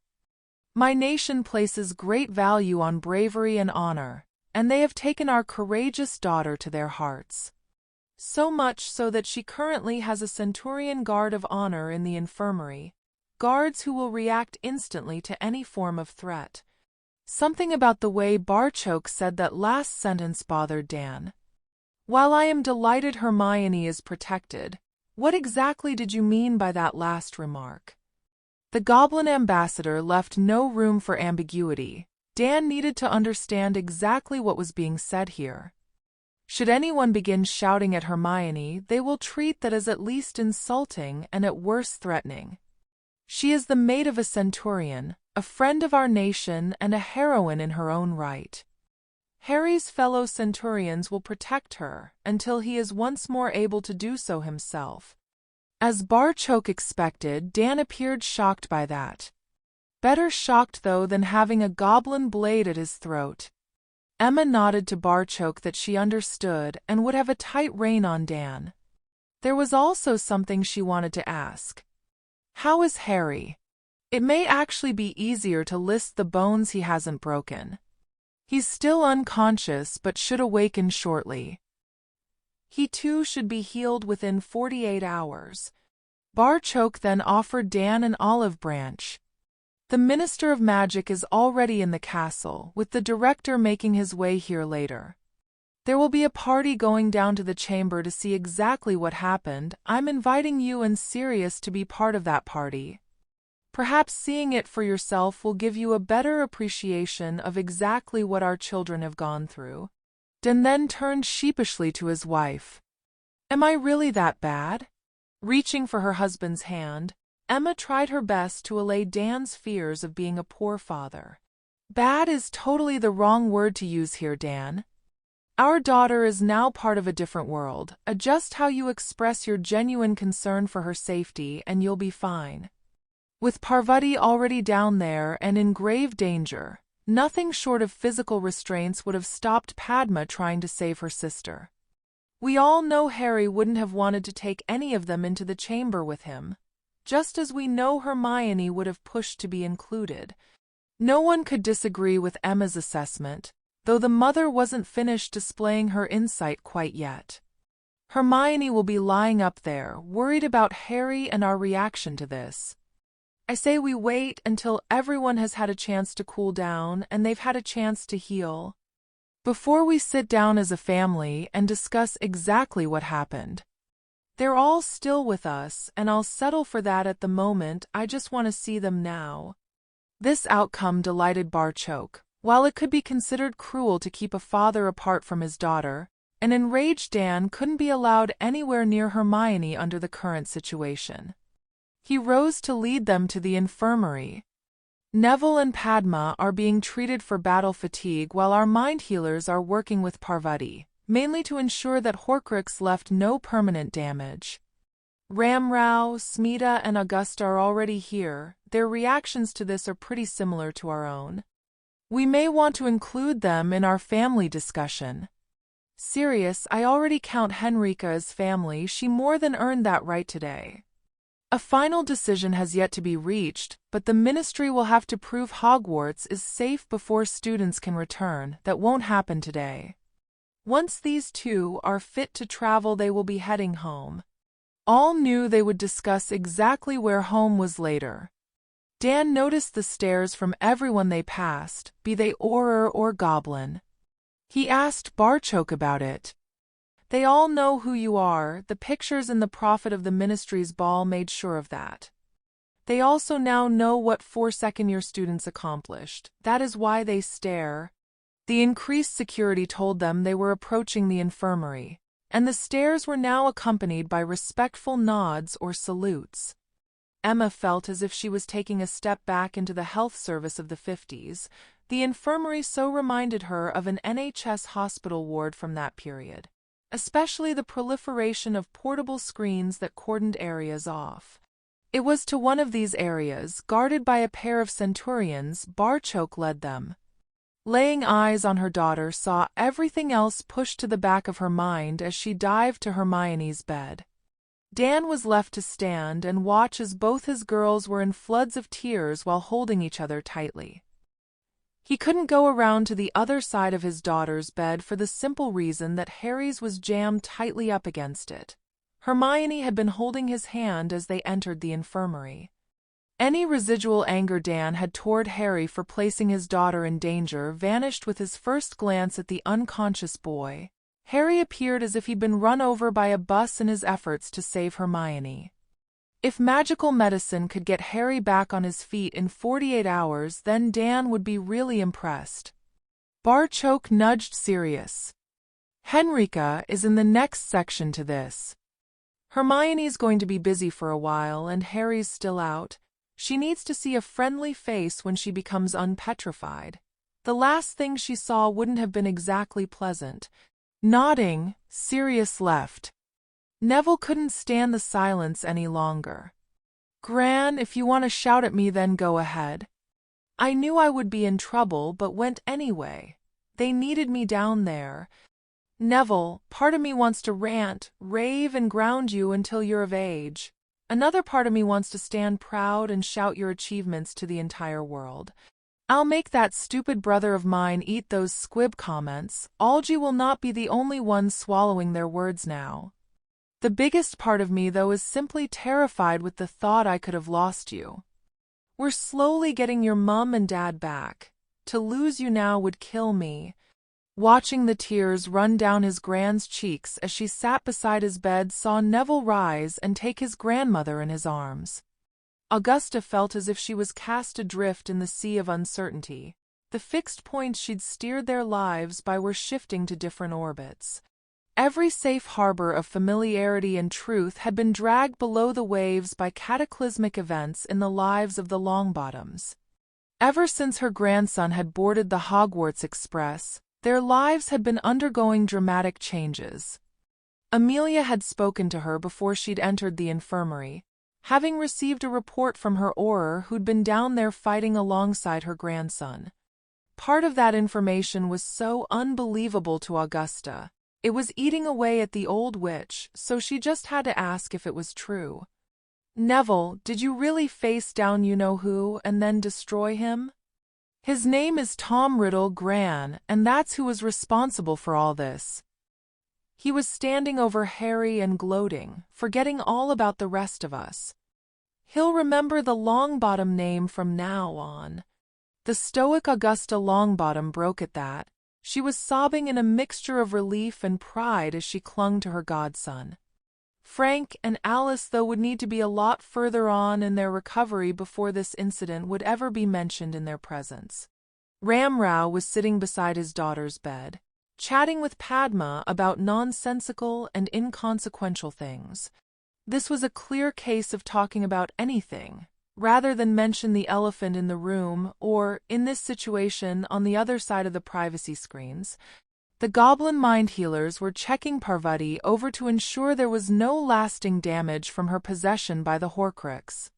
Smita was in there with her, with both father and twin sister anxiously awaiting Parvati's results. Smita entered with tears in her eyes. Neither drew any meaning from that. Smita had been in tears since arriving in the infirmary. The healers say she'll be fine. All we need to do now is get her to open up about the whole experience. That was Padma's cue. She was out her bed and out of there before either parent could say another word. Ramrao drew his wife into his arms. Let her go. If anyone can handle Parvati in this situation, it's Padma. We'll just have to listen in. She found her sister curled up in the fetal position and facing away from her. Pav, stop being a bed hog and bunch over.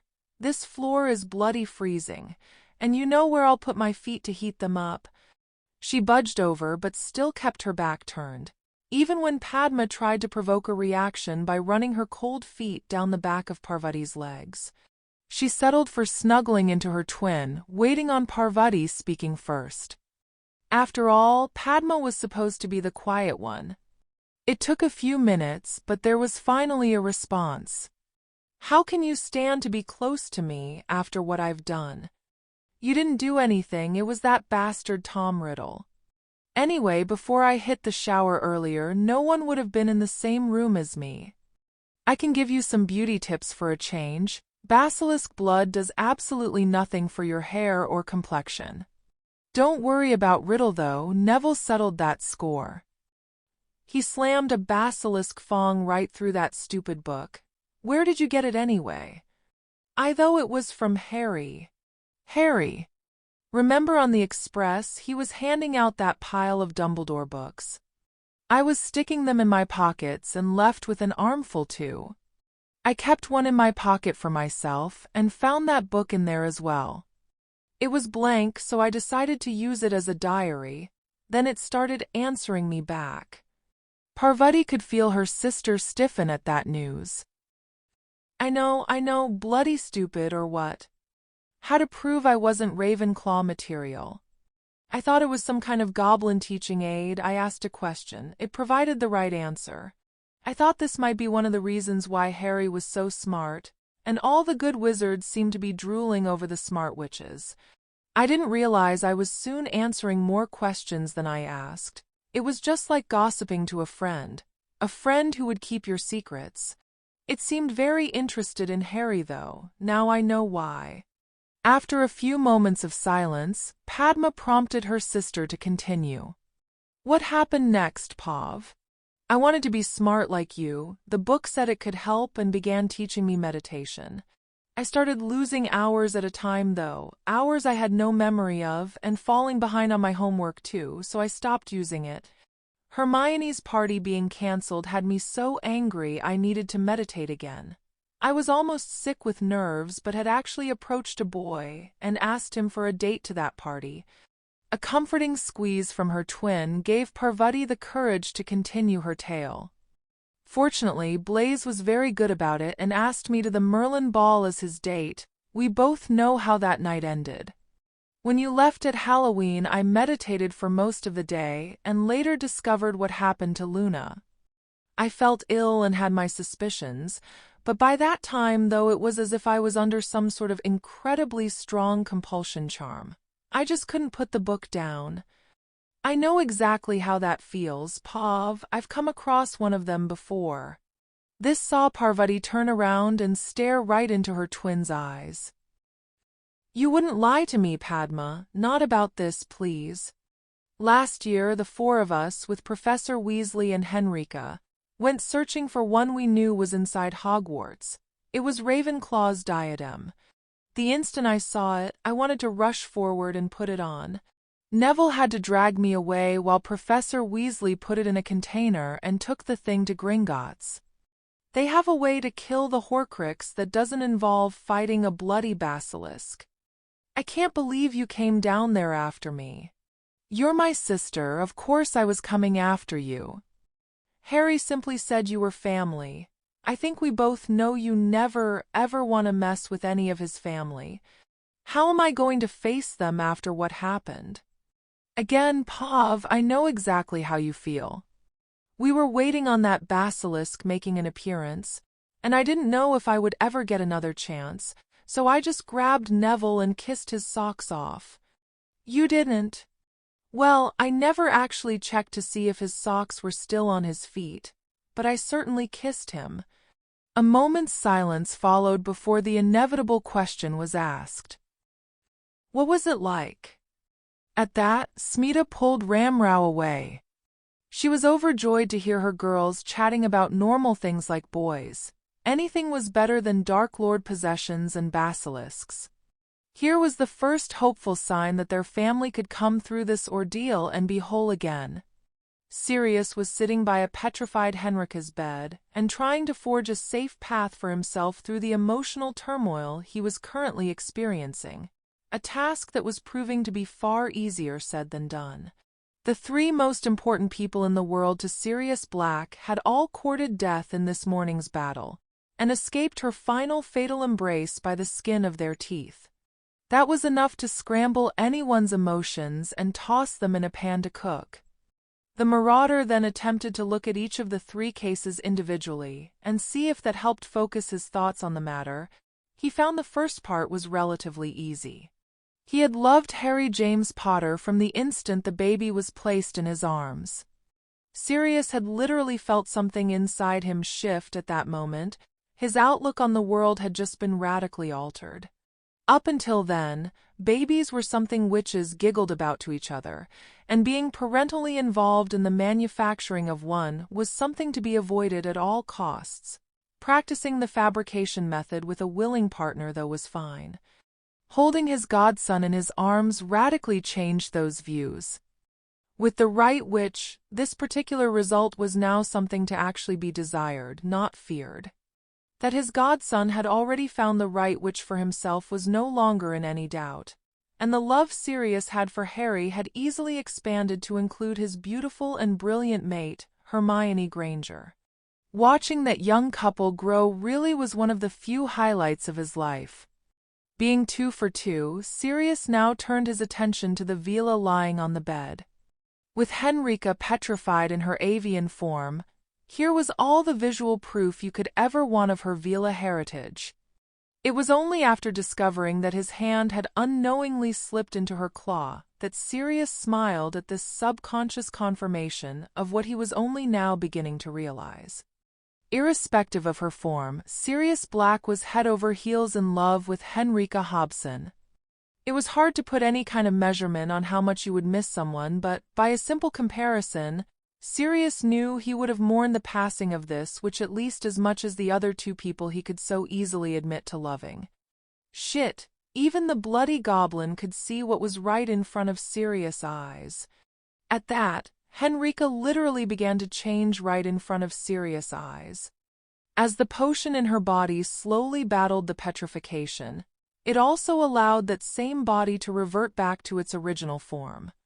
As arms and legs straightened out from their unnaturally frozen positions, they also transformed until Sirius was once more holding his girlfriend's beautifully manicured hand. When Henrika had entirely regained her own form, she once more began to breathe, and Sirius reached out to remove her sunglasses. "Careful with those, love, I really want to keep them. They seem to have saved my life." At that, Sirius leaned forward and gently kissed her lips. "And you saved everyone else's." Henrika released a small sob of relief at hearing that news. "Oh, thank goodness for that. You looked so serious I was afraid to ask." It was a measure of how Sirius was treating the situation that he never even reacted to his favorite pun. "I was so serious because I was too afraid to ask. Nearly losing you showed me a far greater fear. I can't lose you again. Henrika, will you marry me?" For a moment, Sirius thought the petrification curse had returned. Henrika didn't move a muscle. Then her face broke into the most beautiful smile the Marauder had ever seen. "Only if you're ready, Sirius." "I will wait, you know. I think I've always been ready. I just needed to find the right person to be ready with. And all I had to do was fight a basilisk to make me the right person." Sirius loved how Henrika could be playful even at a time like this. It was just one of the many things he was finding to love about this witch.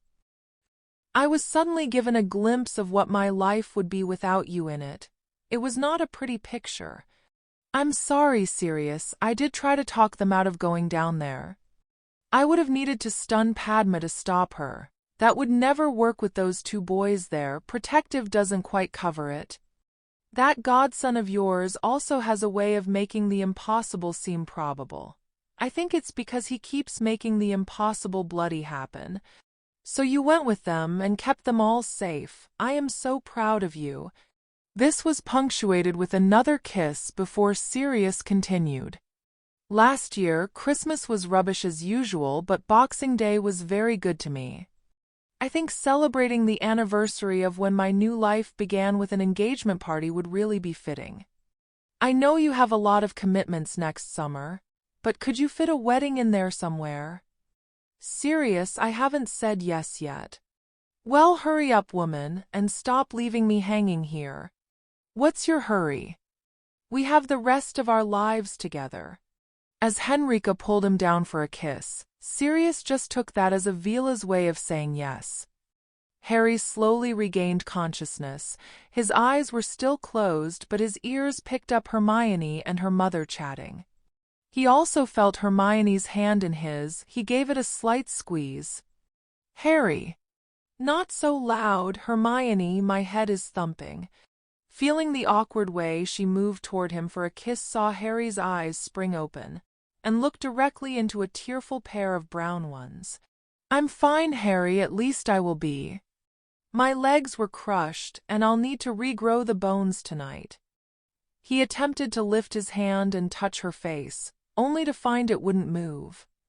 Emma had moved around to the other side of Harry and leant down to kiss him on the forehead. You have some bone growing to do yourself, Harry. Just take it easy for now. Is everyone else okay? Henrika, Parvati. Hermione had rested her head gently on Harry's chest while Emma stroked her fingers through his hair. You two are the worst injured. Everyone else will be going home tonight. We're hoping both of you will make it out of here tomorrow. Harry recognized the Hogwarts infirmary but had no recollection of coming here. Now that he knew everyone was okay, it was time to get some more answers. How did we get here and how much trouble are we in? I hope Dan's not too upset. A toddler could get the better of me at the moment. Hermione gave Harry's hand that still had bones in it a comforting squeeze before answering. The basilisk's skin was so resistant to magic, they couldn't levitate it off me. It took about 30 goblins with transfigured iron levers to move it enough for our father to slip me out from under it. I passed out at that point and woke up here. Her mother then took over. Nobody will be saying anything until you are both recovered and the whole family are there. How much trouble you're in will depend on what happened today. Everyone bar Smita and me are currently down in the chamber, along with a load of press too. They're getting a look at this creature, and then the Auror's memory is going to be played on a goblin viewer. This earned a loud and long groan from Harry and an answer from his mate. I know we're totally screwed. Dan almost passed out just seeing the shed skin. Even this, though, didn't prepare him for seeing the real thing. He was able to draw some comfort after noticing neither Sirius or Ramrau seemed to be dealing with this any better than he was. Barchoke had to lead Augusta away and transfigure a chair for the game old witch. Knowing their kids were actually all safe in the infirmary was the only thing currently holding Dan together. He certainly didn't envy Barchoke bursting in here with no idea what he would find. There had been so much blood spilled that the metallic taste was actually tainting the dank air. He now agreed 100% with the wise goblin's assessment. That their kids had survived this was certainly a cause for celebration. Dan fully intended to have a few glasses of single malt later. He noticed Minerva Mcgonagall transfigure a chair for herself, right next to Augusta's, as Amelia set up a table with a viewer on it. She was joined by the Minister of Magic, Ragnarok, Barchoke, and both Weasleys. It was show time. Amelia called the assembled crowd forward. Just about every Auror or Goblin who wasn't required to guard Hogwarts at the moment had also invited themselves along to the chamber. Since the minister had decided nothing would be hidden from the public regarding this situation, it was a case of the more the merrier. You have now all seen the basilisk for yourselves, and the all too obvious signs of the epic struggle that played out in this chamber. What we are going to do now is watch Auror Tonk's memory of the entire event replayed on a Goblin memory viewer. It will only show things from the perspective of the person whose memory is being displayed, but has the distinct advantage of being able to be viewed by a large group. Please save any questions until the end. We will try and answer them if we can. The memory started while Harry and Hermione were training, just before the alarm went off. They could all see the Auror trying to do her job and protect the two students. Helena's arrival changed that. Watching as the school was evacuated and then almost stumbling upon the scene of the attack had every eye riveted to the viewer. Amelia was sorry to see Susan and Hannah lying there. Drawing comfort from the knowledge Barchoke had already sent what supplies they had of the mandrake potion to St. Mungo's. She could also take pride that her Aurors were lying at the front and had gone down trying to protect the students. Ramrau was in tears as Padma tried to rip the sink off the wall with her bare hands. There were gasps of awe at the magical power pouring off Harry's sword. When Hermione put forward her idea for blinding the basilisk, Dan felt Sirius grip his shoulder before whispering, "Those glasses saved Henrika's life. Your daughter is in for one hell of a Christmas present." They all looked on as they forged a plan of action to deal with the basilisk, impressing the hell out of everyone who had seen the result of that plan currently lying dead on the chamber floor. Both Dan and Sirius had to grab Ramrau as they watched Padma shake her sister and plead for her not to be dead. The poor man's legs practically gave out on him, and then Tom Riddle made an appearance. The four switching to Goblin immediately drew a murmur from the crowd. That would certainly be a question that would be getting asked later. With the appearance of the basilisk and Henrika's heroics, it was now Sirius who needed a supportive arm to steady himself. After shouting instructions to Tonks, the four made a lot of noise and even fired a few curses at the now blind creature to get the giant snake to follow them. From Tonk's position, she only caught about half the battle amongst the pillars. It was more than enough to give everyone watching a flavor of what was actually happening. As Padma and Neville led the creature through the columns, Harry or Hermione would appear and wound the beast. Tonks did have a perfect view of the final moments of the battle. They all saw Hermione slice into the basilisk's side, only for her retreat to be spoiled by the pool of blood her escape path led her into. Padma reacted at once, rushing to help Neville turn the beast away from their friend. The basilisk, though, wasn't for turning, and then the golden blur that was Harry slammed into it. He was once more a blur as a blast then saw him shooting right across the chamber. Tonks' view shifted between Riddle crowing over Harry and what was happening at the basilisk. Padma was attempting to comfort Hermione while Neville lifted her sword and ran around to the other side of the basilisk's head.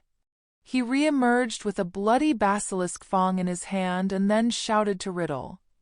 When Neville claimed this was for their parents and slammed the fang into the diary, Augusta was on her feet, her victory cry matching Tom Riddle's scream for volume and intensity. Neville had just reached Harry when Barchoke came racing into the chamber. Hearing his son was unconscious, he issued orders to those goblins who were right behind him before making his way over to Hermione. The memory ended with a bloody Padma staggering as quickly as her tired legs would allow toward the Auror. The moment of silence that followed was soon broken by tumultuous cheering, applause and weapons being banged off shields. Amelia finally got them quietened down enough where she could be heard. This is the first time anyone has watched a memory of this event, so I hope you will understand if we don't have answers to all your questions. We are in no way being evasive, it simply means we don't have all the answers ourselves yet. We also have the family of those young people here in the chamber with us. Please keep those questions respectful. The first question was predictable and easily dealt with by Amelia. Yes, that was Tom Riddle, who likes to call himself Lord Voldemort. As to the importance of the book, I would defer to Ambassador Barchoke's expertise on the matter. The goblin's authoritative voice spread his knowledge around the chamber. The book was a Horcrux, one of the darkest and foulest pieces of magic known, and something we have been searching for the past decade to destroy. Part of Voldemort's soul was embedded into its very pages, controlling the young witch who had the misfortune to write in it. Voldemort has controlled those a lot more knowledgeable and powerful than Miss Patil, though I am delighted to say our healers have confirmed no trace of the soul fragment remains. Mr. Longbottom very effectively killed that portion of the Dark Lord. Can you tell us where they learned to fight like that, and what language they were speaking during the battle? Again Amelia deferred to Barchoke. My son arrived in Hogwarts as a warrior, and has since attained the rank of centurion. After witnessing the Auror's memory, I think everyone here would agree my son earned that rank. This was greeted by cheers and sword banging from the goblins present. The four work hard at their extra defense tuition every Saturday and Sunday. They receive this tuition from Assistant Ambassador Weasley here, and have done so since the beginning of their first year. They now speak Goblin so their opponents can understand their communications. The advantage of this was ably demonstrated in this morning's battle. As young Neville Longbottom so succinctly put it, his friends have been determined to watch my son's back since the four met last September. As a father, I can't tell you how humble and yet proud that makes me. The ministry contingent neatly sidestepped questions on awards and basilisk carcass ownership, saying those were discussions that would have to involve more people than those currently present in the chamber. The one question that caused a stir was aimed at Tonks. Could the Auror please tell us what this mysterious Plan B was? Tonks had been standing with her fellow Aurors watching her memory replayed. Amelia nodded toward Tonks to answer the question. She tried to look anywhere but in Mr. Patil's direction as she answered. I was closely monitoring Miss Patil's condition. Should she pass away, that would mean Tom had regained his body, and also be my signal to attack him with everything I had. Voldemort had no wand, so this might be our only chance to kill him before he got his hands on one. This led to a follow-up question. Would you really have killed him? Tonks was unrepentant and hardened her stance. For Voldemort to have regained his body, he would have had to murder Parvati Patil.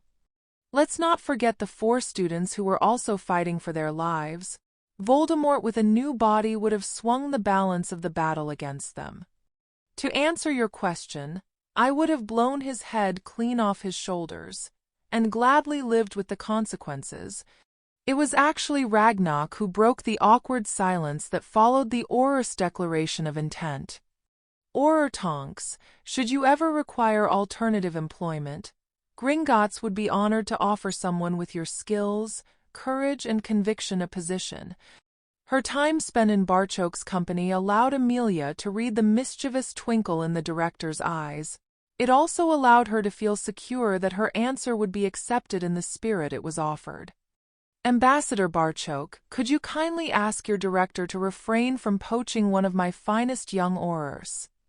Miss Tonks will not require alternative employment as long as I am director of the DM. Ragnarok acknowledged the gentle rebuke. Accepting it in the friendly manner it was offered, he'd achieved his aim. The young Auror who had the courage to do what was necessary now publicly had the protection of her director. Let the press make of that what they will. When the question was asked about how the diary came to be in a young student's hands, the minister himself stepped in at that point. I have to say that matter is currently under investigation. A joint investigation involving both the ministry and our goblin friends from Gringotts. We suspect that these set of circumstances didn't happen by accident, and you can rest assured we will get to the bottom of this. The prophet led with the headline, Heroes of Hogwarts, and had 6 small pictures of those heroes arranged above one of the now dead basilisks that commanded the entire width of the front page. The complete story was then laid out in great detail for the readers. There was no need to embellish what was a truly epic struggle against both Voldemort and a basilisk. This would be the main talking point at every breakfast table in magical Britain. At the Malfoys, they simply bypassed talking and progressed straight to screaming at each other. "You sent a Horcrux into Hogwarts while our son was there. Are you completely mad? I didn't know it was a Horcrux until you showed me that blasted book. You think I want our master returning when we have nothing to offer him?" "Dobby!" The little elf appeared with his head bowed. "I sent you to Hogwarts to retrieve this book, and you failed me." Dobby carried out master's orders exactly. Dobby searched Harry Potter's Patil friend's room, all her belongings, and even under her pillow while she slept. Dobby did not talk to anyone. Dobby did not go anywhere else, and Dobby was not seen. Narcissa hit the roof at her husband's incompetence. You couldn't even give the book to the right witch, yet you expect them not to catch you. They're identical twins who had their backs to me on a packed train platform. You should have had Dobby check both of them, or did it never occur to you that the great Lucius Malfoy could make a mistake? This is your scheme, your catastrophe, and neither my son nor I will be embroiled in your mess. You are on your own for this one, Lucius, and don't expect me to play the dutiful wife. I will not be visiting Azkaban for you or my sister. Draco was watching this byplay, but his mind was elsewhere. His father may have given the diary to the wrong Patil, but Draco knew he had made a much bigger mistake than that. Granger had almost been killed by that basilisk, and Crow would be out for revenge. His parents' generation may have had a saying that you never messed with a goblin. Draco's generation were currently refining that phrase. You never mess with a goblin, especially Harry Crow. Lucius Malfoy had actually committed an even worse crime than that. He'd messed with Crow's girlfriend. Azkaban might be scary, but Draco was more concerned his father would face Crow's blades before he could be sent to the island prison. He could only see one outcome from that battle: his father would be dead. The beetle that was currently clinging to the curtain shared none of Draco's fears. Rita was far too busy thinking of ways to spend all the money this morning's revelations would now see coming her way. Gilderoy bypassed the front page and delved deeper into the prophet, finding what he was searching for on page 16. It was difficult to tell if he'd gotten his heroic pose in front of the basilisk exactly right. The picture wasn't overly large. They'd copied his quickly prepared speech exactly though, which was good. He hated being misquoted. He carefully cut out the picture, making sure to leave the article attached. An article in which the famous Gilderoy Lockhart pointed out exactly where the children had made their mistakes, and why they would be so much better off taking their defense lessons from him. He conveniently ignored the scathing comments underneath the very same article that branded his proposed method of dealing with the basilisk as not only preposterous but suicidal. Gilderoy also paid no notice of the claims that, after the Hogwarts alarm sounded, he was first out the castle, and still in his baby blue silk pajamas, had ran screaming all the way to Hogsmeade. Gilderoy carefully stuck his latest edition into his scrapbook and began refining his headmaster's acceptance speech. After this incident, who else could they possibly choose? Chapter 47. Padma arrived with her family into a back garden that was very familiar to the young witch. She fairly shot through the door in search of her friends. Neville was actually waiting on her, and there was no awkwardness in his hug of greeting. It was a rather nervous Parvati, though, who entered the Grangers' home at a much more sedate pace, and with her mother and father close for support. Neville spotted this at once and released Padma before opening his arms to her twin. With a sob, Parvati dived into them and held on as if her life depended upon it. Ever since hugging his gran in the Hogwarts infirmary saw Neville escaping the expected rollicking of his life, the relieved wizard's new mantra was to hug everyone. He thought he'd gotten it wrong here until noticing the other 3 Patils were smiling at him. "I'm so sorry, Neville, for all the trouble I caused." You didn't do anything, Parvati, it was all Tom. I'm sorry too that I never noticed what was really going on. I'm your housemate, your friend, and we had just spent a good part of the summer together. I was so wrapped up in my own world, though, that I ignored a friend that needed help. I really am sorry, Parvati. Parvati may have controlled her sobbing, but Neville's arms around her were proving too nice to end right away. You came to rescue me, Neville. I couldn't ask for a better friend than that. That's what friends do. Harry and Hermione will tell you the same. Their legs still have them toddling about like babies, but they're waiting on you both in the lounge. Padma took her twin and led her there. Ramrao wanted a quick word with Neville first. Thanks for that, Neville. Parvati was really worried about meeting people again. That was a very mature attitude to take. Sir, to be perfectly honest, I never expected to come out of the chamber. That basilisk was bloody terrifying. Padma pulled me through and gave me the courage to fight on. I think our time down there will change all of us. My Gran certainly treats me different now. Ramrao had his hand supportingly on Neville's shoulder. I saw that beast dead and it terrified me. I'm still not sure how you four managed to pull it off. I also saw my daughter kiss you, and wanted to let you know I approve, assuming you remain a gentleman. Sir, Padma is a scary witch in her own right, but have you met her best friends? Padma and I haven't had time to discuss anything about that day yet. When we do, I can assure you I will be a proper gentleman. Ramrao, stop trying to scare the boy. Smita, this boy, helped bring down a gigantic basilisk and then stopped Voldemort. I hardly think he'll be scared of Padma's father. The three shared a quiet laugh at that as Neville showed them where to go. Smita wasted no time in rushing over to the sofa to hug Harry and Hermione, drawing a wry chuckle from Emma. I find myself doing that all the time too. I think I'm trying to convince myself that they are actually okay and still with us. The Patil mother agreed. I found myself repeatedly getting up and checking the twins' room the last couple of nights, just to ensure they were safely sleeping in their beds. I am so glad I never went down into that chamber. Just the picture in yesterday's Prophet scared the life out of me. I would probably never let the girls out of my sight again if I had actually seen the beast for real. Sirius and Dan had been ferrying enough chairs for everyone into the lounge. Now that they were all seated, it was time to start the family meeting. Augusta, Smita, Ramrao, you will hear things today that I must ask you not to speak of with anyone who isn't currently in this room. Barchok's gaze then settled on Parvati. I'm afraid that applies doubly so to you, Miss Patil. She nodded her agreement at once. I think what upset me the most was not knowing what was going on. Padma and I never had secrets from each other before. That played a big part in pushing us away from each other. As long as I can talk to Padma about anything I hear today, I'll be happy with that.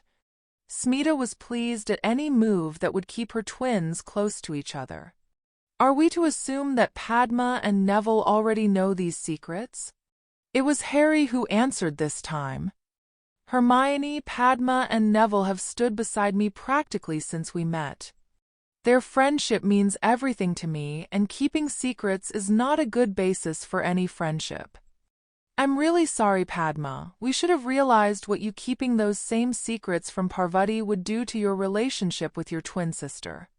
It's time to trust people and live with the consequences. Did you get confirmation, Father? The goblin seemed to age as he answered his son. Yes, and he was working alone. Then he is a dead man. Harry, no. Let the ministry deal with it. Hermione, he attacked my family. He attacked you. The rest of the family didn't exist for the couple at the moment. They were staring into each other's eyes as they fought this battle of wills. Amelia will make sure he sees the inside of Azkaban. We could even ask he gets Sirius' old cell. Ask your godfather if that's a soft option. But Hermione, he attacked. And you're not fit to duel anyone over the age of 3 at the moment. Let Amelia have that time to see justice done. If he's not in Azkaban by then, I'll even be your second. Harry was getting lost in those brown eyes. She can have a week after that. He's mine. Make it 2, love. Give both you and Amelia time to get ready. 2 weeks for me, please. When Hermione added a tender kiss to her plea, everyone there knew Harry was done for. 2 weeks, not a day longer. This earned Harry another kiss and saw a weight leave Barchoke's shoulders. He knew his son would call Malfoy out, just as the goblin knew there was no way he could have talked Harry out of it. Hermione very wisely didn't even try that tack. Instead, she rather cleverly bought some time for Amelia to do her work and allow Harry to recover properly. The goblin was glad Hermione had extracted that promise before his son heard the next piece of news. Even his mate would have struggled to contain Harry's anger after this. I should now really fill everyone in on exactly what's going on here. During the summer, we received a warning that a great danger would be coming to Hogwarts. That this danger would involve Harry was all the information we had. Absolutely nothing specific that we could approach yourselves, Amelia or Minerva, with. You would have to be a right fool not to see there was more going on here than they were being told, and Augusta was no fool. Can I ask why Amelia and the girls aren't here today? Barchoke directed his answer at those who didn't yet know the full story. There are things you will hear that we wouldn't necessarily want the head of the DMLE to learn. That's in no way a negative reflection on the current holder of that post, rather us trying to offer some protection to Amelia. She will certainly hear that this was a direct attack against my son, and also that the wrong which ended up with the Horcrux.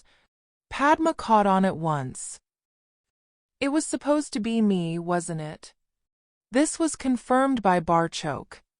An attack on Harry would work best if it was targeted at you, Neville or Hermione. Oh, Malfoy is so dead. This sharpened Augusta's attention. Malfoy, Lucius Malfoy? Her indiscretion saw Padma's cheeks blush. Oops. I wasn't supposed to say anything. Okay, let's get everything out in the open. I am Harry Crow, current head of House Potter. My father arranged that so no one could influence my decision on where my future lies. Funnily enough, the Ministry solved my problem by awarding me an Order of Merlin that automatically makes me an adult as far as the Ministry are concerned and allows me to call out Malfoy. His elf actually provided the warning, which is why we got no specific details. We only discovered it was Malfoy's elf when Draco's mother pulled him from Hogwarts, and we only suspected a basilisk was involved when Hermione found that information in the library on Friday night. Her hand slipped into his, knowing what was coming next. Hermione is not merely my girlfriend. We are blood-bound mates, and will officially marry when both of us become of age to do so.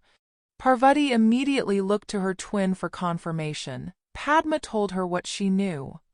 Truly bonded, with an all-over glow that turned golden. I wish I could have seen it. Our father has a memory of our bonding. I'm sure he could be convinced to let you see it. We put the Malfoys under investigation, using the same method that brought down Dumbledore, and now have confirmation. Father, can we prove it to the Ministry, though?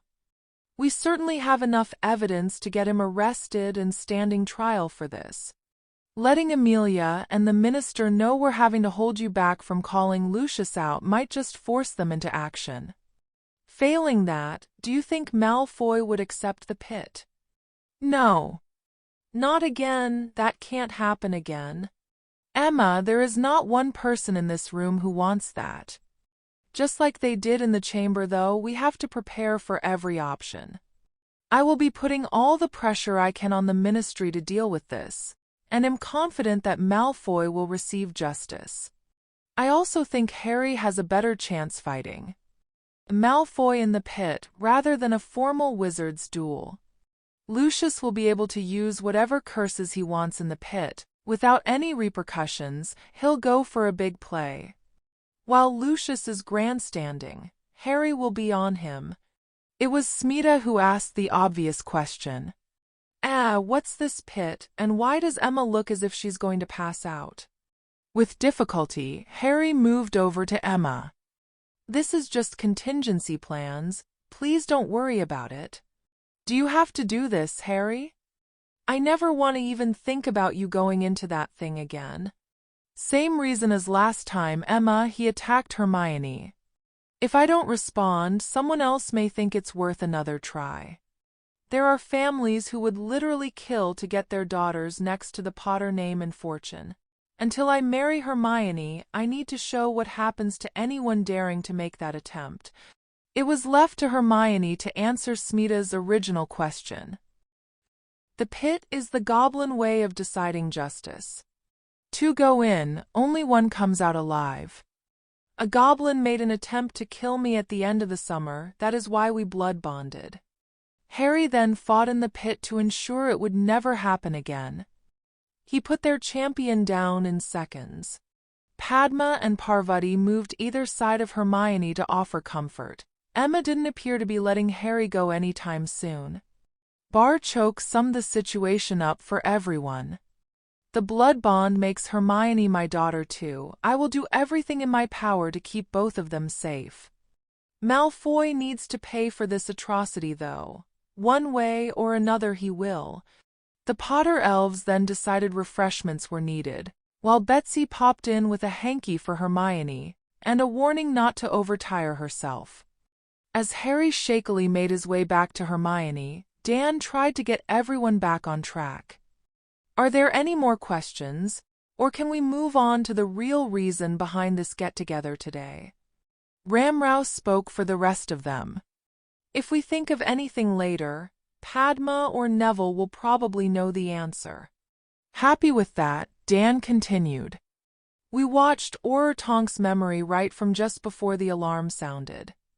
While my first instincts were for you to get out that castle as quickly as possible, you took minimal risks to collect information that could prove vital in solving this problem.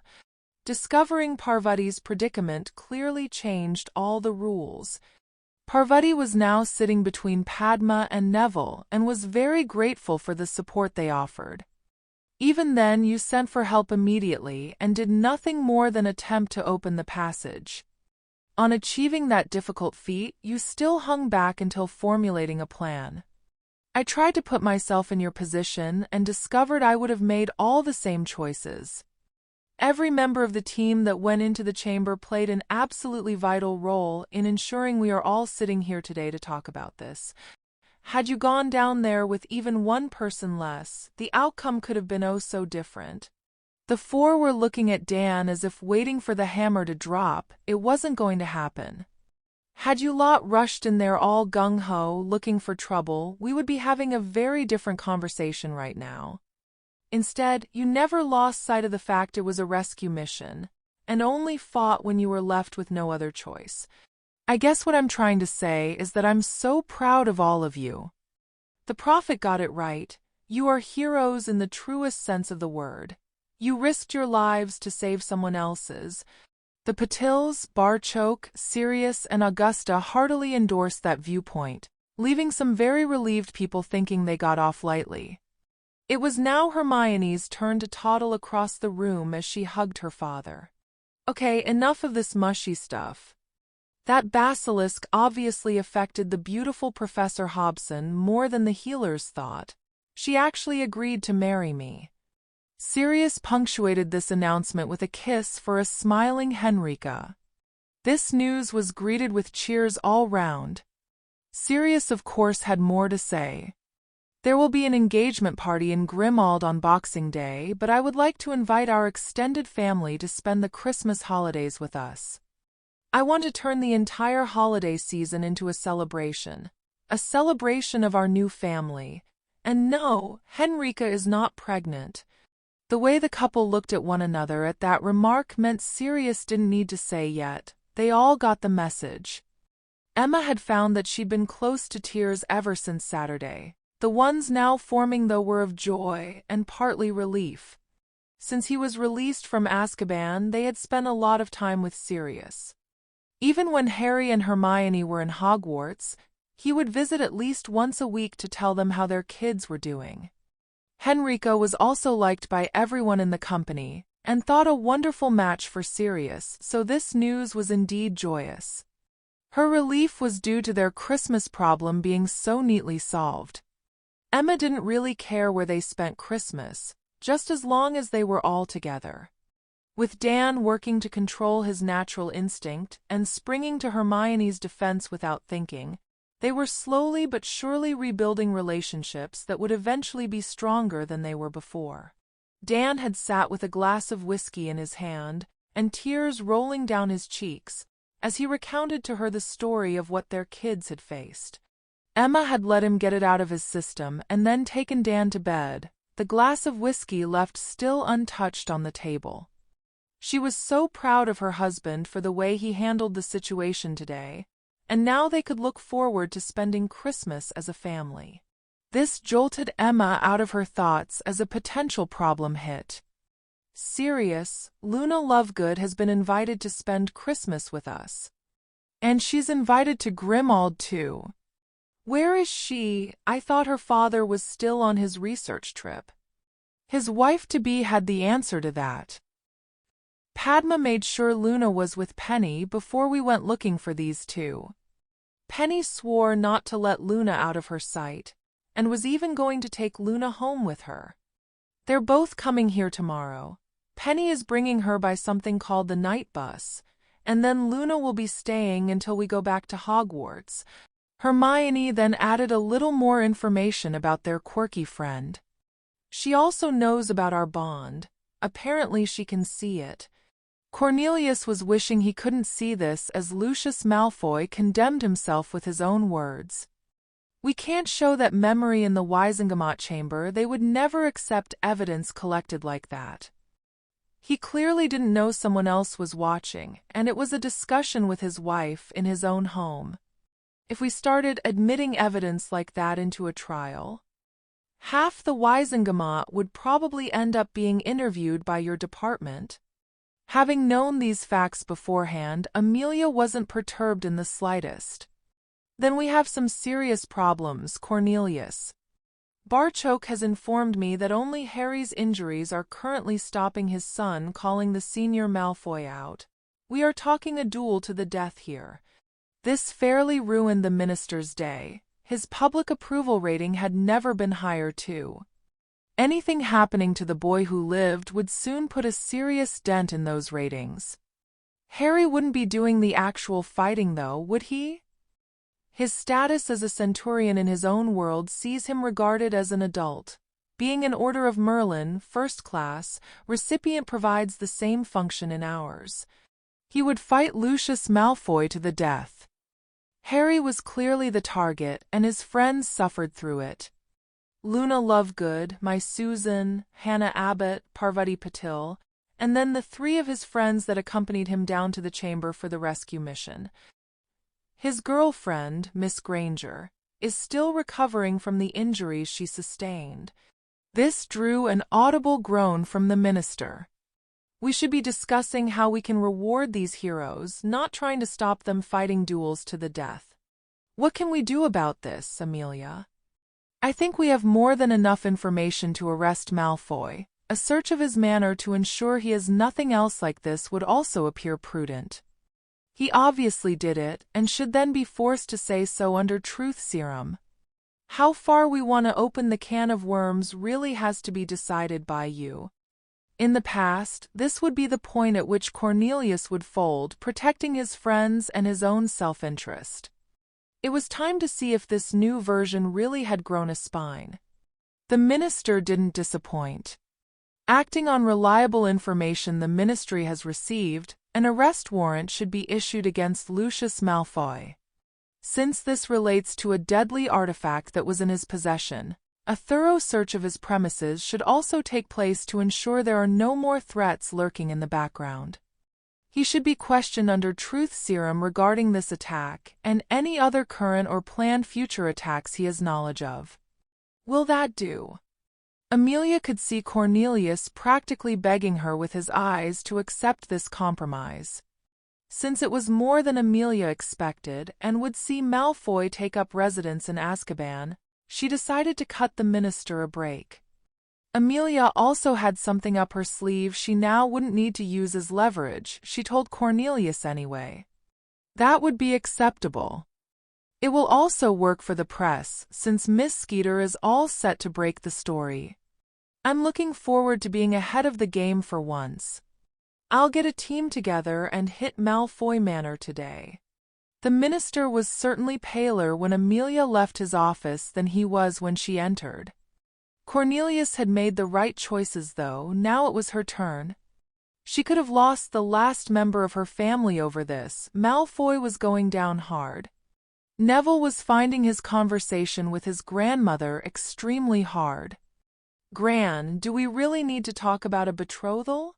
I really like Padma, but we have kissed once. That hardly means we want to spend the rest of our lives together. I know, Neville, but you have to understand that these extraordinary escapades at Hogwarts from both of you are going to attract a lot of attention. Even your mother recognized Padma is a beautiful witch.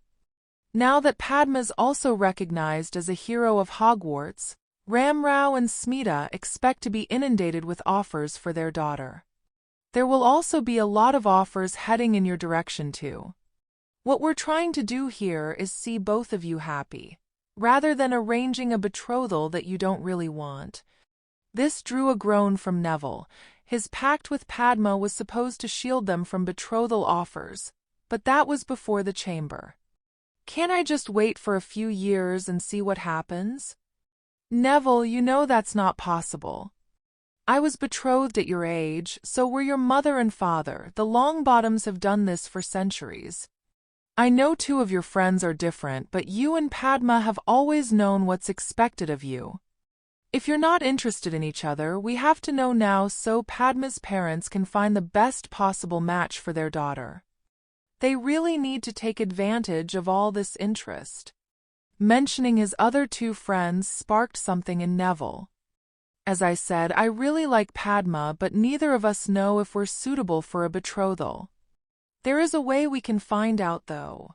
This took Augusta back. Neville, surely you don't mean... Yes, we perform the blood bond ritual. That will tell us if we're a suitable match, then we could happily be betrothed.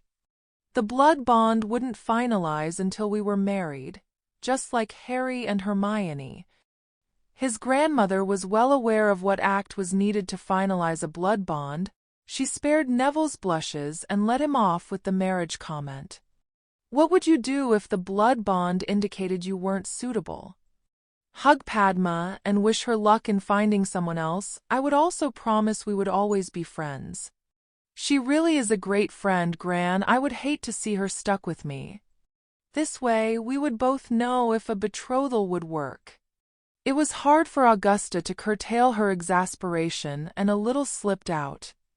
Neville Longbottom, you are one of the most eligible young wizards in Britain, and that was before the Chamber of Secrets. You are certainly not someone a witch would consider being stuck with, like some kind of booby prize. Both Smita and Ramrao think Padma's sweet on you, and I know you really like her. That puts you both in the same position your mum and dad were. This made him happier about the situation, but Neville had made his mind up. I still want to try the blood bond ceremony. Like Harry, I've spent my life listening to stories of how much my parents loved each other. I want the same. This way, Padma and I can know exactly how suitable we would be for each other. Augusta really only had one more question for her grandson. And what do you hope the result of the ritual will be? This time, Neville couldn't contain his blush. He answered as honestly as he could. I hope it shows we have a strong bond, and that leads us to a betrothal. A warm smile spread across Augusta's face. She recognized her grandson's innate shyness, and also the confidence he would gain from a positive reaction to the ritual. He needed proof that he and Padma would be a good match, and his other two friends had provided such a good example of what a couple should be. Blood bond rituals were originally carried out to see if couples were suitable to wed. I've never heard of one being used as part of a pre-betrothal agreement. Any other family might take this as an insult to their daughter, but I think I'll be able to explain the situation to Smita and Ramrao that we all only want the best for Padma. It will need to be kept secret though, whatever the outcome. Neville understood as Gran meant secret from everyone except family. He was fine with that. The Granger house once more woke to the whack of practice swords being used in the back garden. Raising his head from the pillow to glance at the window drew a groan from Dan. His groan was directed at the rain he saw running down the glass. Those two are still recovering. I hardly think being out in this weather will be helping. You could see their frustration yesterday because their injuries were physically curtailing them. They're obviously not fit to go for their run yet, but this will let them get some normality back. He couldn't help but tease his wife. Emma, practicing with wooden swords in the pissing rain, mere days after being seriously injured, is anything but normal. It's normal for them. In our world, those two would have been looking at multiple surgical procedures, weeks of lying in a hospital bed, and then months of physiotherapy. They would have been lucky if they were able to practice fencing by this time next year. Those swords saved their lives. Let them practice as often as they want. You're still worried about Harry having to fight this Malfoy. Worried doesn't even start to describe it. I'm bloody terrified. He may be a centurion, but I just see my boy having to fight someone to the death. How the hell am I supposed to feel? I honestly don't think it will come to that. Barchoke was confident the ministry would take action. Remember, this thing also harms Susan. We know how protective Amelia is of her niece. I was also watching Sirius as this was being discussed. I think he would take action before Harry could. We have an extended family now, with Harry right in the center of it. That family won't stand back and let anything happen to him.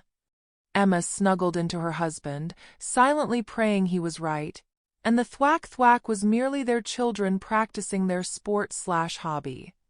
The occupants of Malfoy Manor received a much ruder awakening. Amelia led her team to arrest Lucius and tear the place apart in their search for other dark objects. She had brought Alastair Moody along for this very purpose. That artificial eye of his would certainly come in handy when looking for hidden rooms or compartments. Lucius' heart sank as he spotted his visitors. Bones must have brought about 20 Aurors with her. What is the meaning of this? Amelia was in no mood to take any shit from Malfoy today. Lucius Malfoy, I have a warrant here for your arrest. Evidence has been presented that implicates you as instigating the attacks at Hogwarts.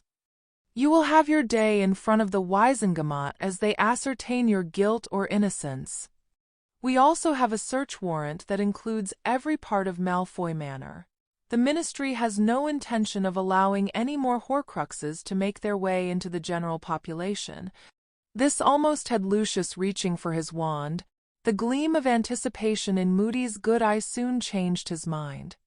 The chances of the old Auror hitting him with a stunner were negligible. Moody liked to put his targets down harder than that. While slightly disappointed that Malfoy didn't try something really stupid, Amelia was suddenly thinking she might not need Moody after all. A rather ragged elf had silently appeared behind the Malfoys and was indicating to the floor at her feet. When Barchoke had supplied her with that memory, the goblin had also told her why they had focused their attention on the Malfoys. It was clear this elf wanted Lucius to be caught and was again providing all the help his bond would allow. Alastair, could you scan this room for hidden compartments or trapdoors? Mad-Eye had of course spotted the elf and was already concentrating on the floor. There is some kind of ward on the floor and rather heavy notice-me-not charms. I think our friend from the Unspeakables should start right here. By the time a cowed Lucius was in the magic-inhibiting cuffs, the Unspeakable had the trapdoor open, and Dobby was ready to point them in the direction of their next find. There was enough dark objects in that room alone to ensure Lucius would be residing in Azkaban for a very long time. Draco stood beside his mother. helplessly watching as his smart and oh so powerful father was led out of their home in chains. The chances of him returning to that same home were nil. The family didn't even have enough gold to waste on hiring a lawyer to defend him. Thinking of family saw the realization hit that he was now effectively head of the Malfoys. It was time to make sure the family survived.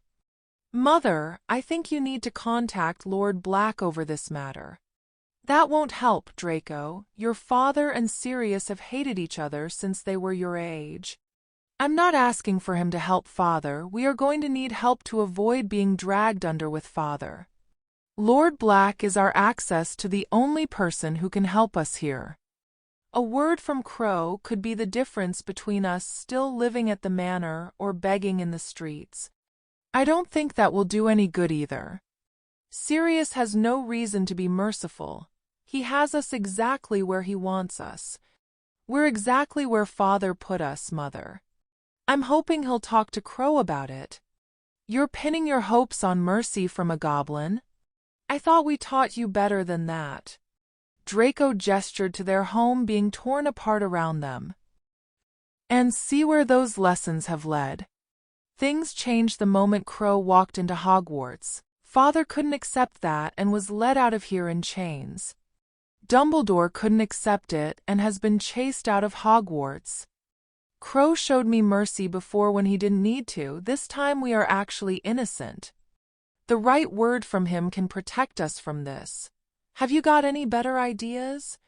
That stopped Narcissa dead in her tracks. She actually had no idea what to do next. All their friends would sit back and wait to see what happened, too fearful of getting dragged into this mess to offer any semblance of support. They were on their own and probably wouldn't survive the public backlash without some kind of protection. "Do you really think Crow would help?"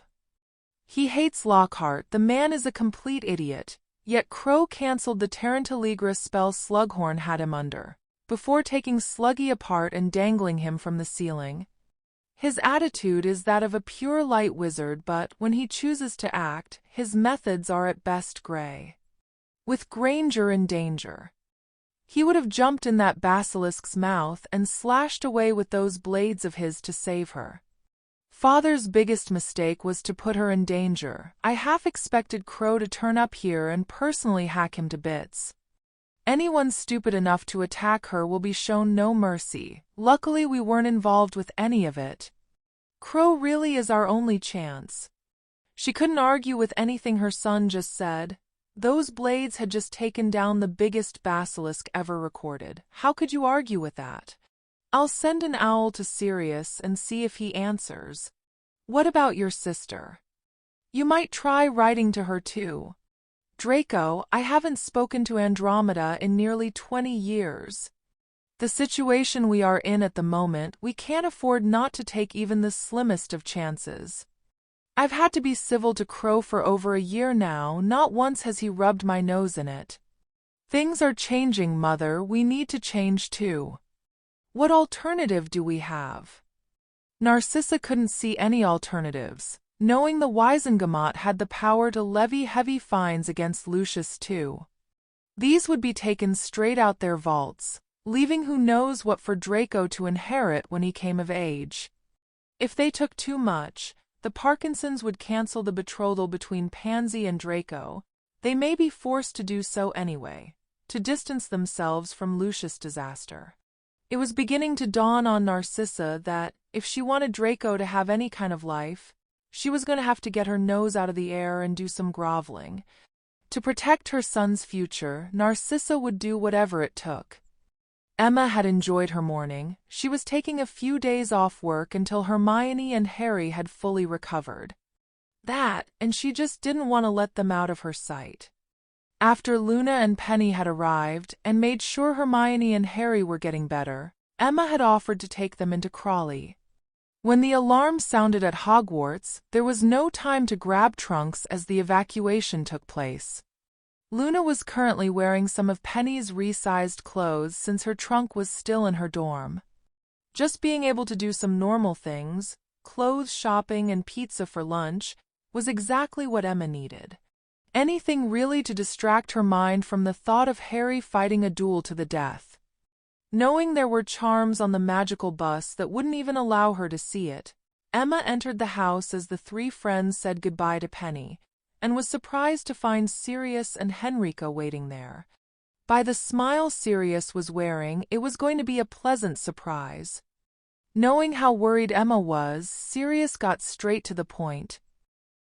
Lucius Malfoy was arrested this morning. Amelia arrived with a team of Aurors, and also tore Malfoy Manor apart. Even his own wife expects him to be changing his address to Azkaban. Emma managed to make it to a chair before she broke down and started crying. These, though, were tears of relief. Hermione and Harry were alarmed when they first spotted her sitting crying. That was until Sirius told them the reason behind her tears. He also told the pair he needed to speak with them. This would not be a straightforward conversation. This was the first time Narcissa had entered Gringotts in almost a year. She had no reason to go there until now.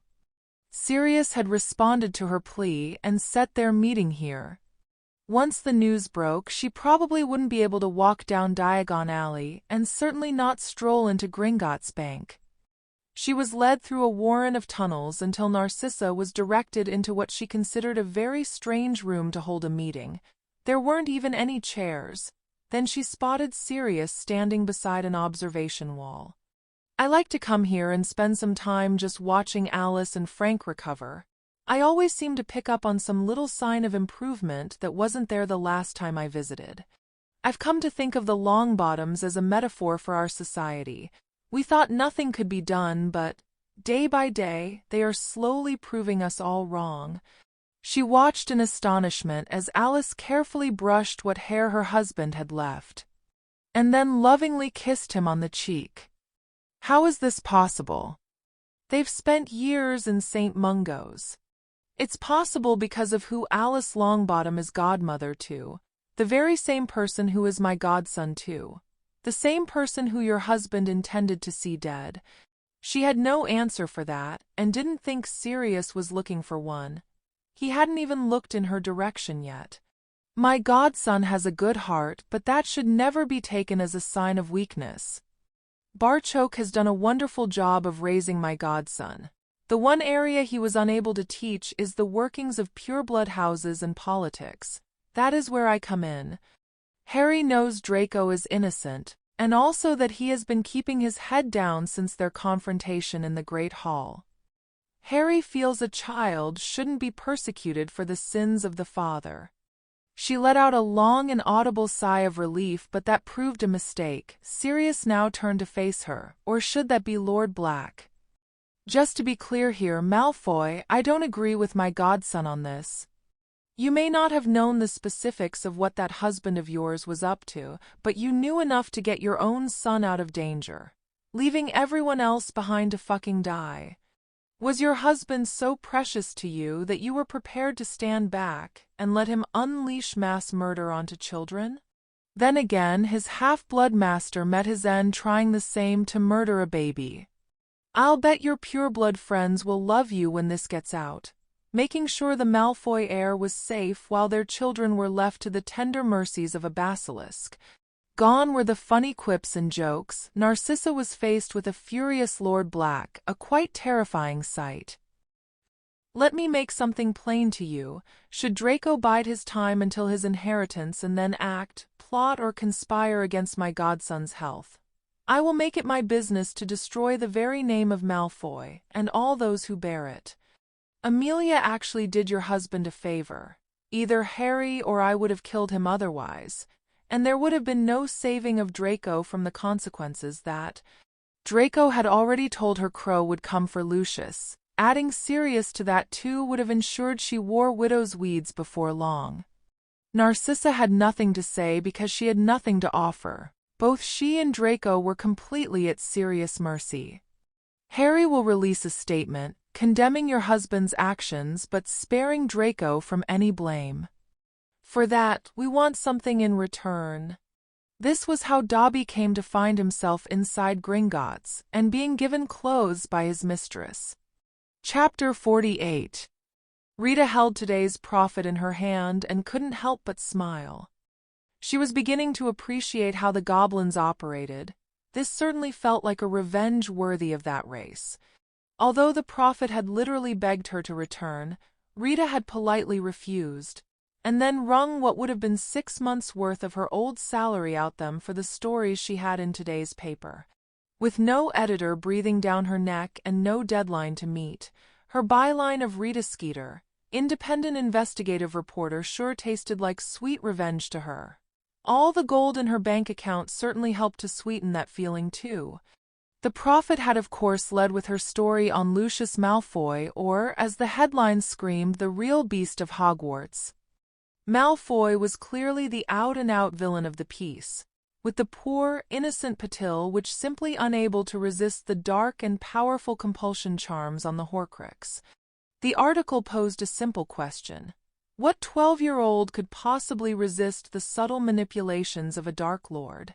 That her twin sister and her friends had not only discovered, but then broken into the fabled Chamber of Secrets, slain the gigantic basilisk that had been attacking the school, stopped Tom Riddle from being reborn, and then rescued Parvati too, meant there would not be one shred of blame heading in the direction of the Patil family. Quite the opposite. That Voldemort had come within a whisker of being reborn was the really shocking part of the entire sorry tale, and ensured Malfoy would be joining his fellow Death Eaters in Azkaban. The Ministry also came out of this looking good.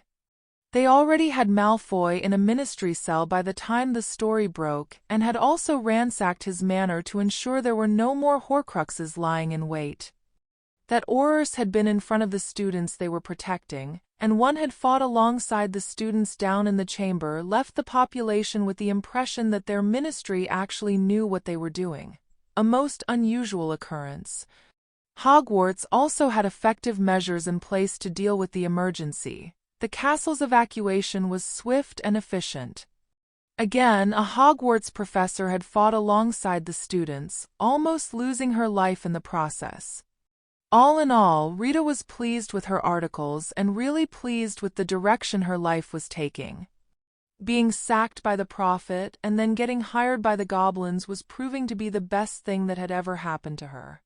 Minerva was also amazed at the accuracy of the reporting, especially the article on the emergency meeting of the Hogwarts School Board. With Albus' non-arrival, the current information Amelia Bones had available pointed to him leaving Britain altogether. He was quickly dismissed as headmaster in his absence. Minerva had then refused the offered headmistress position, citing that she was in the process of introducing an entirely new method of transfiguration and would like to concentrate her efforts on that for the foreseeable future. Augusta had invited Amelia and Barchoke to attend the meeting. It was the goblin, though, who asked the all-important question. "Excuse me, exactly what did Headmaster Dumbledore do inside Hogwarts?" "All my dealings are with Professor Mcgonagall, which is why I asked that question. I know he didn't teach and that his deputy handled all the finances. What was his contribution to running the school?" All eyes then shifted to Minerva, recognizing that she would be best able to handle this question. She was rather uncomfortable with where the question could lead, but still answered truthfully. "Albus left the day-to-day running of the school to me. He was more interested in setting Hogwarts policy, dealing with the paperwork involved, and of course hiring new staff." This was greeted with silence before Amelia offered a suggestion. Why not let Minerva continue with what she had been doing and just appoint someone to generally oversee Hogwarts? There exists some old legislation where the ministry can appoint someone into that very position. They would be known as the High Inquisitor of Hogwarts. They would also have the power to remove staff they felt weren't up to Hogwarts standard. A certain defense professor immediately springs to mind. Her idea wasn't exactly greeted enthusiastically, so Amelia set out to solve their obvious problem with this. "I wasn't suggesting the ministry actually appoint someone. Rather use the existing legislation to ratify whoever the school board chose to fill the role." That was certainly a lot more palatable to the board, and Augusta Longbottom was selected for the part-time position within the hour. Barchoke then explained the reason behind why he was here. Between us, Augusta and I represent 3 of the students who fought the basilisk. We also have Ramrao Patil's permission to make this offer. They propose to split the profits from the basilisk carcass into 3 pots. The first would pay for the upgrade of the Hogwarts wards that won't even allow a marked Death Eater to enter the castle, far less something as dark as a Horcrux. The remaining gold would then be split evenly between the final 2 pots, one to be shared amongst the rescuers and the other reserved for those who were injured by this situation. Since they were basically getting the best wards gold could buy for free, the school board unanimously accepted this generous offer at once. Barchoke did explain that Gringotts would be erecting these wards at cost. The Goblin Nation had no intention of making profit from protecting schoolchildren. What he didn't say was that this would be a massive advert and profitable endorsement for their new wards, and that they expected to make a fair bit of gold from protecting homes of the wealthy. To a wizard with enough gold, wards that wouldn't allow Death Eaters even access to your property were certainly worth paying for. It proved to be a very productive meeting, with everyone feeling as if they had gained something positive by the end of the night.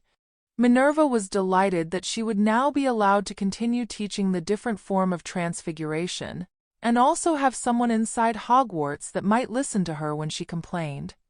With Augusta Longbottom in charge of hiring and firing, she didn't see Lockhart lasting much past Christmas. The only reason he might last that long was they would need to find a replacement first. Edmund Parkinson focused more on the short interview Crow had given Rita. He'd heard from Pansy that Crow could easily lord it over Hogwarts but made no attempt to do so, and apparently had no interest in doing so either. The impression given here was of a wizard who had no interest in honors, or any intention of playing a hero over this affair. He stated quite plainly they had gone down there to rescue their friend, nothing more. Crow's comment that he didn't want to see his friend being blamed for this incident, or anyone else other than the person who gave Parvati the Horcrux, resonated with Edmund.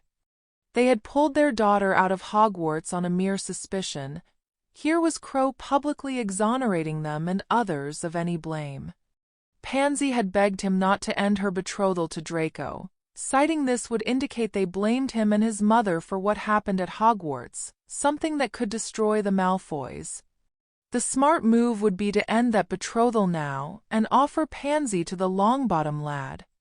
This was something Edmund might still do, depending on the outcome of Lucius' trial. That Lucius was bound for Azkaban seemed beyond doubt. What would happen to the Malfoy money was not. A 17-year-old Draco would still inherit, and with Lucius out the picture, Edmund was sure he could influence his daughter's then wealthy future husband. Draco would have a reprieve, at least until his father's trial. If the Ministry took over half of the Malfoy money, that would be the end of Pansy's betrothal, no matter how many tears his daughter cried. Dolores was attempting to be pragmatic about the situation, and failing miserably. Inside, the witch was seething at the injustice of this, even though she understood it was nothing more than a case of very bad timing. The summer after next, she had secured the Quidditch World Cup to be held in England. Dolores had worked her arse off fighting to get the tournament to Britain, only to find the news buried deep inside the Prophet. The newspaper was still being dominated by the Basilisk and Harry Crow. Seeing him once more cast as the hero really made her blood boil, and that was before he stole her deserved front page. It was now the following day before Albus could get his hands on a copy of The Prophet. He still thought it was worth the effort, though. Now that he'd left Britain, it was vital that he kept himself up to date with just what was happening back home. The most striking thing for him was just who had ended Tom Riddle. Albus had to read it 3 times to ensure he hadn't made a mistake. It actually said Neville Longbottom. This saw Albus questioning just which of the boys was the child of the prophecy. Could he actually have gotten it wrong? This would need careful consideration, but he had time. Neither of the boys would be going anywhere for the next 5 years or so. Plenty of time for Albus Dumbledore to make his triumphant return to Hogwarts, and once more engage in the battle for influence over the prophesied one. That there were again two contenders for the position meant he would need to keep a careful eye on what was happening back home, otherwise known as getting the prophet delivered a day later than those living in Britain. The group of friends were spending time together in Crawley that Saturday afternoon for two reasons. One was simply that they enjoyed each other's company, and two was to help Parvati recover from her ordeal. Being in the company of Luna, Susan and Hannah, all of whom were petrified yet bore her no ill will, would certainly help Parvati with facing having to climb back on board the Hogwarts Express on Wednesday. Knowing her friends would be there for her too would also help, with even Lavender being invited to spend the day with the group. Hermione was holding Harry's hand as they led their friends around the town center. Her mind, though, kept wandering back to last night and the events at Longbottom Manor. Oh, last night, oh. Barchoke didn't need much of an excuse to show the memory of his son and daughter's bonding, and the family had already heard Harry had to fight in the pit. Luna was clutching Harry and Hermione as the fight unfolded, sensing something bad was about to happen. Both Patil twins screamed as the goblin blade bit into Hermione, only for her armor to deflect it away. Still hurt like a bitch, though. I had a bruise right down me. No one was surprised at Hermione's revelation, and neither were they shocked at Harry's response to the attack on his girlfriend. That goblin was just fortunate Harry dropped his blade. The girls' screams had soon turned to sighs as the bond formed, with Padma, Parvati, and Luna all staring at the couple in awe. It was Neville, though, who reacted first. "Harry, can I borrow your sword for our bonding ceremony? I was going to use the potions knife you gave me, but I want all the help magic can give me." After insisting on the bond, Neville was now dreading a negative result, as was Padma. Hermione had worn her sword specifically in the hope Padma might ask for it. She handed it over to her friend as Neville had the sword of Gryffindor in his grasp. The rest of the world no longer existed for the pair as, with a nod, Padma indicated she was ready. They cut their hands in unison, Neville going deeper than he intended due to the exceedingly sharp blade. That was the least of his troubles, though. The next few minutes could decide the course of his life. They clasped their bleeding hands together as Neville offered the incantation. "You are mine, and I am yours." Padma's eyes positively sparkled as she provided the necessary response. "You are mine, and I am yours." Not one person in the room breathed as they studied the couple's joined hands. Those collective breaths were released as a silver glow began to escape from their linked fingers. As that glow passed their wrists and began traveling up their arms, an air of euphoria amongst the watchers escalated directly in relationship to the expanding glow. As it reached their shoulders, Ramrao let out a loud yell of celebration. His wife and Parvati had already been in floods of tears from the instant the silver glow first made an appearance. It crept into their chests, stopping when it reached their hearts before slowly fading away. Neville's gaze had never left Padma's eyes. "Will that do you, Miss Patil?" "Mr. Longbottom, I was yours the instant our hands healed." She proceeded to prove it by grabbing him for their second kiss. And this time Neville just might have ended up sockless. With the exception of Augusta, all the females present then mobbed the couple. The Longbottom matriarch had a wide smile on her face, though, as she approached Ramrao. "I believe we have some business to discuss. It will give me great pleasure to invite your daughter to join our family. As Padma's father, I can honestly say I couldn't think of a wizard better suited to one day marry my daughter than your grandson. I will be delighted to sign the documents that will formalize what we witnessed here today." Dan found himself standing next to Barchoke, a hint of sadness creeping into what was a happy occasion. "This is what it should have been like for our children, and I ruined that." He didn't get to say any more as Hermione had heard and quickly rounded on him. "Dad, everyone today knew exactly why we were here. You had just watched some memories and then were told I was married. How else could you react?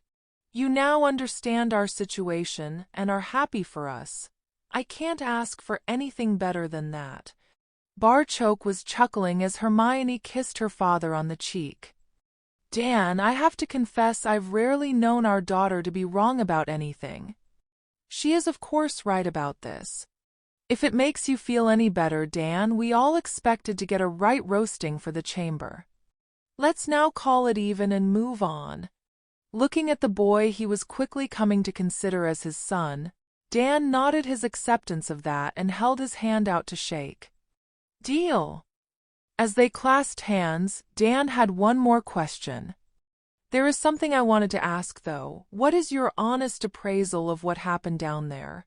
Neville and Padma were returning their borrowed swords, which gave the four a minute to think of an answer for Dan. "I didn't want to take Hermione down there, but she was right, we needed her. We also had no plan to deal with Tom Riddle. Neville saved all our arses over that. Henrika was just amazing, otherwise we would have been in really bad trouble. I think we would all agree that we carried an amazing amount of luck. The only time it turned against us being Hermione slipping." Hermione agreed with every word of that. "I certainly didn't feel heroic, lying on a wet and bloody floor with a giant snake's head in my lap. Padma and I were too worried about Parvati and Harry to feel much of anything. Our training saved our lives. That same training has also taught us just how lucky we were that day." Dan then embraced the happy new couple. "Congratulations, you two. I didn't mean to lower the tone of the celebrations." Neville wore a smile that nothing was going to shift, just like nothing was going to shift Padma from his side. "That's fine, Dan. Without going down into that chamber, Padma might never have kissed me, and I certainly wouldn't have had the courage to ask her to blood bond." His betrothed now playfully slapped his arm. "Listen, Longbottom, you were always going to get kissed. That ruddy great snake just moved the timetable up a bit." The celebration was back on track when Augusta and Ramrao returned, the paperwork all dealt with. She handed a small box to her grandson, and Neville's smile got even wider. He opened the box and placed the Longbottom betrothal ring on Padma's finger, before offering her the box to do the same for him. There was no need for words. Their blood bond was far stronger than any betrothal agreement, something the rings recognized as a spark of magic passed between them. An impromptu party broke out after that. No one had wanted to plan one beforehand in case they jinxed the outcome of the blood bond ceremony. It was during this time that Sirius approached Dan and Emma. "I have a little problem you two might be able to help me with. Setting Dobby free has created an unforeseen problem. The little guy apparently likes being free." This left Dan shaking his head. "Why does everything in your world have to be so bloody complicated? How could someone wanting to remain free be a problem? House elves love to work, it's when they're at their happiest."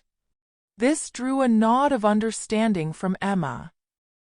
"Hermione told me the same thing, says she deliberately messes up her room sometimes to keep Betsy happy.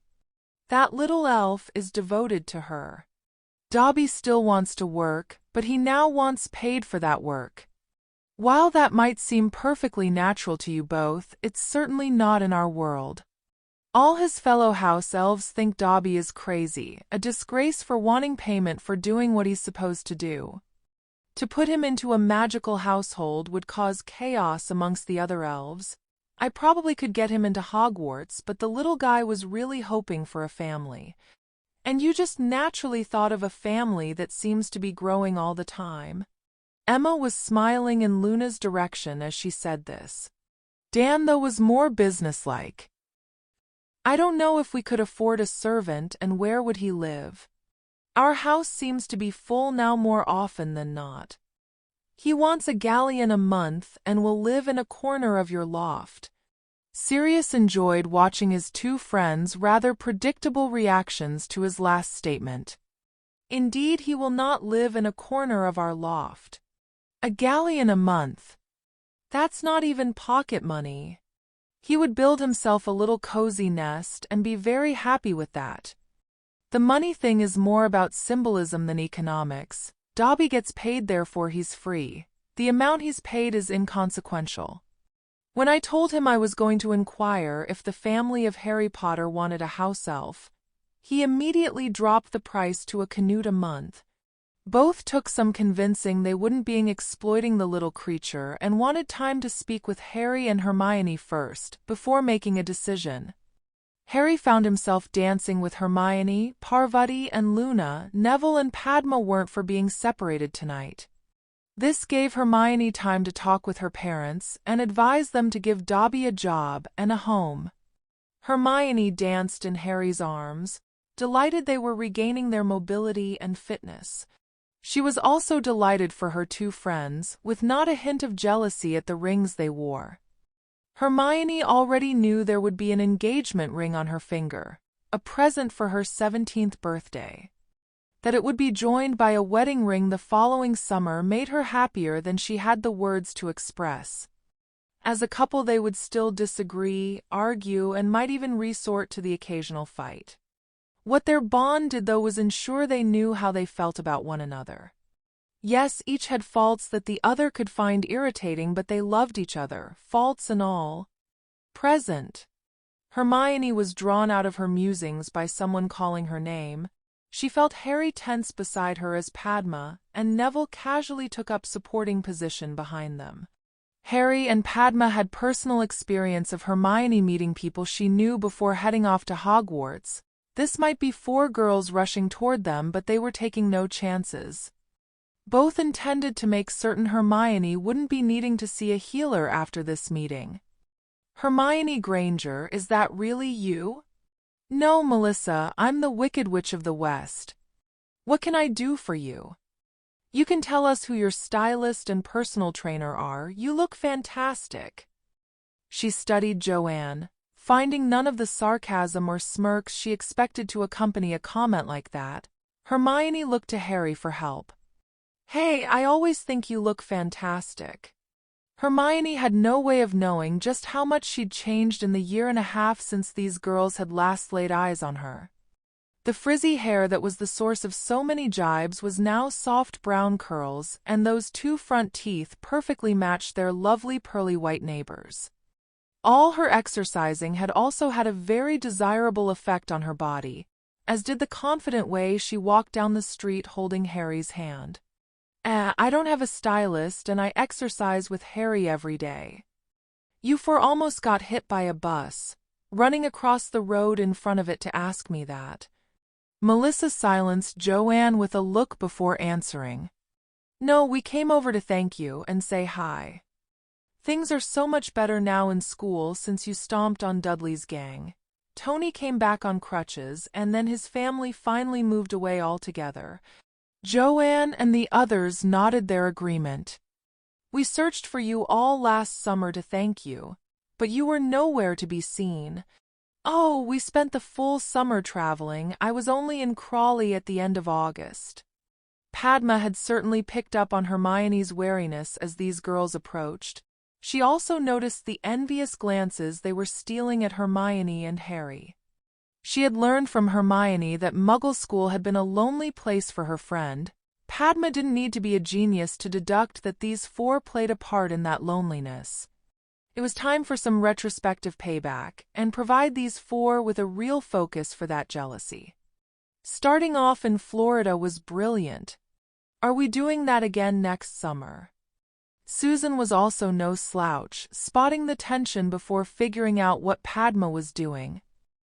Oh, I would love to go back to Japan. That was just amazing, and Annie talks about it all the time. Sorry, Susan, and I hate to disagree with my girlfriend, but Rome was the highlight of the whole summer. Lavender hadn't catoned on to what was happening here. That made her outburst so much more believable, though. She had been listening to stories of that holiday since Parvati returned from it. Lavender certainly knew which part sounded best to her. Neville, Rome was better than Harry's private tropical island. Are you nuts? Harry settled the matter. This summer our holidays will have to be built around a wedding. We won't be able to do much planning until that's arranged. The four girls were left looking at each other in disbelief. They'd heard the wild rumors, but here was the proof.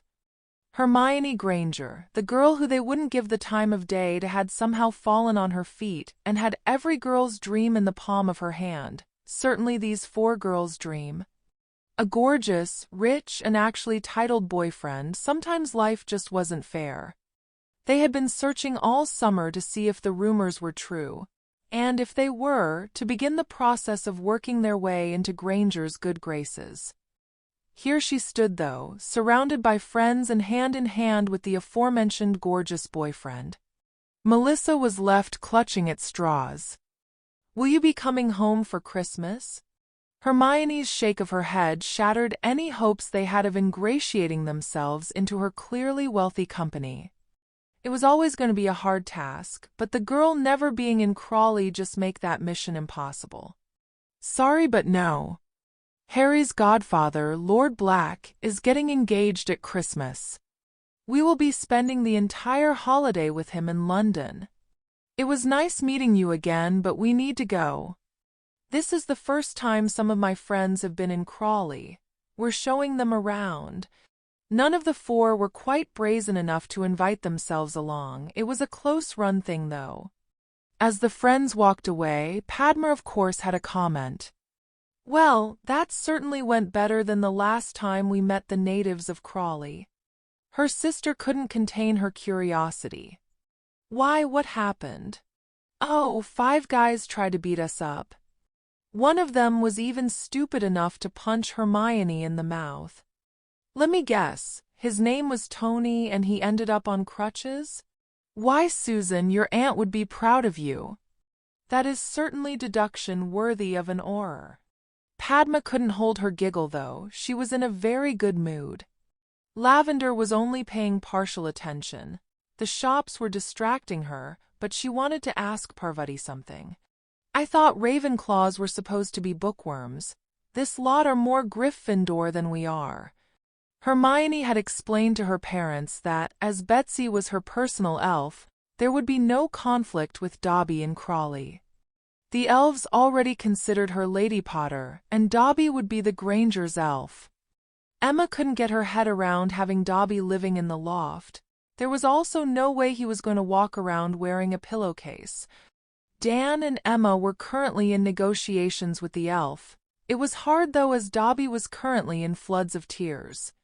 "If this isn't big enough, Dobby, we could—" "Oh no, Mrs. Granger, this is far too big for Dobby. This is a room. Dobby, it's a storage cupboard under the stairs. We emptied it and put that little cot in there. We thought you'd be more comfortable here than in the loft. We bought you some outfits. Do you like them?" Both Emma and Dan had been coached not to say clothes. Dobby may be a free elf now, but that just wasn't a word you used around house elves. There were 3 children's outfits on hangers in the walk-in cupboard. Dobby's eyes were drawn to the little tracksuit. It was brightly colored, had zips and pockets, and Dobby had never seen anything so fine in all his life. Dobby loves them, and Dobby already thinks he's going to really like working here. With a shake of hands the deal was done. The Grangers had just hired a very dedicated house elf.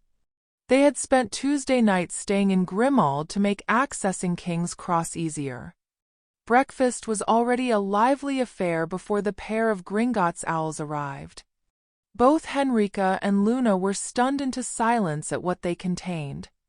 "Harry, I have a Gringotts bank draft here for 90,000 galleons. Would you care to explain why?"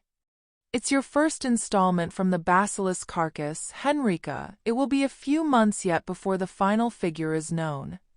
As a victim of the creature, Luna should have about half of that. That's simply because there were more victims than rescuers."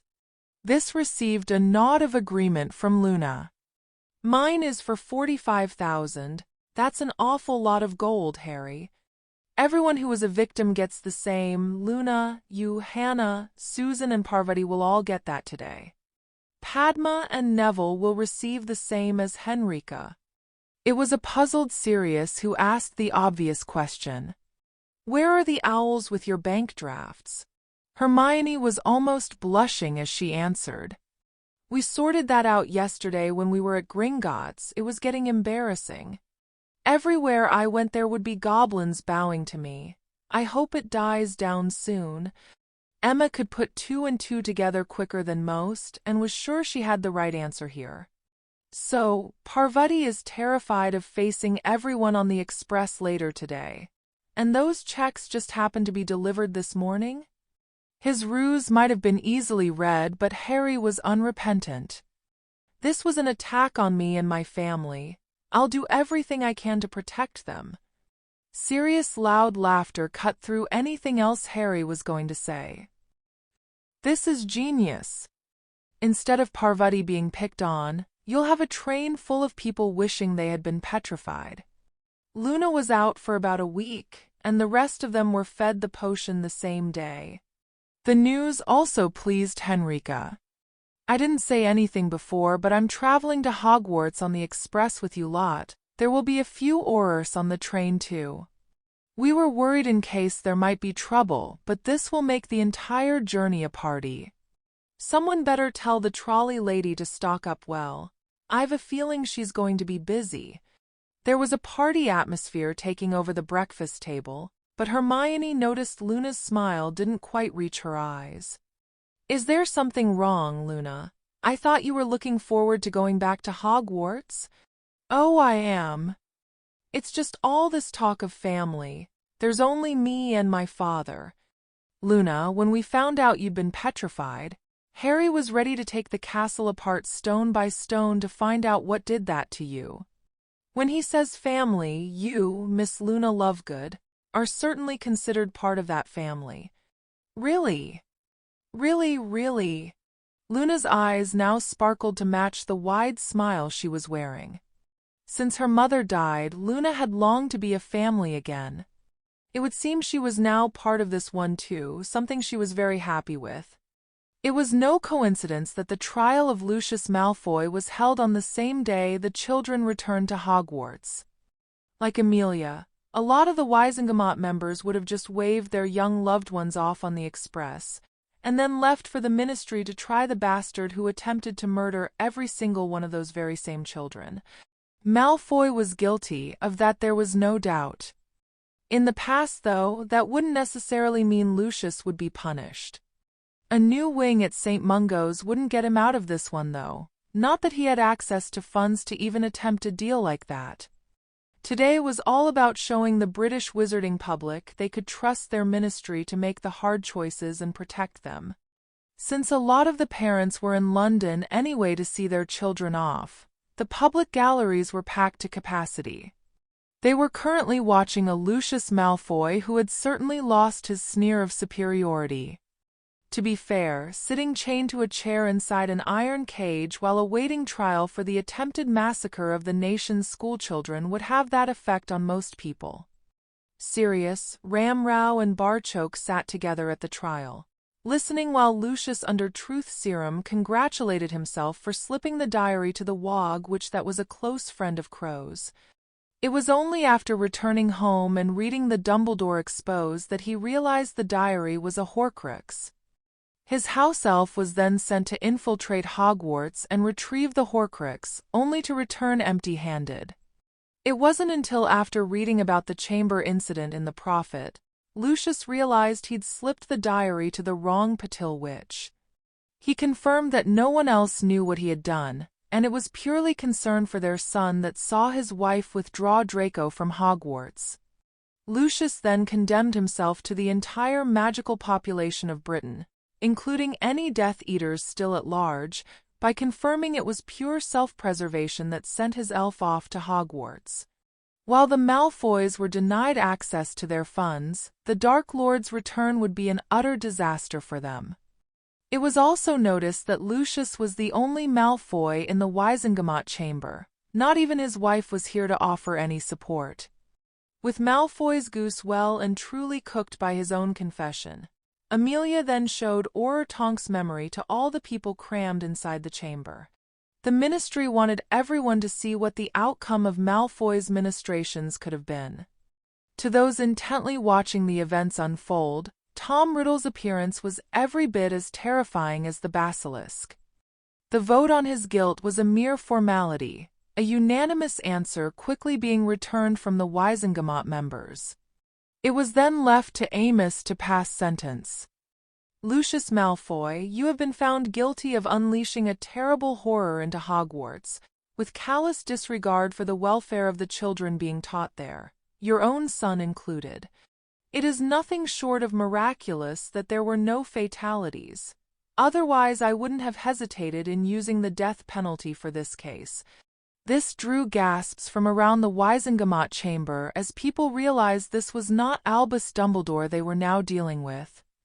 Amos Diggory appeared not to be the forgiving sort. Even the Lestranges had escaped the death penalty. The attack on the Hufflepuff students, though, had badly shaken the chief warlock. His own son had been mere yards from the point of the basilisk attack. You will spend the rest of your life in the high-security wing of Azkaban. It was also my intention to fine the Malfoy family rather heavily, and use that gold installing wards at Hogwarts to ensure nothing like this could ever be repeated. Thanks to our friends from the Goblin Nation, and those 4 brave and generous students who destroyed the basilisk, our children today return to a much safer Hogwarts. I still intend to impose a financial penalty, though. 20% of the Malfoy fortune will be awarded to the Ministry. This will be allocated to the DMLE. Its purpose to help equip and train more brave Aurors like the ones who protected our children at Hogwarts. This proved a very popular decision. The profile of the DMLE had never been higher. Edmund watched with everyone else as a sobbing and broken Lucius Malfoy sank into the floor. Personally, he thought the death penalty might have been kinder than spending the rest of your life in Azkaban. The 20% fine meant he would leave his daughter's betrothal to Draco intact for the moment. The news flashing around platform 9 3/4 that the Longbottom lad had just gotten betrothed also affected this decision. He would call in on Narcissa before going home, give her the expected news about Lucius, and then see what future concessions he could wring out of the Malfoys. If Edmund even suspected Draco was as stupid as his father, his betrothal to Pansy would be over before the blonde Ponce could spit. Lucius may have wormed his way into high society, but the Malfoy name could become poison for many years to come. Edmund would have to give serious consideration to whether he wanted his grandchildren lumbered with such a disadvantage. Thankfully, he had a few years yet before finalizing any arrangements. Narcissa would know all this, and also that should Draco's match to Pansy be dissolved, she would certainly struggle to find another suitable betrothal for her son. Edmund should be able to squeeze more Parkinson control over the Malfoy fortune. Narcissa wasn't really in any position to refuse. Chapter 49. Parvati had been pleasantly surprised at the positive reactions she'd received on the express. Then again, she'd never ventured outside the 2 compartments they had occupied, and Professor Hobson had stayed close. Now, the professor was at the staff table, Susan and Hannah at Hufflepuff, while Padma, Hermione, Luna, and Harry were all heading to sit at their own house table. She still wasn't alone, though. Neville had offered his arm, and Lavender was by her side. Ginny and Colin were leading the way to a space at Gryffindor that would accommodate the 5 of them. Unfortunately, this free space was closer to Ronald Weasley than they would usually sit. Hey Longbottom, looks like Lucius Malfoy isn't the only one who can't tell the Patils apart. You do know your girlfriend is sitting at the Ravenclaw table, right? Or did they come as a pair? Ron was laughing at his own joke. That was until he realized he was the only one laughing. The way Neville was glaring at Ron was certainly enough to deter any sensible person from laughing at the redhead's supposed joke. After all, Neville Longbottom had just fought a basilisk and killed Voldemort. This was not someone you wanted to upset. Since Padma is wearing the Longbottom betrothal ring, and Parvati clearly isn't, that should tell even someone as thick as you who this is on my arm. That same ring also makes Parvati my sister. Would you stand back and let anyone say horrible things about your sister? This had a red-faced Ron on his feet. Don't you dare say anything about my sister. She wasn't the one stupid enough to write in a cursed diary. Oh, I think the whole school knows who the stupid one is in the Weasley family. You prove it every time you open your mouth. Talk about my sister like that again, and I'll call you out. This is the only warning you're getting, Weasley." Before Ron could say any more, Percy intervened. "Ron, sit down and shut up." "Oh, take his side again, why don't you? He's sticking up for someone who isn't even his sister, yet my own brother stabs me in the back. Must be nice to have a supportive family. Perhaps if you weren't such a jerk, we just might. Parvati's been through a horrible experience." Ginny found herself being interrupted by a now snarling Ron. An experience she caused, and then got paid a bloody fortune for it too. That doesn't sound too horrible to me. Neville was just about to launch himself at Ron when his head of house made her presence known. "Ronald Weasley, go to my office at once." "What, and miss dinner? I shall have the elves prepare a sandwich for you." "A sandwich? You have just gained an extra week's worth of detentions for your disrespectful attitude toward me. That's on top of the week I was originally going to give you. If you are not in my office inside the next 5 minutes, our new High Inquisitor can start her first day on the job by taking you home, and then explaining to your parents the reason why you are no longer welcome inside Hogwarts." It had been reported in the Prophet that the new High Inquisitor was Neville's grandmother. Ron rightly thought that he would receive no sympathy from that quarter. With his head down, he began making his way out the hall. Mcgonagall, though, made sure he still heard her address to the rest of Gryffindor. "When you all arrived at Hogwarts for the very first time, I told you then that your house would be your family. One of our family was hurt by Lord Voldemort. That another member of our family made him pay for that hurt makes me prouder than I can say. Parvati needs the support of her family and friends at this time. Her Gryffindor family will provide that support, or I'll know the reason why." As Mcgonagall headed back to the staff table, Parvati found herself sitting between Neville and Lavender with the rest of the house rallying around. It appeared as if Ronald Weasley's was the only disconcerting voice in Gryffindor. Harry felt it was now safe to release his grip on Hermione and Padma. Both had wanted to rush to Parvati's aid. The confrontation had been heard by the entire Great Hall. Ronald Weasley and Subtlety weren't exactly close friends. Harry had no intention of letting two angry witches now focus their ire on him, though so quickly offered his reasoning. "Neville always had the situation under control, and I saw Mcgonagall keeping a close eye on them. She was moving the minute the mouth without a brain started speaking, or should that be shouting? We know what would have happened if Ron had been foolish enough to reach for his wand. Neville would have wiped the floor with him. By us not interfering, Mcgonagall was able to deal with it as a Gryffindor house matter. Can I borrow your sword, Hermione? I want to go and cut Ron's sandwich into bite-sized pieces, then ram them down his throat with my fist.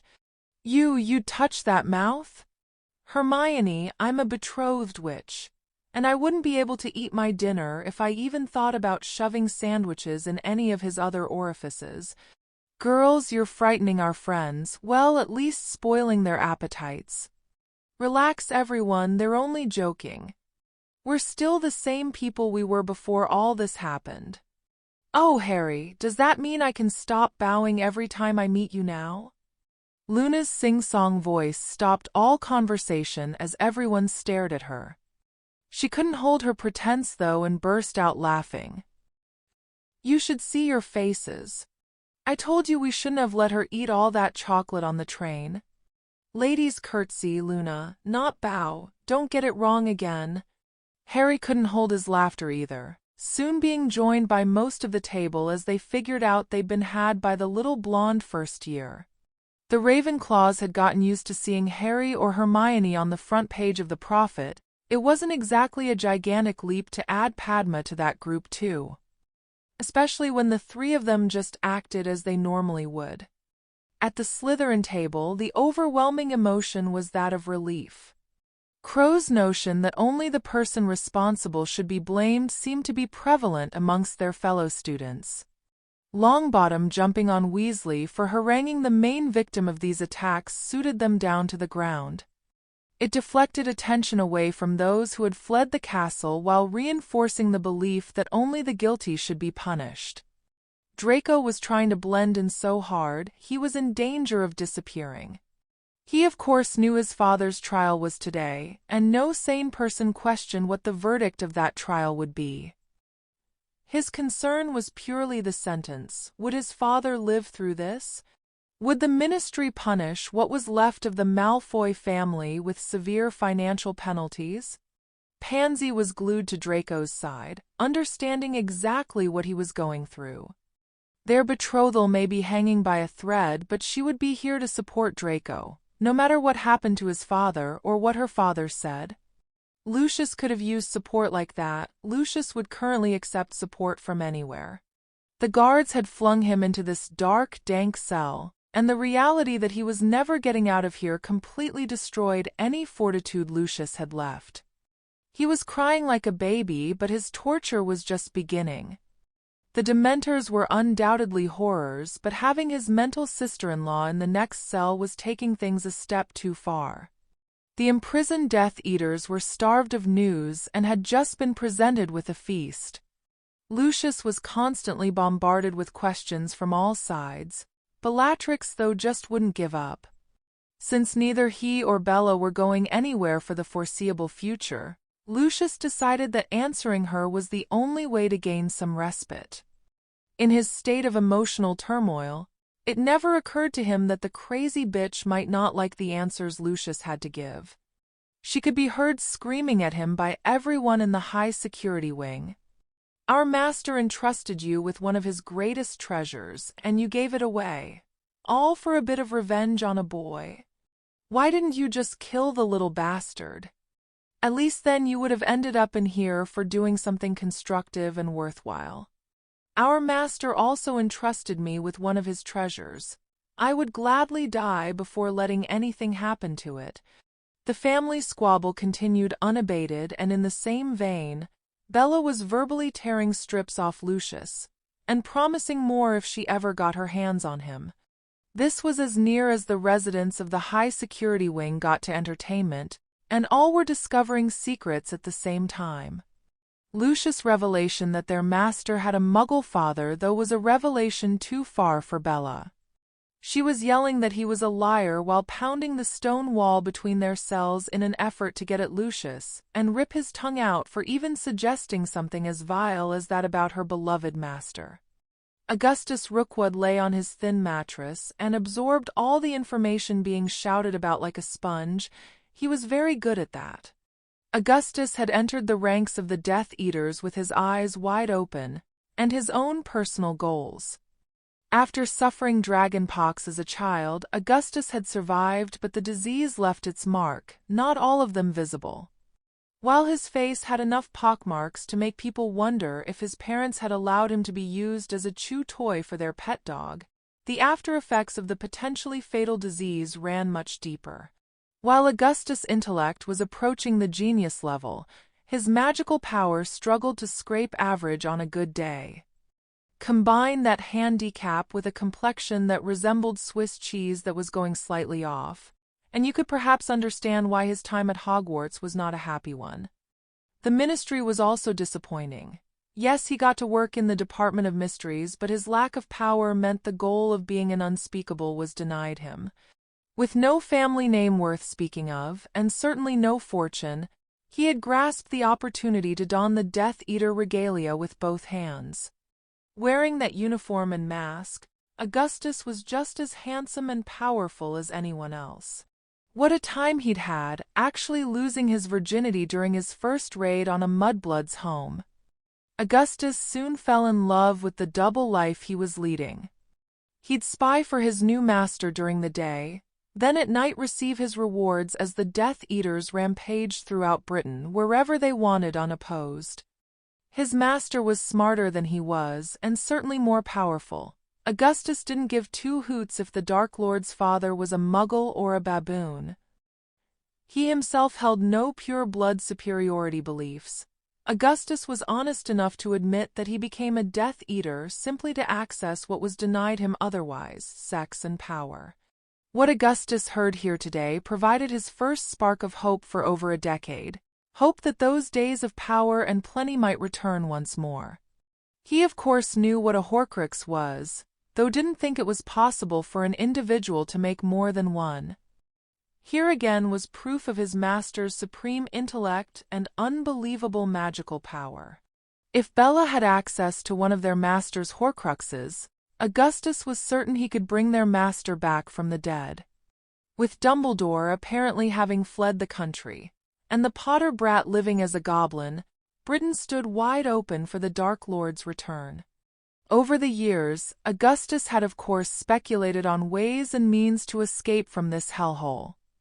The stumbling block had always been a pressing enough reason to risk his life attempting to escape Azkaban, only to then spend what was left of that life trying to hide from the Ministry. He'd been raised with nothing, so didn't find the physical conditions in here too severe. A Dementor really had to be parked right outside his door for their debilitating effects to penetrate his inclemency, leaving him free to reflect on those stored memories that were by far and away the happiest days of his life. If he somehow got out of here and then returned his master to life, Augustus was sure his master would reward him by allowing his most loyal Death Eater to make many more of those wonderful memories. The one memory he was really looking forward to creating was the slow, painful death of that traitorous bastard, Igor Karkaroff. Even if he didn't get to torture and kill the bastard responsible for him being in Azkaban personally, Augustus was certain a grateful Dark Lord would at least let him watch as their master carried out his own brand of retribution on the traitor. He could easily console himself in the knowledge that their master would certainly inflict a lot more pain on Karkaroff before allowing the traitor to die than Augustus ever could. With that sweet thought, it was time to plan. Augustus almost felt alive again. Harry and Hermione felt alive again as they practiced in the room of requirements with their swords. Since their bodies were now fully healed, their morning training made them feel as if things were back to normal for them, that is. Bill and Sirius would both be putting in their usual appearance at the weekend, with Sirius promising to consider animagus training for the four. He was trying to gather together some reading material beforehand, with their actual training probably not beginning until the new year. It was a sweaty but happy couple who were making their way back to Ravenclaw, only to find Draco and Pansy in their path. After waiting on the couple, Draco approached, ensuring that both his empty hands were clearly visible. "Centurion Crow, it would seem I owe you my thanks more than once.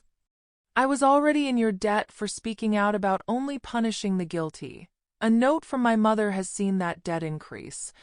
Your generosity in providing new wards for Hogwarts saved the Malfoy fortune, and probably my betrothal to Pansy. My father has been sentenced to life in Azkaban, a punishment I think he deserves. Had you not stopped his plans, the name of Malfoy would have been cursed in Britain for centuries." Harry could detect no deceit or malice coming from the Slytherin, and the concern radiating from Pansy was certainly genuine. Draco had effectively lost his father. His wealth was locked down, and it would seem Pansy's parents were questioning if their daughter should remain with the Malfoy heir. That was a lot of hits to take for anyone, far less someone who had been taught the world should bow at his feet simply because of his last name. "Mr. Malfoy, I did what I needed to do in the hope of protecting Parvati. That you too benefited from this requires no thanks. As to Hogwarts, I am her champion and had to help our friend who was trapped down there. Those wards would have already been in place if Dumbledore had been kicked out before the summer, so again no thanks is necessary. I see no debt between us, so please don't consider there to be one." With the formal part over, Harry tried a different tack.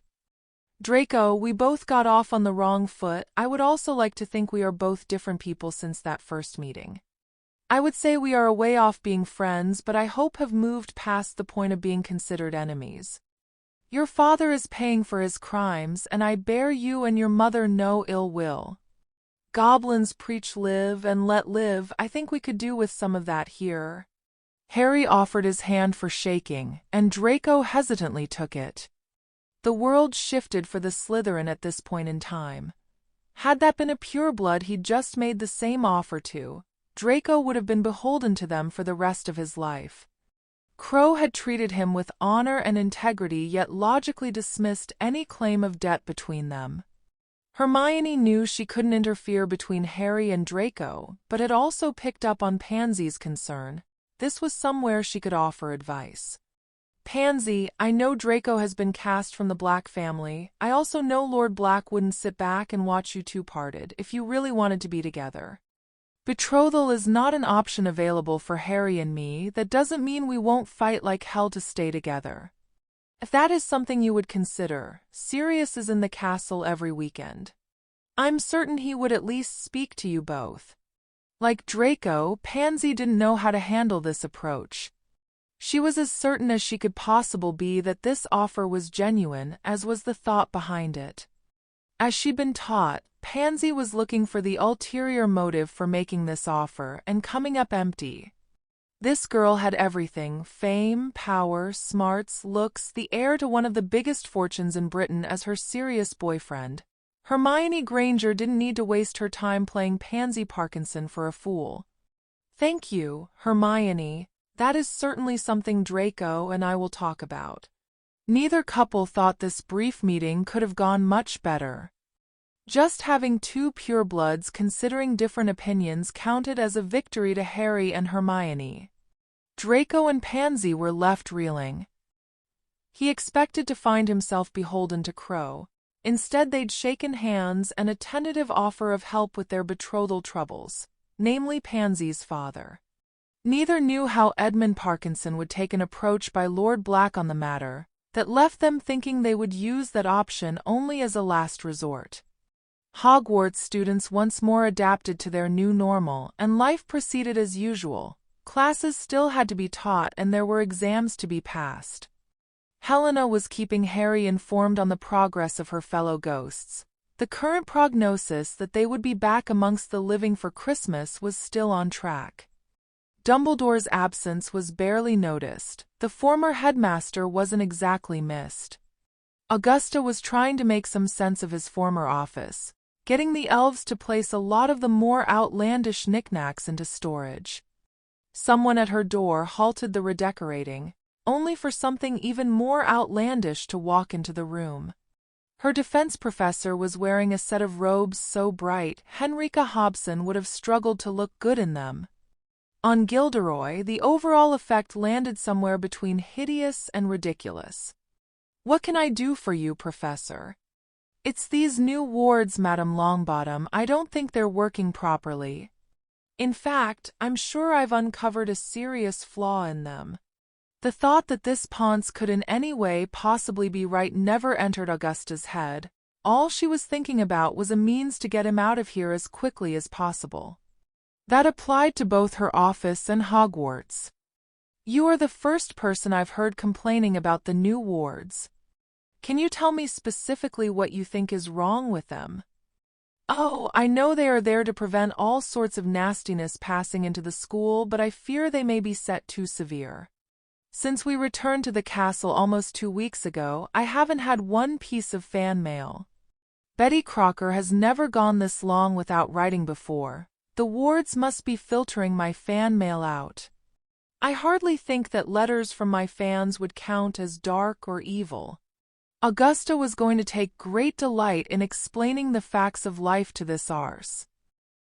Professor Lockhart, for young students, my grandson amongst them, went down into that chamber and fought not only a basilisk but Lord Voldemort himself.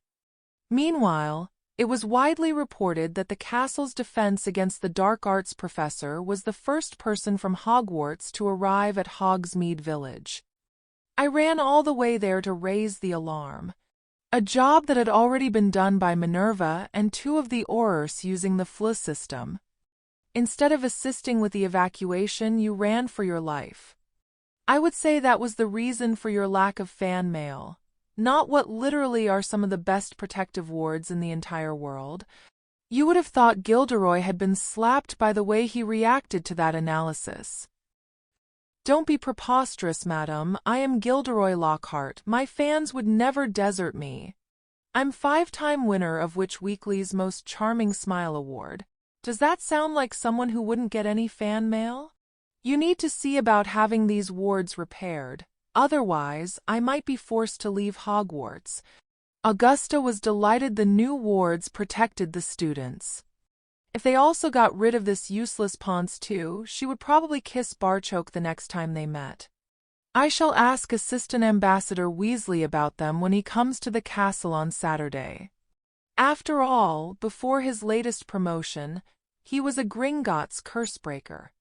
Mentioning Bill Weasley was perhaps rubbing Gilderoy's nose in it more than a little bit. The red-headed wizard was everything Lockhart pretended to be. He flounced out of her office in a swirl of robes and ringlets, not a happy wizard. Crow's Marauders now looked upon their tutors with something akin to awe. Dumbledore, at the height of his powers, would have struggled to gain this level of attention from his students. The only exception to this was a heartbroken Colin. The long-bottom ring on Padma's finger was taking some getting used to for the young wizard. Padma was his first crush. Seeing her now betrothed to Neville almost had him in tears every time he saw that ring. Ginny and Luna were certainly helping him understand the Indian beauty simply didn't feel that way about him. And how could he hate Neville when his fellow Gryffindor was going out of his way to ensure the rest of the house didn't make fun of him over the situation? Fun was certainly back on the agenda as they practiced shield/stinging hex exercises. Since they now all knew exactly what getting hit with a stinging hex felt like, they were allowed to wear dragon hide tunics as they dueled. Face shields had been made mandatory. Harry had supplied sets of face shields and tunics purely for this purpose, allowing enough that they could be swapped over while the current duel was taking place. Their aim was now to help their students increase the power of their shields. The only real way to do that was to have someone firing spells at them until it collapsed. There was no reason not to let the dragon hide absorb most of the spell that would eventually get through, though. Their plans were to have them dodging and shielding after Christmas, building up experience to help with the difficult decision of when to do one or the other. They were firing 2 stinging hexes at their opponent's shield before then having to receive a couple in return. Anyone whose shield protected them from 5 or over got cheered, and a chocolate frog. The 4 fourth years were now a big part of this class too, so much so that Gryffindor, Hufflepuff, and Ravenclaw Quidditch practices were now arranged around it. The Slytherins had unopposed use of the pitch every Tuesday evening. Augusta stood with Henrika, there purely to observe but brimming with pride at the same time. As usual, the 4 second years were concentrating on what they were doing and had totally forgotten the adults were present. The noise being generated from the dueling meant the 2 witches didn't need to worry about their conversation being overheard. This is what defense lessons are supposed to be like, not students swinging from the chandelier because the professor ran away terrified. Even the older boys are hanging on their every word and working seamlessly together as a team to make everything run smoothly. If every class was taught this well, there wouldn't be a need for me inside Hogwarts. This drew a wry chuckle from Henrika. Minerva said pretty much the same when she observed them. She was every bit as impressed. Can I assume you're having no luck in finding someone suitable to take over from Lockhart? Oh, I have the very person in mind. I just need the all clear from the ministry to offer him the job. Let's be honest here, Padma, Hermione, Harry, or my Neville can all teach defense better than the person Dumbledore appointed. The proof of that is currently right in front of us. There was certainly never going to be an argument from Henrika on that subject. Augusta was on a rant though, her anger directed at the former headmaster. Dumbledore seemed to be building his own little empire here, rather forgetting the people he employed were supposed to be teaching students. Snape was horrible at teaching, yet the board could do nothing because Albus protected him. Harry has managed to force through some exceedingly positive changes. I would certainly include you in that list, but it's now up to me to finish the job he started.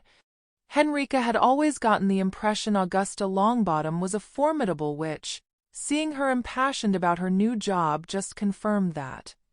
In the best British bulldog tradition, she was going to take Hogwarts by the scruff of the neck and shake all those not doing their jobs properly right out of the castle. I could never be classed as an expert on muggles, though I'm very proud to say I have two very good friends who are of that persuasion. That's something our Muggle Studies professor certainly couldn't claim. I doubt if she's actually met any. Even with the time I've spent in the company of the Grangers, I can recognize that most of what she's teaching is wrong. I've sent a copy of the coursework to Dan and Emma for their opinion. I'm not expecting good news. The new High Inquisitor was left shaking her head at her next revelation. Minerva refused to comment on the divination teacher, saying her own opinion was this subject should not be part of the Hogwarts curriculum. After visiting the class, I'm inclined to agree. The students are being taught the methods of divination, but unless they have the gift, they are wasting their time. You might as well hand a stick to a Muggle and tell them how to make something float. They could learn the wand movements and enunciate Wingardium Leviosa until they're blue in the face. They still won't be able to make anything float. Is this a bigger job than you expected? Henrika, I honestly can't believe the mess Dumbledore has left behind. Apart from those I've mentioned, when Neville arrived at Hogwarts there was a bigoted ghost teaching his own version of history, a Death Eater teaching potions, and a Voldemort-possessed wizard instructing the students on defense. We've had trolls and a basilisk. What's next? Dementors. When it was all put together like that, it really was a damning indictment of the previous headmaster. Dumbledore always gave me the impression that he wasn't used to people saying no to him. He'd gotten his own way for so long that he began to believe he could do no wrong. More than once I had to remind him that he was not my employer, and that the course I am teaching has already been agreed upon, purposely to bring Hogwarts up to the same standard as the rest of Europe. The lesson was now finishing, and all the first years sat on the floor as hot chocolate appeared in front of each student. The relaxed way they all accepted this, and the critique of tonight's lesson that followed astonished Augusta. They had started tonight's lesson by explaining exactly what they hoped to achieve. Now they were all sitting and discussing whether they had achieved their goals. Questions and answers flowed easily in both directions. It appeared an informal arrangement, yet respect was there from all sides. Harry then gave them a general outline of what they would be doing next week before calling it a night. The 4 fourth years then led the first years back to their dorms, Fred Weasley happily leading the Slytherins down to the dungeons. When they had left, Augusta pulled Neville and Padma into an embrace. "I am so proud of you, all 4 of you. I have spent my time here observing professors teaching their subject. What I just witnessed was up there with the best of them. That was simply brilliant, and restored an old witch's faith that Hogwarts can once more be the premier magical school in the world." Neville was beaming at the praise. They all worked hard preparing for this class, but really enjoyed passing on what they had learned. "Thanks, Gran. We were hoping to hold a Christmas party for them the last week of term. Who do we need to ask for permission? You certainly have mine, and I can't see Minerva objecting. If they work like that every week, then a party is certainly well-deserved. First-year students casting shields. I wouldn't have believed it if I hadn't seen it for myself." Padma was also beaming at the praise, and basking in the acceptance she was being shown as Neville's betrothed. "Professor Weasley taught it to us in first year. We didn't see any reason for not teaching it to them." This saw a sigh of frustration emitted from Augusta. "Have you any idea how difficult my job becomes when 3 of the best teachers in the school don't work for Hogwarts?" It was a totally serious Neville who faced his grandmother. "But Gran, there's 4 of us." This saw Hermione theatrically palming her face. Oh great, just what we need, Neville channeling Padma. This saw a tickling hex heading in Hermione's direction, only for Padma's hex to be deflected by her bracelet shield straight to Augusta. Neville and Harry had the counter cast in seconds, only for Augusta to burst out laughing anyway. The fact that her once painfully shy grandson now felt confident enough to joke with her was certainly an occasion worthy of laughter. There wasn't much laughter amongst the three people in the minister's office. Cornelius couldn't quite believe what he was hearing. Amelia spelled it out very simply. Cornelius, I know these people. You try to give them different levels of award, they will throw them back in your face. And all the gains you've made in the last year will be for nothing. The minister was a political animal and knew what this group publicly refusing ministerial awards would do to his popularity ratings. He also explained the other side of the equation to his head of DMLE. You may be right, Amelia, but think of the alternative. Can you really see me surviving trying to award a Swedish villa, an Indian witch and a Muggle born an Order of Merlin, first class? The Wiesengemot would have me out on my ear. Amelia knew this would be a tough sell. The head of the DMLE also knew she was right though. You're looking at this all wrong, Cornelius. Where you see a villa, I see one of Hogwarts' most popular professors. A professor who will become engaged to Lord Black on Boxing Day. I already have my invitation. Where you see a witch of Indian origin, I see a brilliant young lady of ancient magical lineage that just became betrothed to Neville Longbottom. They fought bravely together. Can you honestly see him accepting a higher award than his wife-to-be? This news had Cornelius floundering since none of it had appeared in the Prophet. With the public perception and level of adulation of this group, the last thing the Prophet wanted to do was alienate any of them by forging ahead and making any announcements. They were waiting on official notification from those involved. Amelia then went in for the kill. She was well aware which award would cause the biggest outcry in the Wiesengemot chamber. Hermione Granger is certainly a Muggle-born. She is also academically head of her year group. Need I remind you who else is in that year group? This which is also a friend of the Goblin Nation, and you weren't in the Chamber of Secrets to see what happened just after the beast had been killed. A 12-year-old girl took on the biggest bloody basilisk the world has ever seen, with a goblin sword. Every goblin down there was treating Hermione like some kind of warrior princess. I have it on very good authority that Ragnarok is strutting around Gringotts as pleased as Punch that his gamble to make that award to her has paid off far more handsomely than he could ever have imagined. Do you really want to insult them too? Like any good Auror, Amelia had been trained to use her big spells when they counted most. She released them here. So you have a brilliant young witch whose boyfriend, Centurion Crow, is totally besotted with her. Only goblin culture stands between that couple becoming betrothed too. She will be welcomed into Gringotts with open arms, and don't forget, that same boyfriend has a massive choice to make before he's 17. Surely you can see how the ministry publicly insulting Hermione must affect Harry's decision. Cornelius now had his head in his hands. Of course I can see that. How is that any worse, though, than trying to push it through the Wiesengemot and failing? Amos, what do you think? Amos Diggory was still getting used to being the chief warlock. What was important to him, though, was that he did the job properly. He had a wife and son that he loved more than life itself. Those were the two most important opinions to Amos. He already knew what Cedric would say. They fight as a team, Cornelius, whatever the battle and whoever the opponent. I had some long chats with my son over this matter. He's very friendly with all four of them. Had they asked, he would have been down there with them. He and 3 other fourth years take part in their training every Sunday, and every Sunday they get their arses kicked. After seeing what they did in the Chamber of Secrets, Cedric now thinks getting his arse kicked is a badge of honor. No one else can get near them.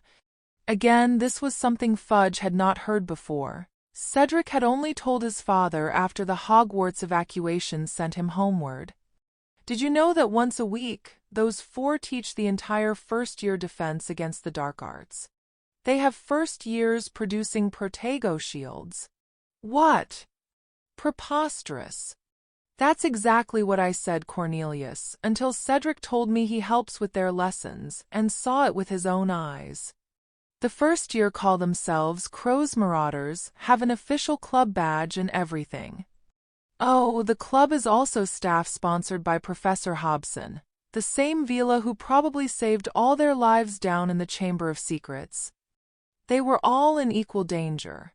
They all played their part in the victory, so therefore should all be treated the same.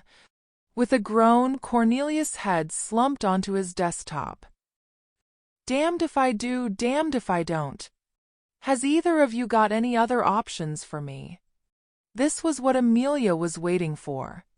Cornelius, I thought the stroke you pulled with the Goblin Ambassador was masterful, so why rest on your laurels?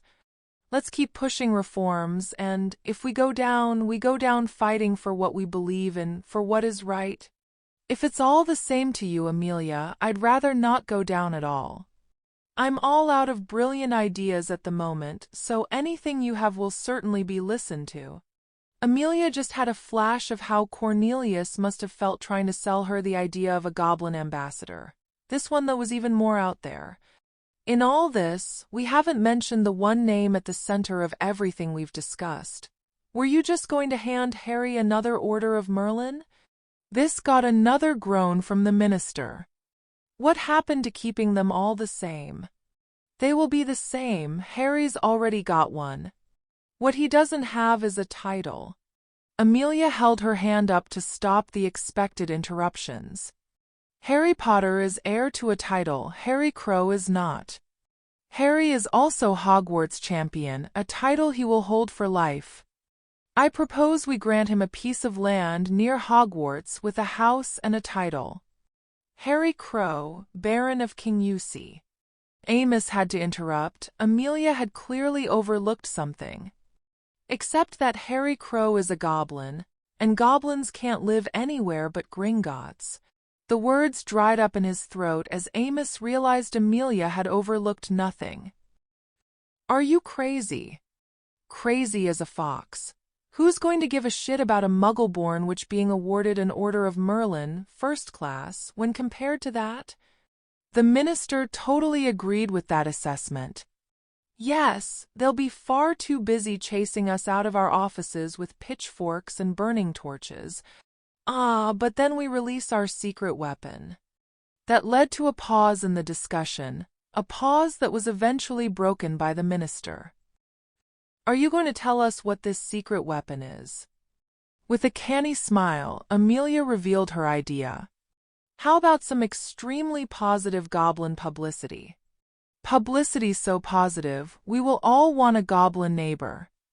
Don't underestimate the popularity of another summer awards ball either, especially when that ball is for the heroes of Hogwarts, and will have the new Baron of Kingusi in attendance.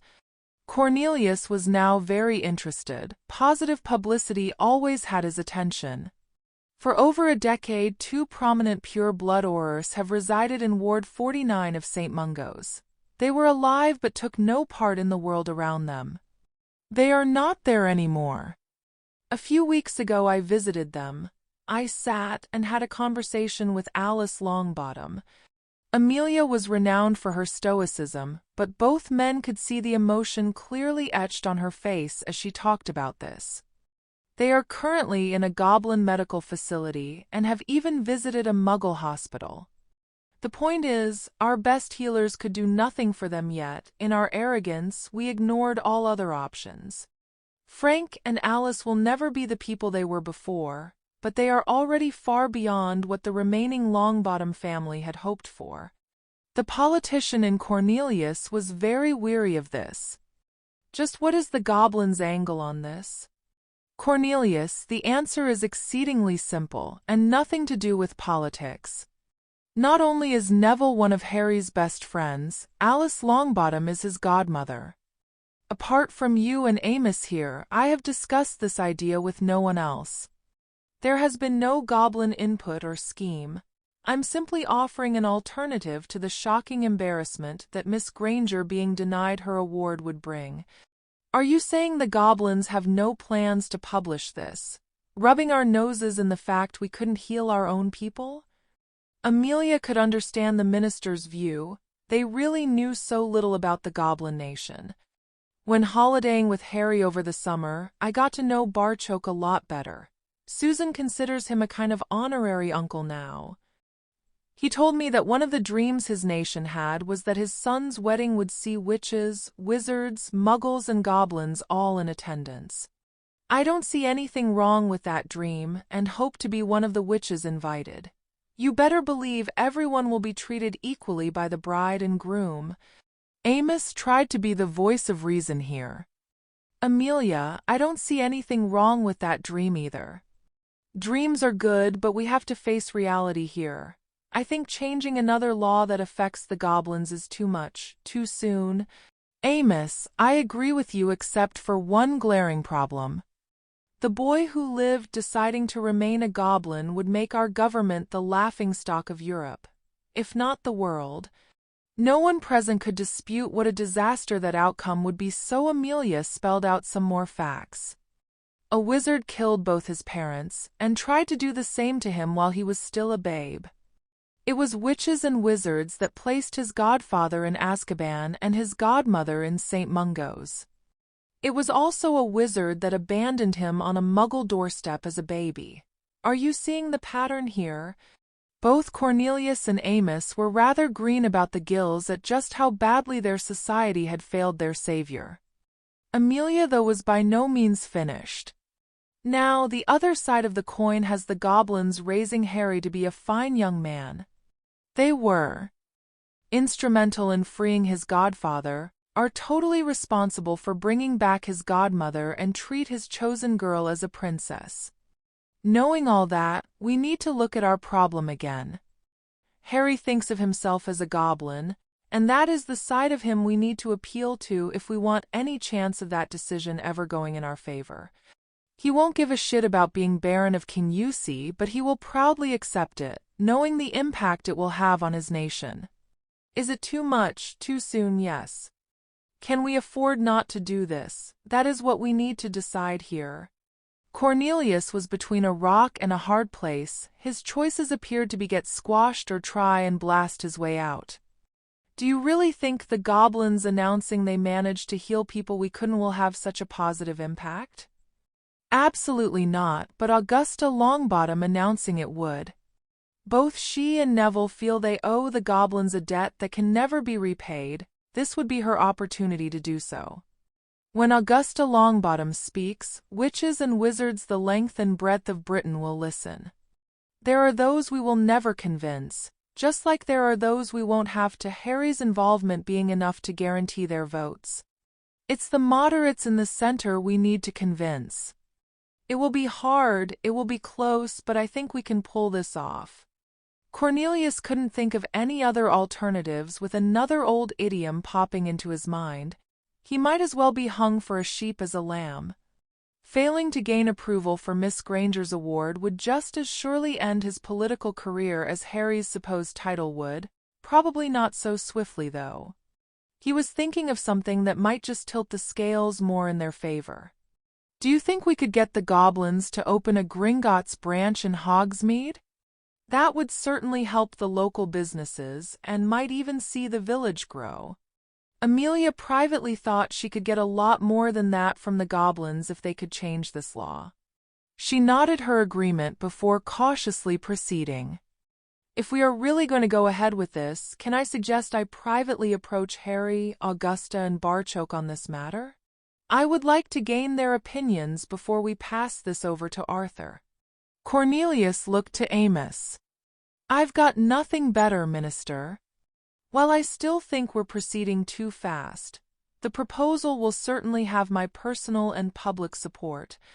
Okay, Amelia, proceed with caution, and then we'll have another meeting to decide if this is definitely going ahead. At that point, we'll bring Arthur into the mix. Do we have anything else that needs to be dealt with tonight?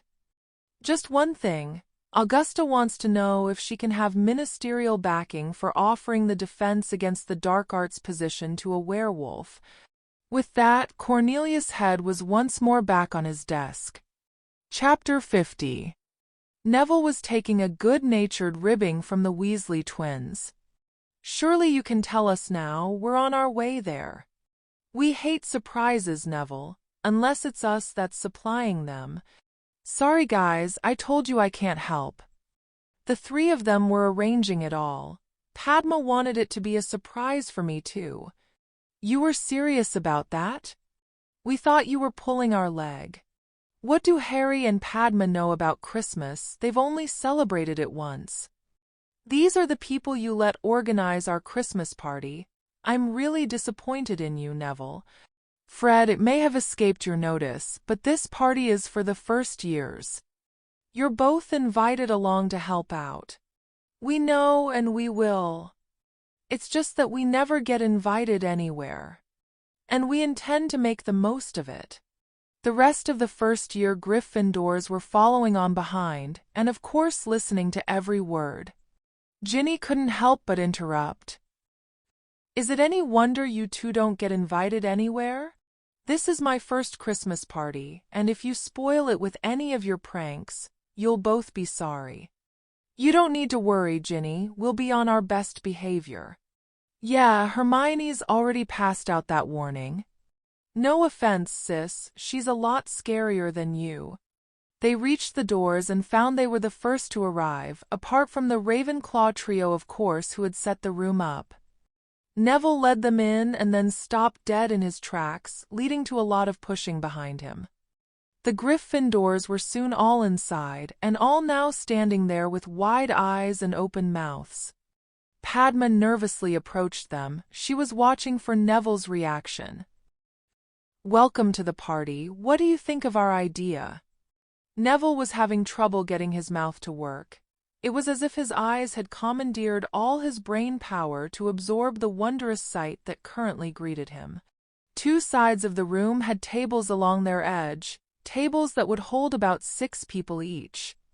The seating/eating area was separated from the rest of the room by a railing that had a gap to be used as an entrance. Going through that entrance would lead you onto an ice rink. Harry and Hermione were currently skating around the massive, fully decorated Christmas tree that commanded the center of the rink. There was music playing and snow gently falling as the laughing couple sped toward them, stopping at the railing. "Well, what do they think?" "I don't know, Harry, they haven't said a word yet." Ginny was almost hyperventilating as she tried to answer for the shocked Gryffindors. "A couple of years ago our pond froze enough to let us try skating. It was nothing like this, though. This is simply beautiful." It was then Neville got his mouth to work, though his brain still hadn't quite caught up yet. "I can't skate. I've never tried to skate." This saw Padma smile. "That's why there's a railing around the entire rink, or you could always hold on to me. Oh, and there's a cushioning charm on the ice. We didn't want anyone getting hurt. There are sets of skates at every table. The room will resize them to fit." The idea was to do some skating and then stop for food, followed by more skating. At that, the Ravenclaws arrived and Luna emitted a squeal of delight. "I absolutely love skating. Oh, this is just amazing. Where are the skates?" That started a rush to the tables. When falling on your bum didn't hurt, everyone was determined to give ice skating a try. Colin, of course, had his camera and was soon busy taking pictures. His family would never believe this. The tables and chairs appeared to be made out of ice, yet were warm to the touch. The snow falling on the rink was also amazing, since it didn't build up and appeared to just be absorbed into the ice. The other two houses had now arrived, and the room, or should that be ice cavern, rang with the sound of excited laughter. The rink was filling up fast with skaters moving in a clockwise direction around the sparkling tree to avoid collisions. There were all levels of skating on display, from a few too nervous to leave the security of the railing to those performing spins and turns. Jake, a Muggle-born Hufflepuff, was clearly a very good skater and was soon trying to teach some of the others the tricks he could do. Henrika had taken one glance at the room and headed straight back out. She returned with all 4 heads of house and Augusta.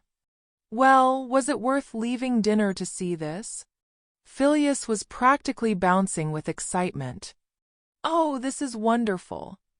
Do you think they would allow me to join in? This had Henrika laughing. Filius, I'm sure they would love for you to join them. As he shot off to find a pair of skates, Henrika spoke to the remaining staff. The minute I saw this, I thought it was far too good to just be used for one night. If we could get some staff volunteers, we could open this every evening until they head home for the holidays. Minerva thought that was a fantastic idea but wanted to add to it. What if we made each evening for a specific year group? Watching all the first years mixed together is something I'll never tire of looking at. We could probably easily do the same thing for the second years tomorrow, third on Thursday, fourth Friday. If we give fifth Saturday, we can have sixth and seventh on Sunday. Will Harry need to be here to open the room? Their discussion was interrupted by loud cheering coming from the rink. The students were all clapping and shouting as Filius happily sped around the Christmas tree too. Yes, but after people were inside, he could leave. The room will disappear as the last person exits. At that, they were joined by a glowing Harry and Hermione, both of whom were clearly having a great time. Good evening, professors. What do you think of our party? Emma and Dan took the 3 of us skating in London last Christmas, and we loved it, and are planning to take everyone there again this Christmas. Won't you join us? We're just about to eat. Minerva was delighted, glimpsing a side of Harry she'd never seen before. Here was a young man just enjoying skating with his girlfriend. The serious student who was Centurion Crow was nowhere in sight. Centurion, we would love to. They had barely moved to the nearest table when food and drink appeared. Hermione was bursting to explain their choices. We wanted to offer something different, so my mum had Dobby bring a selection of party foods to the kitchen. These are the ones the Hogwarts elves could produce. There were platters of all different foods on the table, from pork pies and sausage rolls to pizza and nachos with a melted cheese dip. There were also jugs of hot chocolate, butterbeer, and goblin ale to choose from. As the skaters began making their way to the tables, Henrika, Sprout, and Slughorn began mingling with the excited students. Augusta and Minerva sat with Harry and Hermione, soon being joined by Neville and Padma, both of whom were just as excited as their best friends. Nachos and goblin ale, you 3 really know how to throw a party. You've had these before, Neville? Oh yes, Gran, It's okay, Neville, this is a party so Gran is appropriate. Thanks, Gran, I first had nachos in Florida. Not with goblin ale, though. Minerva then put forward Henrika's idea and got a very enthusiastic response. You mean we could do this again tomorrow? Harry say yes. Hey, Patil, save passing out the orders for your own boyfriend. Harry say yes. Won't it interfere with our studies, Hermione? It took a moment for the other 3 to realize that their legs were being pulled. Professor Mcgonagall, I would be delighted to let the rest of Hogwarts try this. Do you want to keep the food part too? I don't know if we could get enough ale for the whole of Hogwarts, though. Since Minerva had just tried her first slice of pizza, she was keen for the rest of the school to sample these different things too. She avoided the hot dogs, though, purely on the basis of their name. That would be excellent, Centurion. I think we can pencil Professor Flitwick in to be here every night. This had the 3 Ravenclaws chuckling at their head of house. He was clearly enjoying himself on the ice. If you'll excuse us, I think we should join him. Are you ready, Hermione? Both left and were soon followed by their 2 friends, leaving Minerva and Augusta sitting watching their students having a great time. It really does this old heart of mine the world of good to see Harry behaving in a manner that would be considered normal for someone his age. Minerva, I holidayed with them over the summer and know exactly what you mean. Harry and Hermione would run for miles every morning, then start practicing with those swords of theirs. Neville and Padma would join in when they were practicing magical dueling. Their concentration levels were frightening for one so young. Then they would dive into the sea, and 4 kids would suddenly take their place. As you can see, they do know how to relax and have fun. Put yourself down for tomorrow night, and you'll see them even more relaxed. This is still Crow's Marauders in here, and they're still watching closely to make sure everyone is having a good time. They were joined by the rest of the staff present as all the students were once more making their way back onto the ice, though the head of Ravenclaw would appear to have had enough for now. A flushed Filius quickly downed a mug of goblin ale before releasing a sigh of contentment. I haven't had as much fun in years, nor connected as well with my students. Albus' standoffish policy seems to have filtered down through all of us too, and for that I'm ashamed. He hid himself away behind that gargoyle and lost contact with the real world. Look at those faces, that's as real as it gets. They'll remember this evening long after they've forgotten who taught them how to charm things to float. This is what their Hogwarts experience should be about, creating lasting memories and friendships, not students fighting basilisks or trolls. Filius got no argument from the rest of the staff. They were all too busy watching the first years having the time of their lives. No student was left on their own. Hands were offered and accepted with no thought to houses, blood status, or even gender. They were too busy having fun. Amelia was also having fun. It wasn't every day you got to shock a goblin into silence. Wearing her brooch to Gringotts had once more seen her politely and quickly escorted to Barchoke's office. Understanding the goblin custom of getting right down to business, she had explained her idea to reward his son, leaving the goblin shocked and speechless. Finally getting his act together, the emotion was clearly decipherable in Barchoke's response. Amelia, this is a boon we certainly never expected. Hoped for, yes, in the coming decades perhaps. Forgive me, please. But would you consent to meeting the director to pass on this news? I give you my promise here and now that I will do everything possible to turn your idea into a reality. Like you, though, I need to take this higher. To be honest, the director would suspect I'd grown too fond of grog if I took this to him by myself.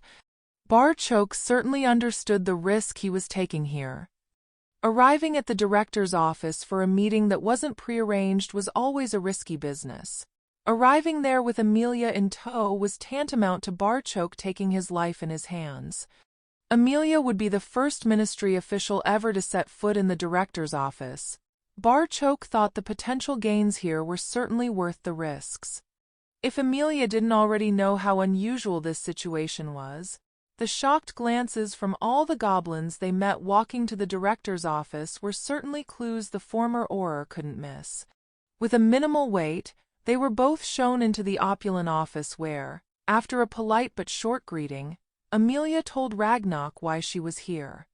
Even knowing this must be a matter of great importance. Otherwise Barchoke would never have dared bring this witch to his office. Ragnarok was still shocked at what they were being offered here. Unlike his subordinate, though, the goblin leader was determined to get to the bottom of why this offer was being made. Amelia was actually embarrassed to admit that, due to prejudice in the Wizengamot chamber, they didn't know if they could reward all the heroes of Hogwarts equally.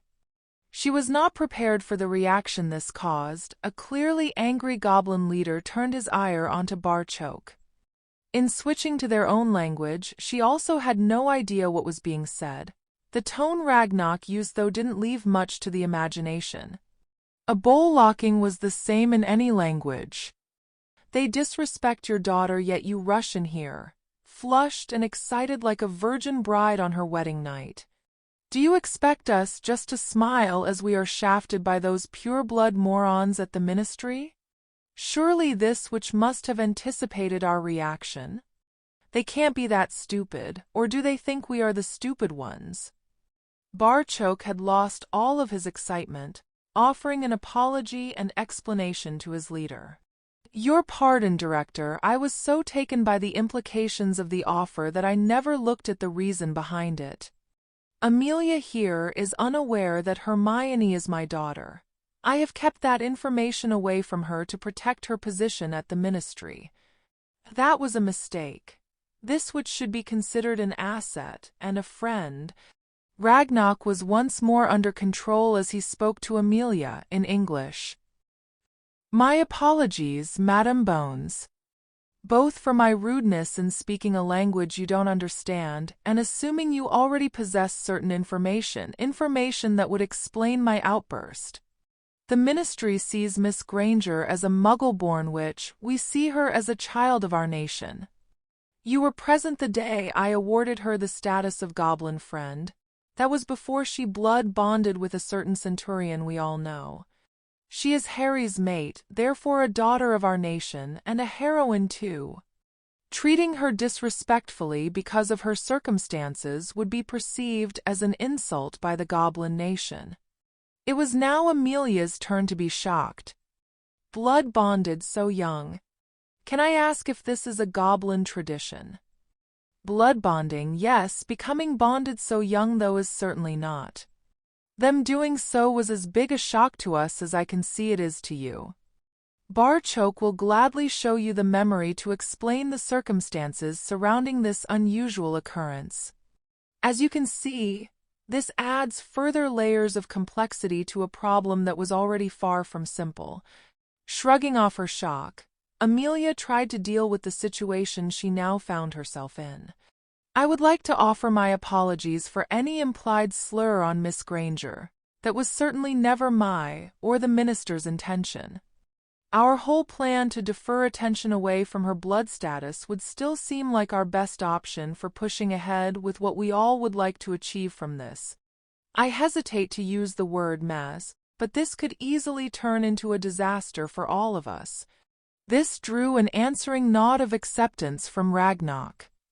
The Ministry offer is a very good one, and I respect the reasons behind it. Our nation too suffers from its quota of bigots. Bigots who were put in their place by Miss Granger's heroic efforts, alongside those of her mate and friends. That young couple are becoming more and more the focus of both our societies. Finding a way for them to coexist between us could become one of our greatest challenges. We should never forget the couple also have a third option. The pull from the Muggle world is certainly a strong one, and that would be a disaster for all of us. We are certainly prepared to work with our friends at the Ministry to plot a course that is suitable for all of us, especially the young couple in question. This saw Amelia relax slightly. The minister would be pleased to know the goblins had the exact same concerns as them. Director, that is a goal I am happy to work toward. Can I ask if Harry and Hermione's status could become public knowledge? From what you said, am I to understand that this knowledge is known amongst your nation? That fact is certainly well known inside Gringotts. Whether it gets released further, then that would be a family matter, something that would need to be discussed between Barchoke and everyone else involved. Do you think releasing that news would help this case? I think so. Blood bonding is an old magical tradition that fell out of favor when the pure blood movement gained preference. Matrimonial matches became more about protecting the bloodlines and joining families than whether the couple were suitable to be married to each other. Having witnessed Harry and Hermione together on many occasions, can I assume they have a strong bond? This had Ragnarok laughing and allowed Barchoke to enter the discussion once more. He couldn't believe the foolish error he'd made and needed to recover swiftly.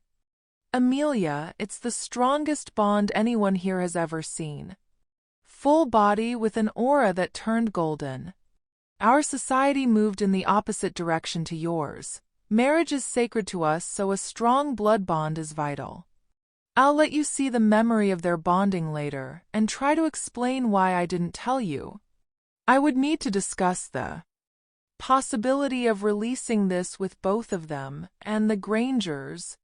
That was fair enough. She then floated the idea of a Gringotts branch opening in Hogsmeade. It was well received. If the law was changed to allow goblins to live at the branch, that would certainly be something we would like to move forward with. It should also encourage more businesses into the village, possibly even rivaling Diagon Alley someday as a commercial center. With all three people in the room realizing they basically wanted the same things to happen, the barriers came down and ideas were being put forward on the best way to achieve their common goals. All thought it was a very productive meeting. It was now time to start the negotiating process, officially. Sirius needed all his Gryffindor courage for what he was planning here. All he had to do, though, was think of the woman who would soon become his wife, and he knew this had to be done, however awkward it might prove. The warming charms on his thickest cloak were struggling to cope with the severe cold. His time at Hogwarts hadn't really prepared him for weather this cruel. He thought Henrika was joking when she told him the sea would freeze over for a couple of months every year in Lulia. He was beginning to believe her, as well as being thankful that they were a month or so away from experiencing that phenomenon. He had found the house he was searching for without too much trouble. Sirius couldn't remember if he'd ever been inside a house totally made of wood before. The door was soon answered by a blonde colossus of a man that looked as if he would give Hagrid a run for his money in an arm wrestling contest. "Hello, sir, I'm Sirius Black. Would you happen to be Mr. Hobson?" Sirius Black. In the name of Thor, what possessed you to go out dressed like that? This isn't London, we're just below the Arctic Circle here. Get yourself in, man, before you freeze in your fancy breeches. Sirius was hustled into the hall, the homely warmth seeping into his bones within seconds. The house may be wooden, but the welcome was certainly gregarious and genuine. "Forget this Mr. Hobson rubbish, I'm Lucas." Sirius shook the massive hand that was offered, thankful it didn't crush his fingers. "Let me take that cloak and then we can go through and meet the missus. Moa, we have a visitor, all the way from London too." He found himself being led into a room that just made you want to kick off your shoes, sit by the fire and never leave. This effect had nothing to do with the stunningly beautiful woman who'd just risen from her chair to greet him. Moa Hobson was clearly Henrika's mother, though she didn't look old enough to have a child that age. Sirius bowed, took the offered hand and kissed the back of it. "Mrs. Hobson, it really is a pleasure to meet you." "Oh, Lucas, we've got a live one here." He knows how to treat a lady too, and my allure didn't affect him in the slightest. "Yes, dear, it would appear our Henrika has chosen well. Sit, Sirius, and tell us all about yourself. You'll stay tonight, of course, though the nights are nearly 20 hours long at this time of year." This had Lucas laughing at his own joke, though Sirius didn't quite get it. He decided to press on with why he was here before agreeing to any sleeping arrangements. They might throw him out the door in the next few moments. He also decided to forego the use of Lucas and Moa. He needed to be formal for this. "Mr. and Mrs. Hobson, I have come here to ask your permission for your daughter's hand in marriage." This saw Lucas leave the room, and Sirius thought he'd blown it, only for Henrika's father to quickly return with a tray containing a bottle and 3 glasses. Wonderful news like that should be greeted with a glass in your hand to celebrate. "Have you ever tried aquavit, Sirius?"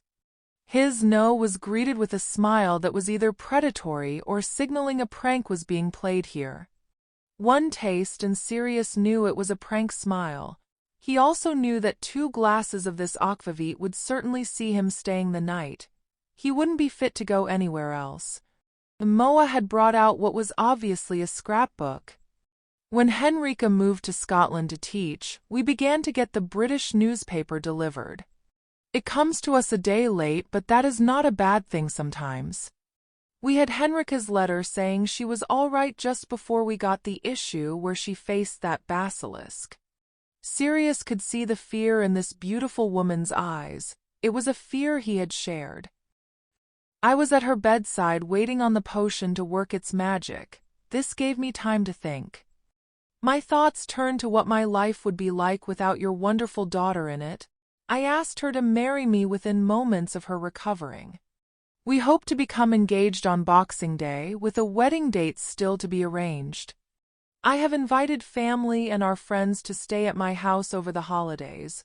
I would like to extend that invitation to you both too. The fear was now replaced by tears of delight in Moa's lovely eyes. She writes all the time, and we always knew she was going to be very busy between working at Hogwarts and Gringotts, but we both miss her so much. We would love the chance to spend the holidays with you both. The house will be very busy, and we'll be planning some outings and activities to keep everyone entertained. You would be very welcome additions to the madness that we hope the holidays will be. One thing though, could you not tell Henrika you're coming to London? I would like it to be a surprise for her. This had a jovial Lucas refilling their glasses and offering a toast to Christmas in London, and much holiday madness. Moa then offered her own toast, showing both men the picture taken of the soon-to-be engaged couple at the Ministry summer ball. To Henrika and Sirius, a beautiful couple. Sirius couldn't let that go unanswered, so offered a toast of his own. To the beautiful Hobson women, may there one day be many more of them. That was something Lucas would certainly drink to, before indicating the scrapbook Moa held. Henrika writes all the time, so we feel like we already know you.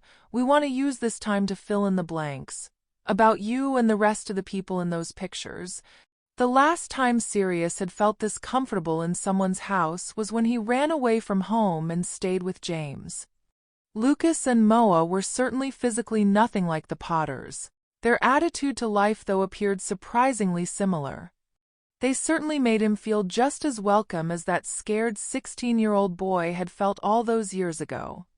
Sirius had soon kicked off his shoes and told story after story.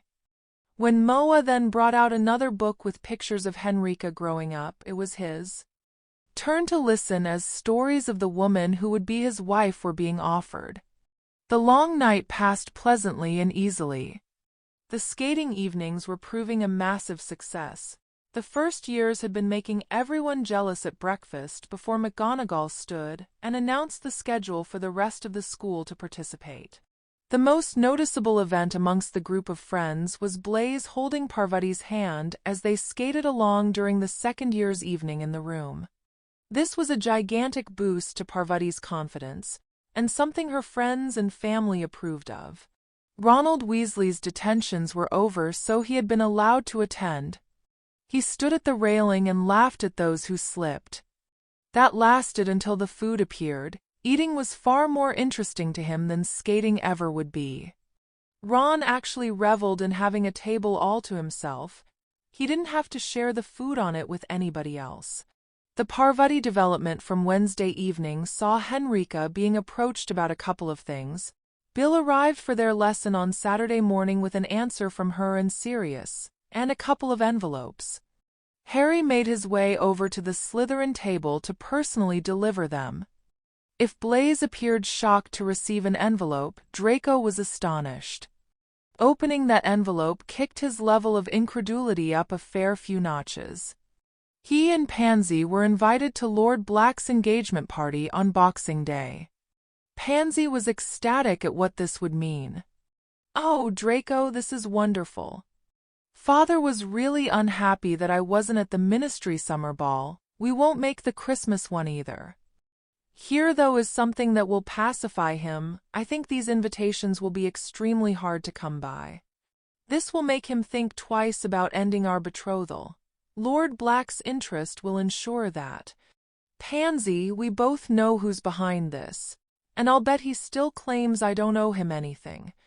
Both were watching Harry as he left the hall to attend his training. On entering the room, their training didn't begin immediately. They all understood there were things to be discussed first. Harry started the ball rolling, not happy with some of the news he'd been receiving from his father. "Assistant Ambassador, I want you to know these changes did not come from us.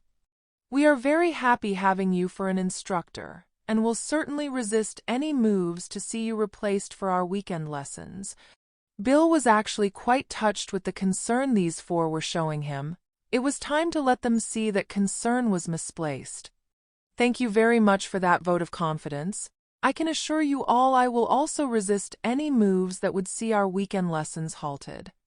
What this is, though, is simply a case of putting Hogwarts needs first. Do any of you have the slightest doubt that Remus Lupin will be a better defense teacher than Lockhart?" The only answer Bill got was 4 looks that clearly wondered if he'd lost his mind. "Thought not." Now, Hogwarts and the Ministry have stuck their neck out in supporting Remus for the job. Gringotts really needs to be seen to be doing the same. On the wizarding side of the divide, like it or not, they see Harry here as the public face of the goblins. Augusta would also look foolish if she championed this change in Professor, only for her grandson and his betrothed to still be receiving their timetabled defense lessons from me. "You 4 are treading water in that class anyway. We all know this is where you do your main work in defense. I may ask Remus to help the occasional weekend, but you will still be working with me." This cleared the air somewhat, and allowed Bill to ask the question his boss wanted answered. "How do you two feel about your bond becoming known to the public?" Again, Harry was first with his answer. "I think it would be hypocritical of me to have a problem with it. I publicly bonded with Hermione to change her status in the nation and offer her protection.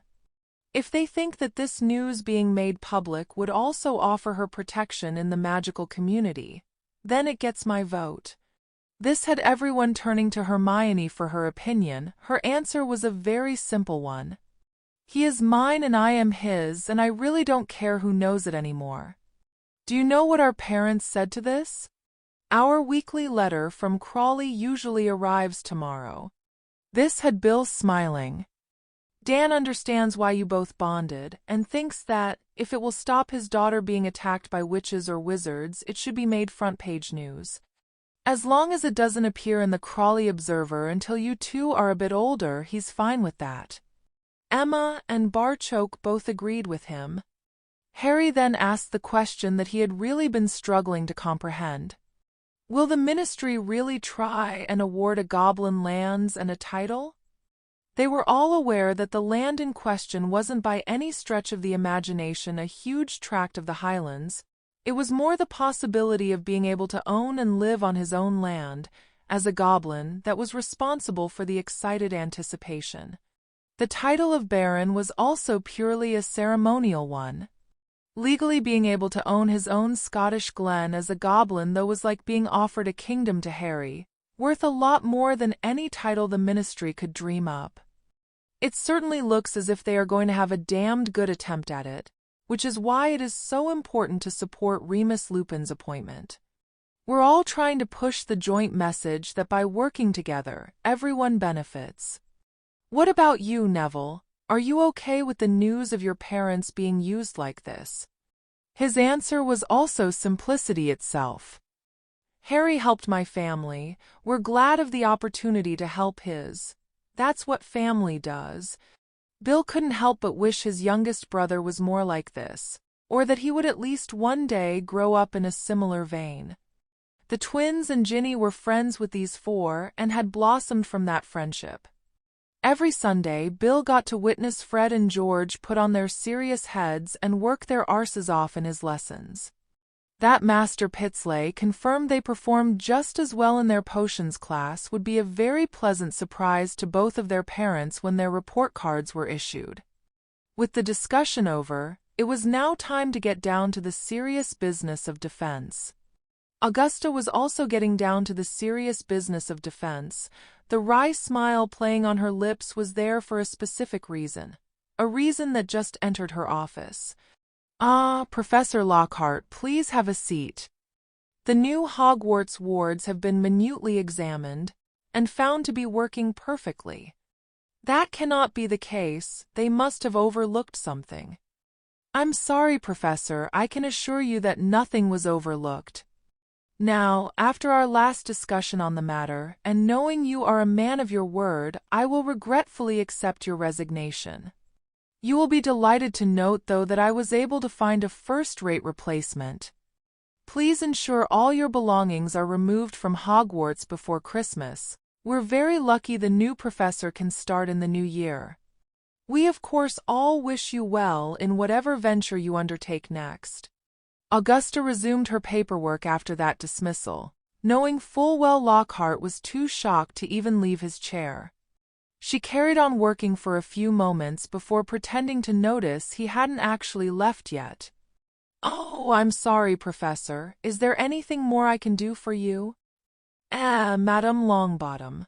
Perhaps I was a tad hasty in indicating I would leave the castle." "Hasty? I thought you ran as fast as your legs would carry you." "Oh, I see. You're talking about your decision to resign?" "Unfortunately, that decision has already been made. I can't have two defense professors. I would be left needing to dismiss one of them. Surely it would look better on your resume if you could truthfully state you resigned from Hogwarts, rather than having to be sacked. You can leave any time, Professor."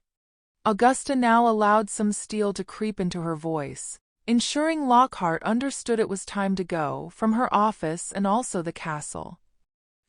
"With the students returning home on Monday, you've taught your last class at Hogwarts." The Patil sisters were currently chatting away, both making a deliberate effort to ensure a gulf was never allowed to open between them again. "I hope you don't mind us pushing for Blaise to be invited to the engagement party? Susan and Hannah will be allowed to invite partners to the party, but I didn't think you would be up to asking anyone just yet." "Oh, Padma, it's worked out brilliantly. Blaise obviously sussed why he was being invited. He asked me earlier if I would be his date for the party. Of course I said yes. Making the dress code include goblin formal, where means we already have that angle covered too. Yeah, Fred, George, Roger, and Cedric will all be invited tomorrow, and Harry has already arranged an appointment with the goblin tailors for them and their dates. Sirius really didn't want to invite a lot of people who sat back and did nothing while he rotted in Azkaban, and you know he's a big kid at heart anyway. The party will be family and friends, and a lot of fun." The Patils didn't celebrate Christmas as such, but this was quickly turning into a holiday they would remember for a long time. Not only were they getting to spend it with friends and family, there were already promises of at least one party, more ice skating in Muggle London, and even more shopping too. What was not to like? Augustus Rookwood didn't like what he was doing, but needs must. It was a very fortuitous occurrence that the plinth his thin straw mattress rested on was not made of the same material as the rest of his cell. Attempting what he intended on the black granite that Azkaban was constructed from would have rendered his already perilous attempt at escape clear into the totally hopeless bracket. As the pain in his mouth became unbearable, he removed his fingers to find traces of blood on them. This saliva/blood mixture was immediately transferred to the very rudimentary wand he was constructing. Lengths of straw from his thin mattress were bound together with hairs he'd pulled from his head. This was then being coated in the mixture coming from his mouth. Hopefully over the coming months this process would be able to infuse enough of his magical essence into his very basic construct to allow it to cast a couple of spells. This wand was never going to allow him to fire curses at anyone. That wasn't its purpose anyway. He needed this wand to open the cell door, along with any others that blocked his way out of Azkaban. It would then hopefully hold together enough to cast a warming charm on himself before he was forced to enter the North Sea. A simple Alohomora would suffice to open the doors in Azkaban. With prisoners being denied wands and dementors waiting in the corridors, the prison's reliance on such a simple spell was perhaps understandable. Augustus would first need to hack a piece of stone from the plinth before he could even think of making a protection medallion to get him past the dementors. That would then need to be shaped, have runes carefully carved into it, and then be infused with his blood to activate them. He was forced to use what he had available in his cell, conjured tin plates and cups lasted just long enough for the food to be eaten and any liquid drunk. Knives, forks, or spoons were never supplied. They certainly weren't stupid enough to provide their prisoners with anything that could be used as a weapon. That was why his fingers once more returned to his mouth. Augustus needed something that could carve stone. The only thing he had available in Azkaban were his teeth. He reckoned his molars should be best for cutting out a piece of stone, while his incisors would be needed to carve out the required runes. Between pulling out teeth as required and the finger scrapes he expected to get working on the stone, Augustus didn't think there would be any shortage of blood for his wand and protection medallion. He also knew that this was going to take months that outside factors ensured he needed to take anyway. While getting out of his cell, past the Dementors and out of Azkaban prison itself was going to be an amazingly difficult feat, he then still had the problem of being trapped on an island in the middle of the North Sea. To enter that same sea in December would carry a 100% guarantee of death. He would basically be committing suicide. It was simply far too cold for anyone to survive for any length of time in the water just now. Augustus knew there was only one narrow window available during a couple of months of what passed for summer here to make the attempt. Only then would he have any chance of making landfall, and only then could he begin the task of returning his master to power. Thank you for joining us for Part 5 of Harry Crow. These chapters have brought us deeper into Harry's unique world, where power, loyalty, and identity collide in fascinating ways. Did you know that Harry Crow is one of the most widely read and recommended Harry Potter fanfiction stories? RobSt's unique portrayal of goblin culture and a reimagined Harry Potter has earned it a legendary status in the fandom. What did you think of chapters 41 through 50? Were you surprised by the twists or inspired by Harry's strength and determination? Let us know your favorite moments in the comments below. If you're enjoying this audiobook, please like the video, subscribe to Grimoire Audiobooks, and share it with fellow Potterheads. To support our channel further, join as a member and unlock exclusive perks while helping us continue creating these incredible audiobooks. Harry Crow reminds us that true strength lies in embracing who we are and standing up for what we believe in. Thank you for being part of this journey, and stay tuned for the next installment. Until then, stay magical, stay inspired, and remember, your story is your greatest treasure. See you soon!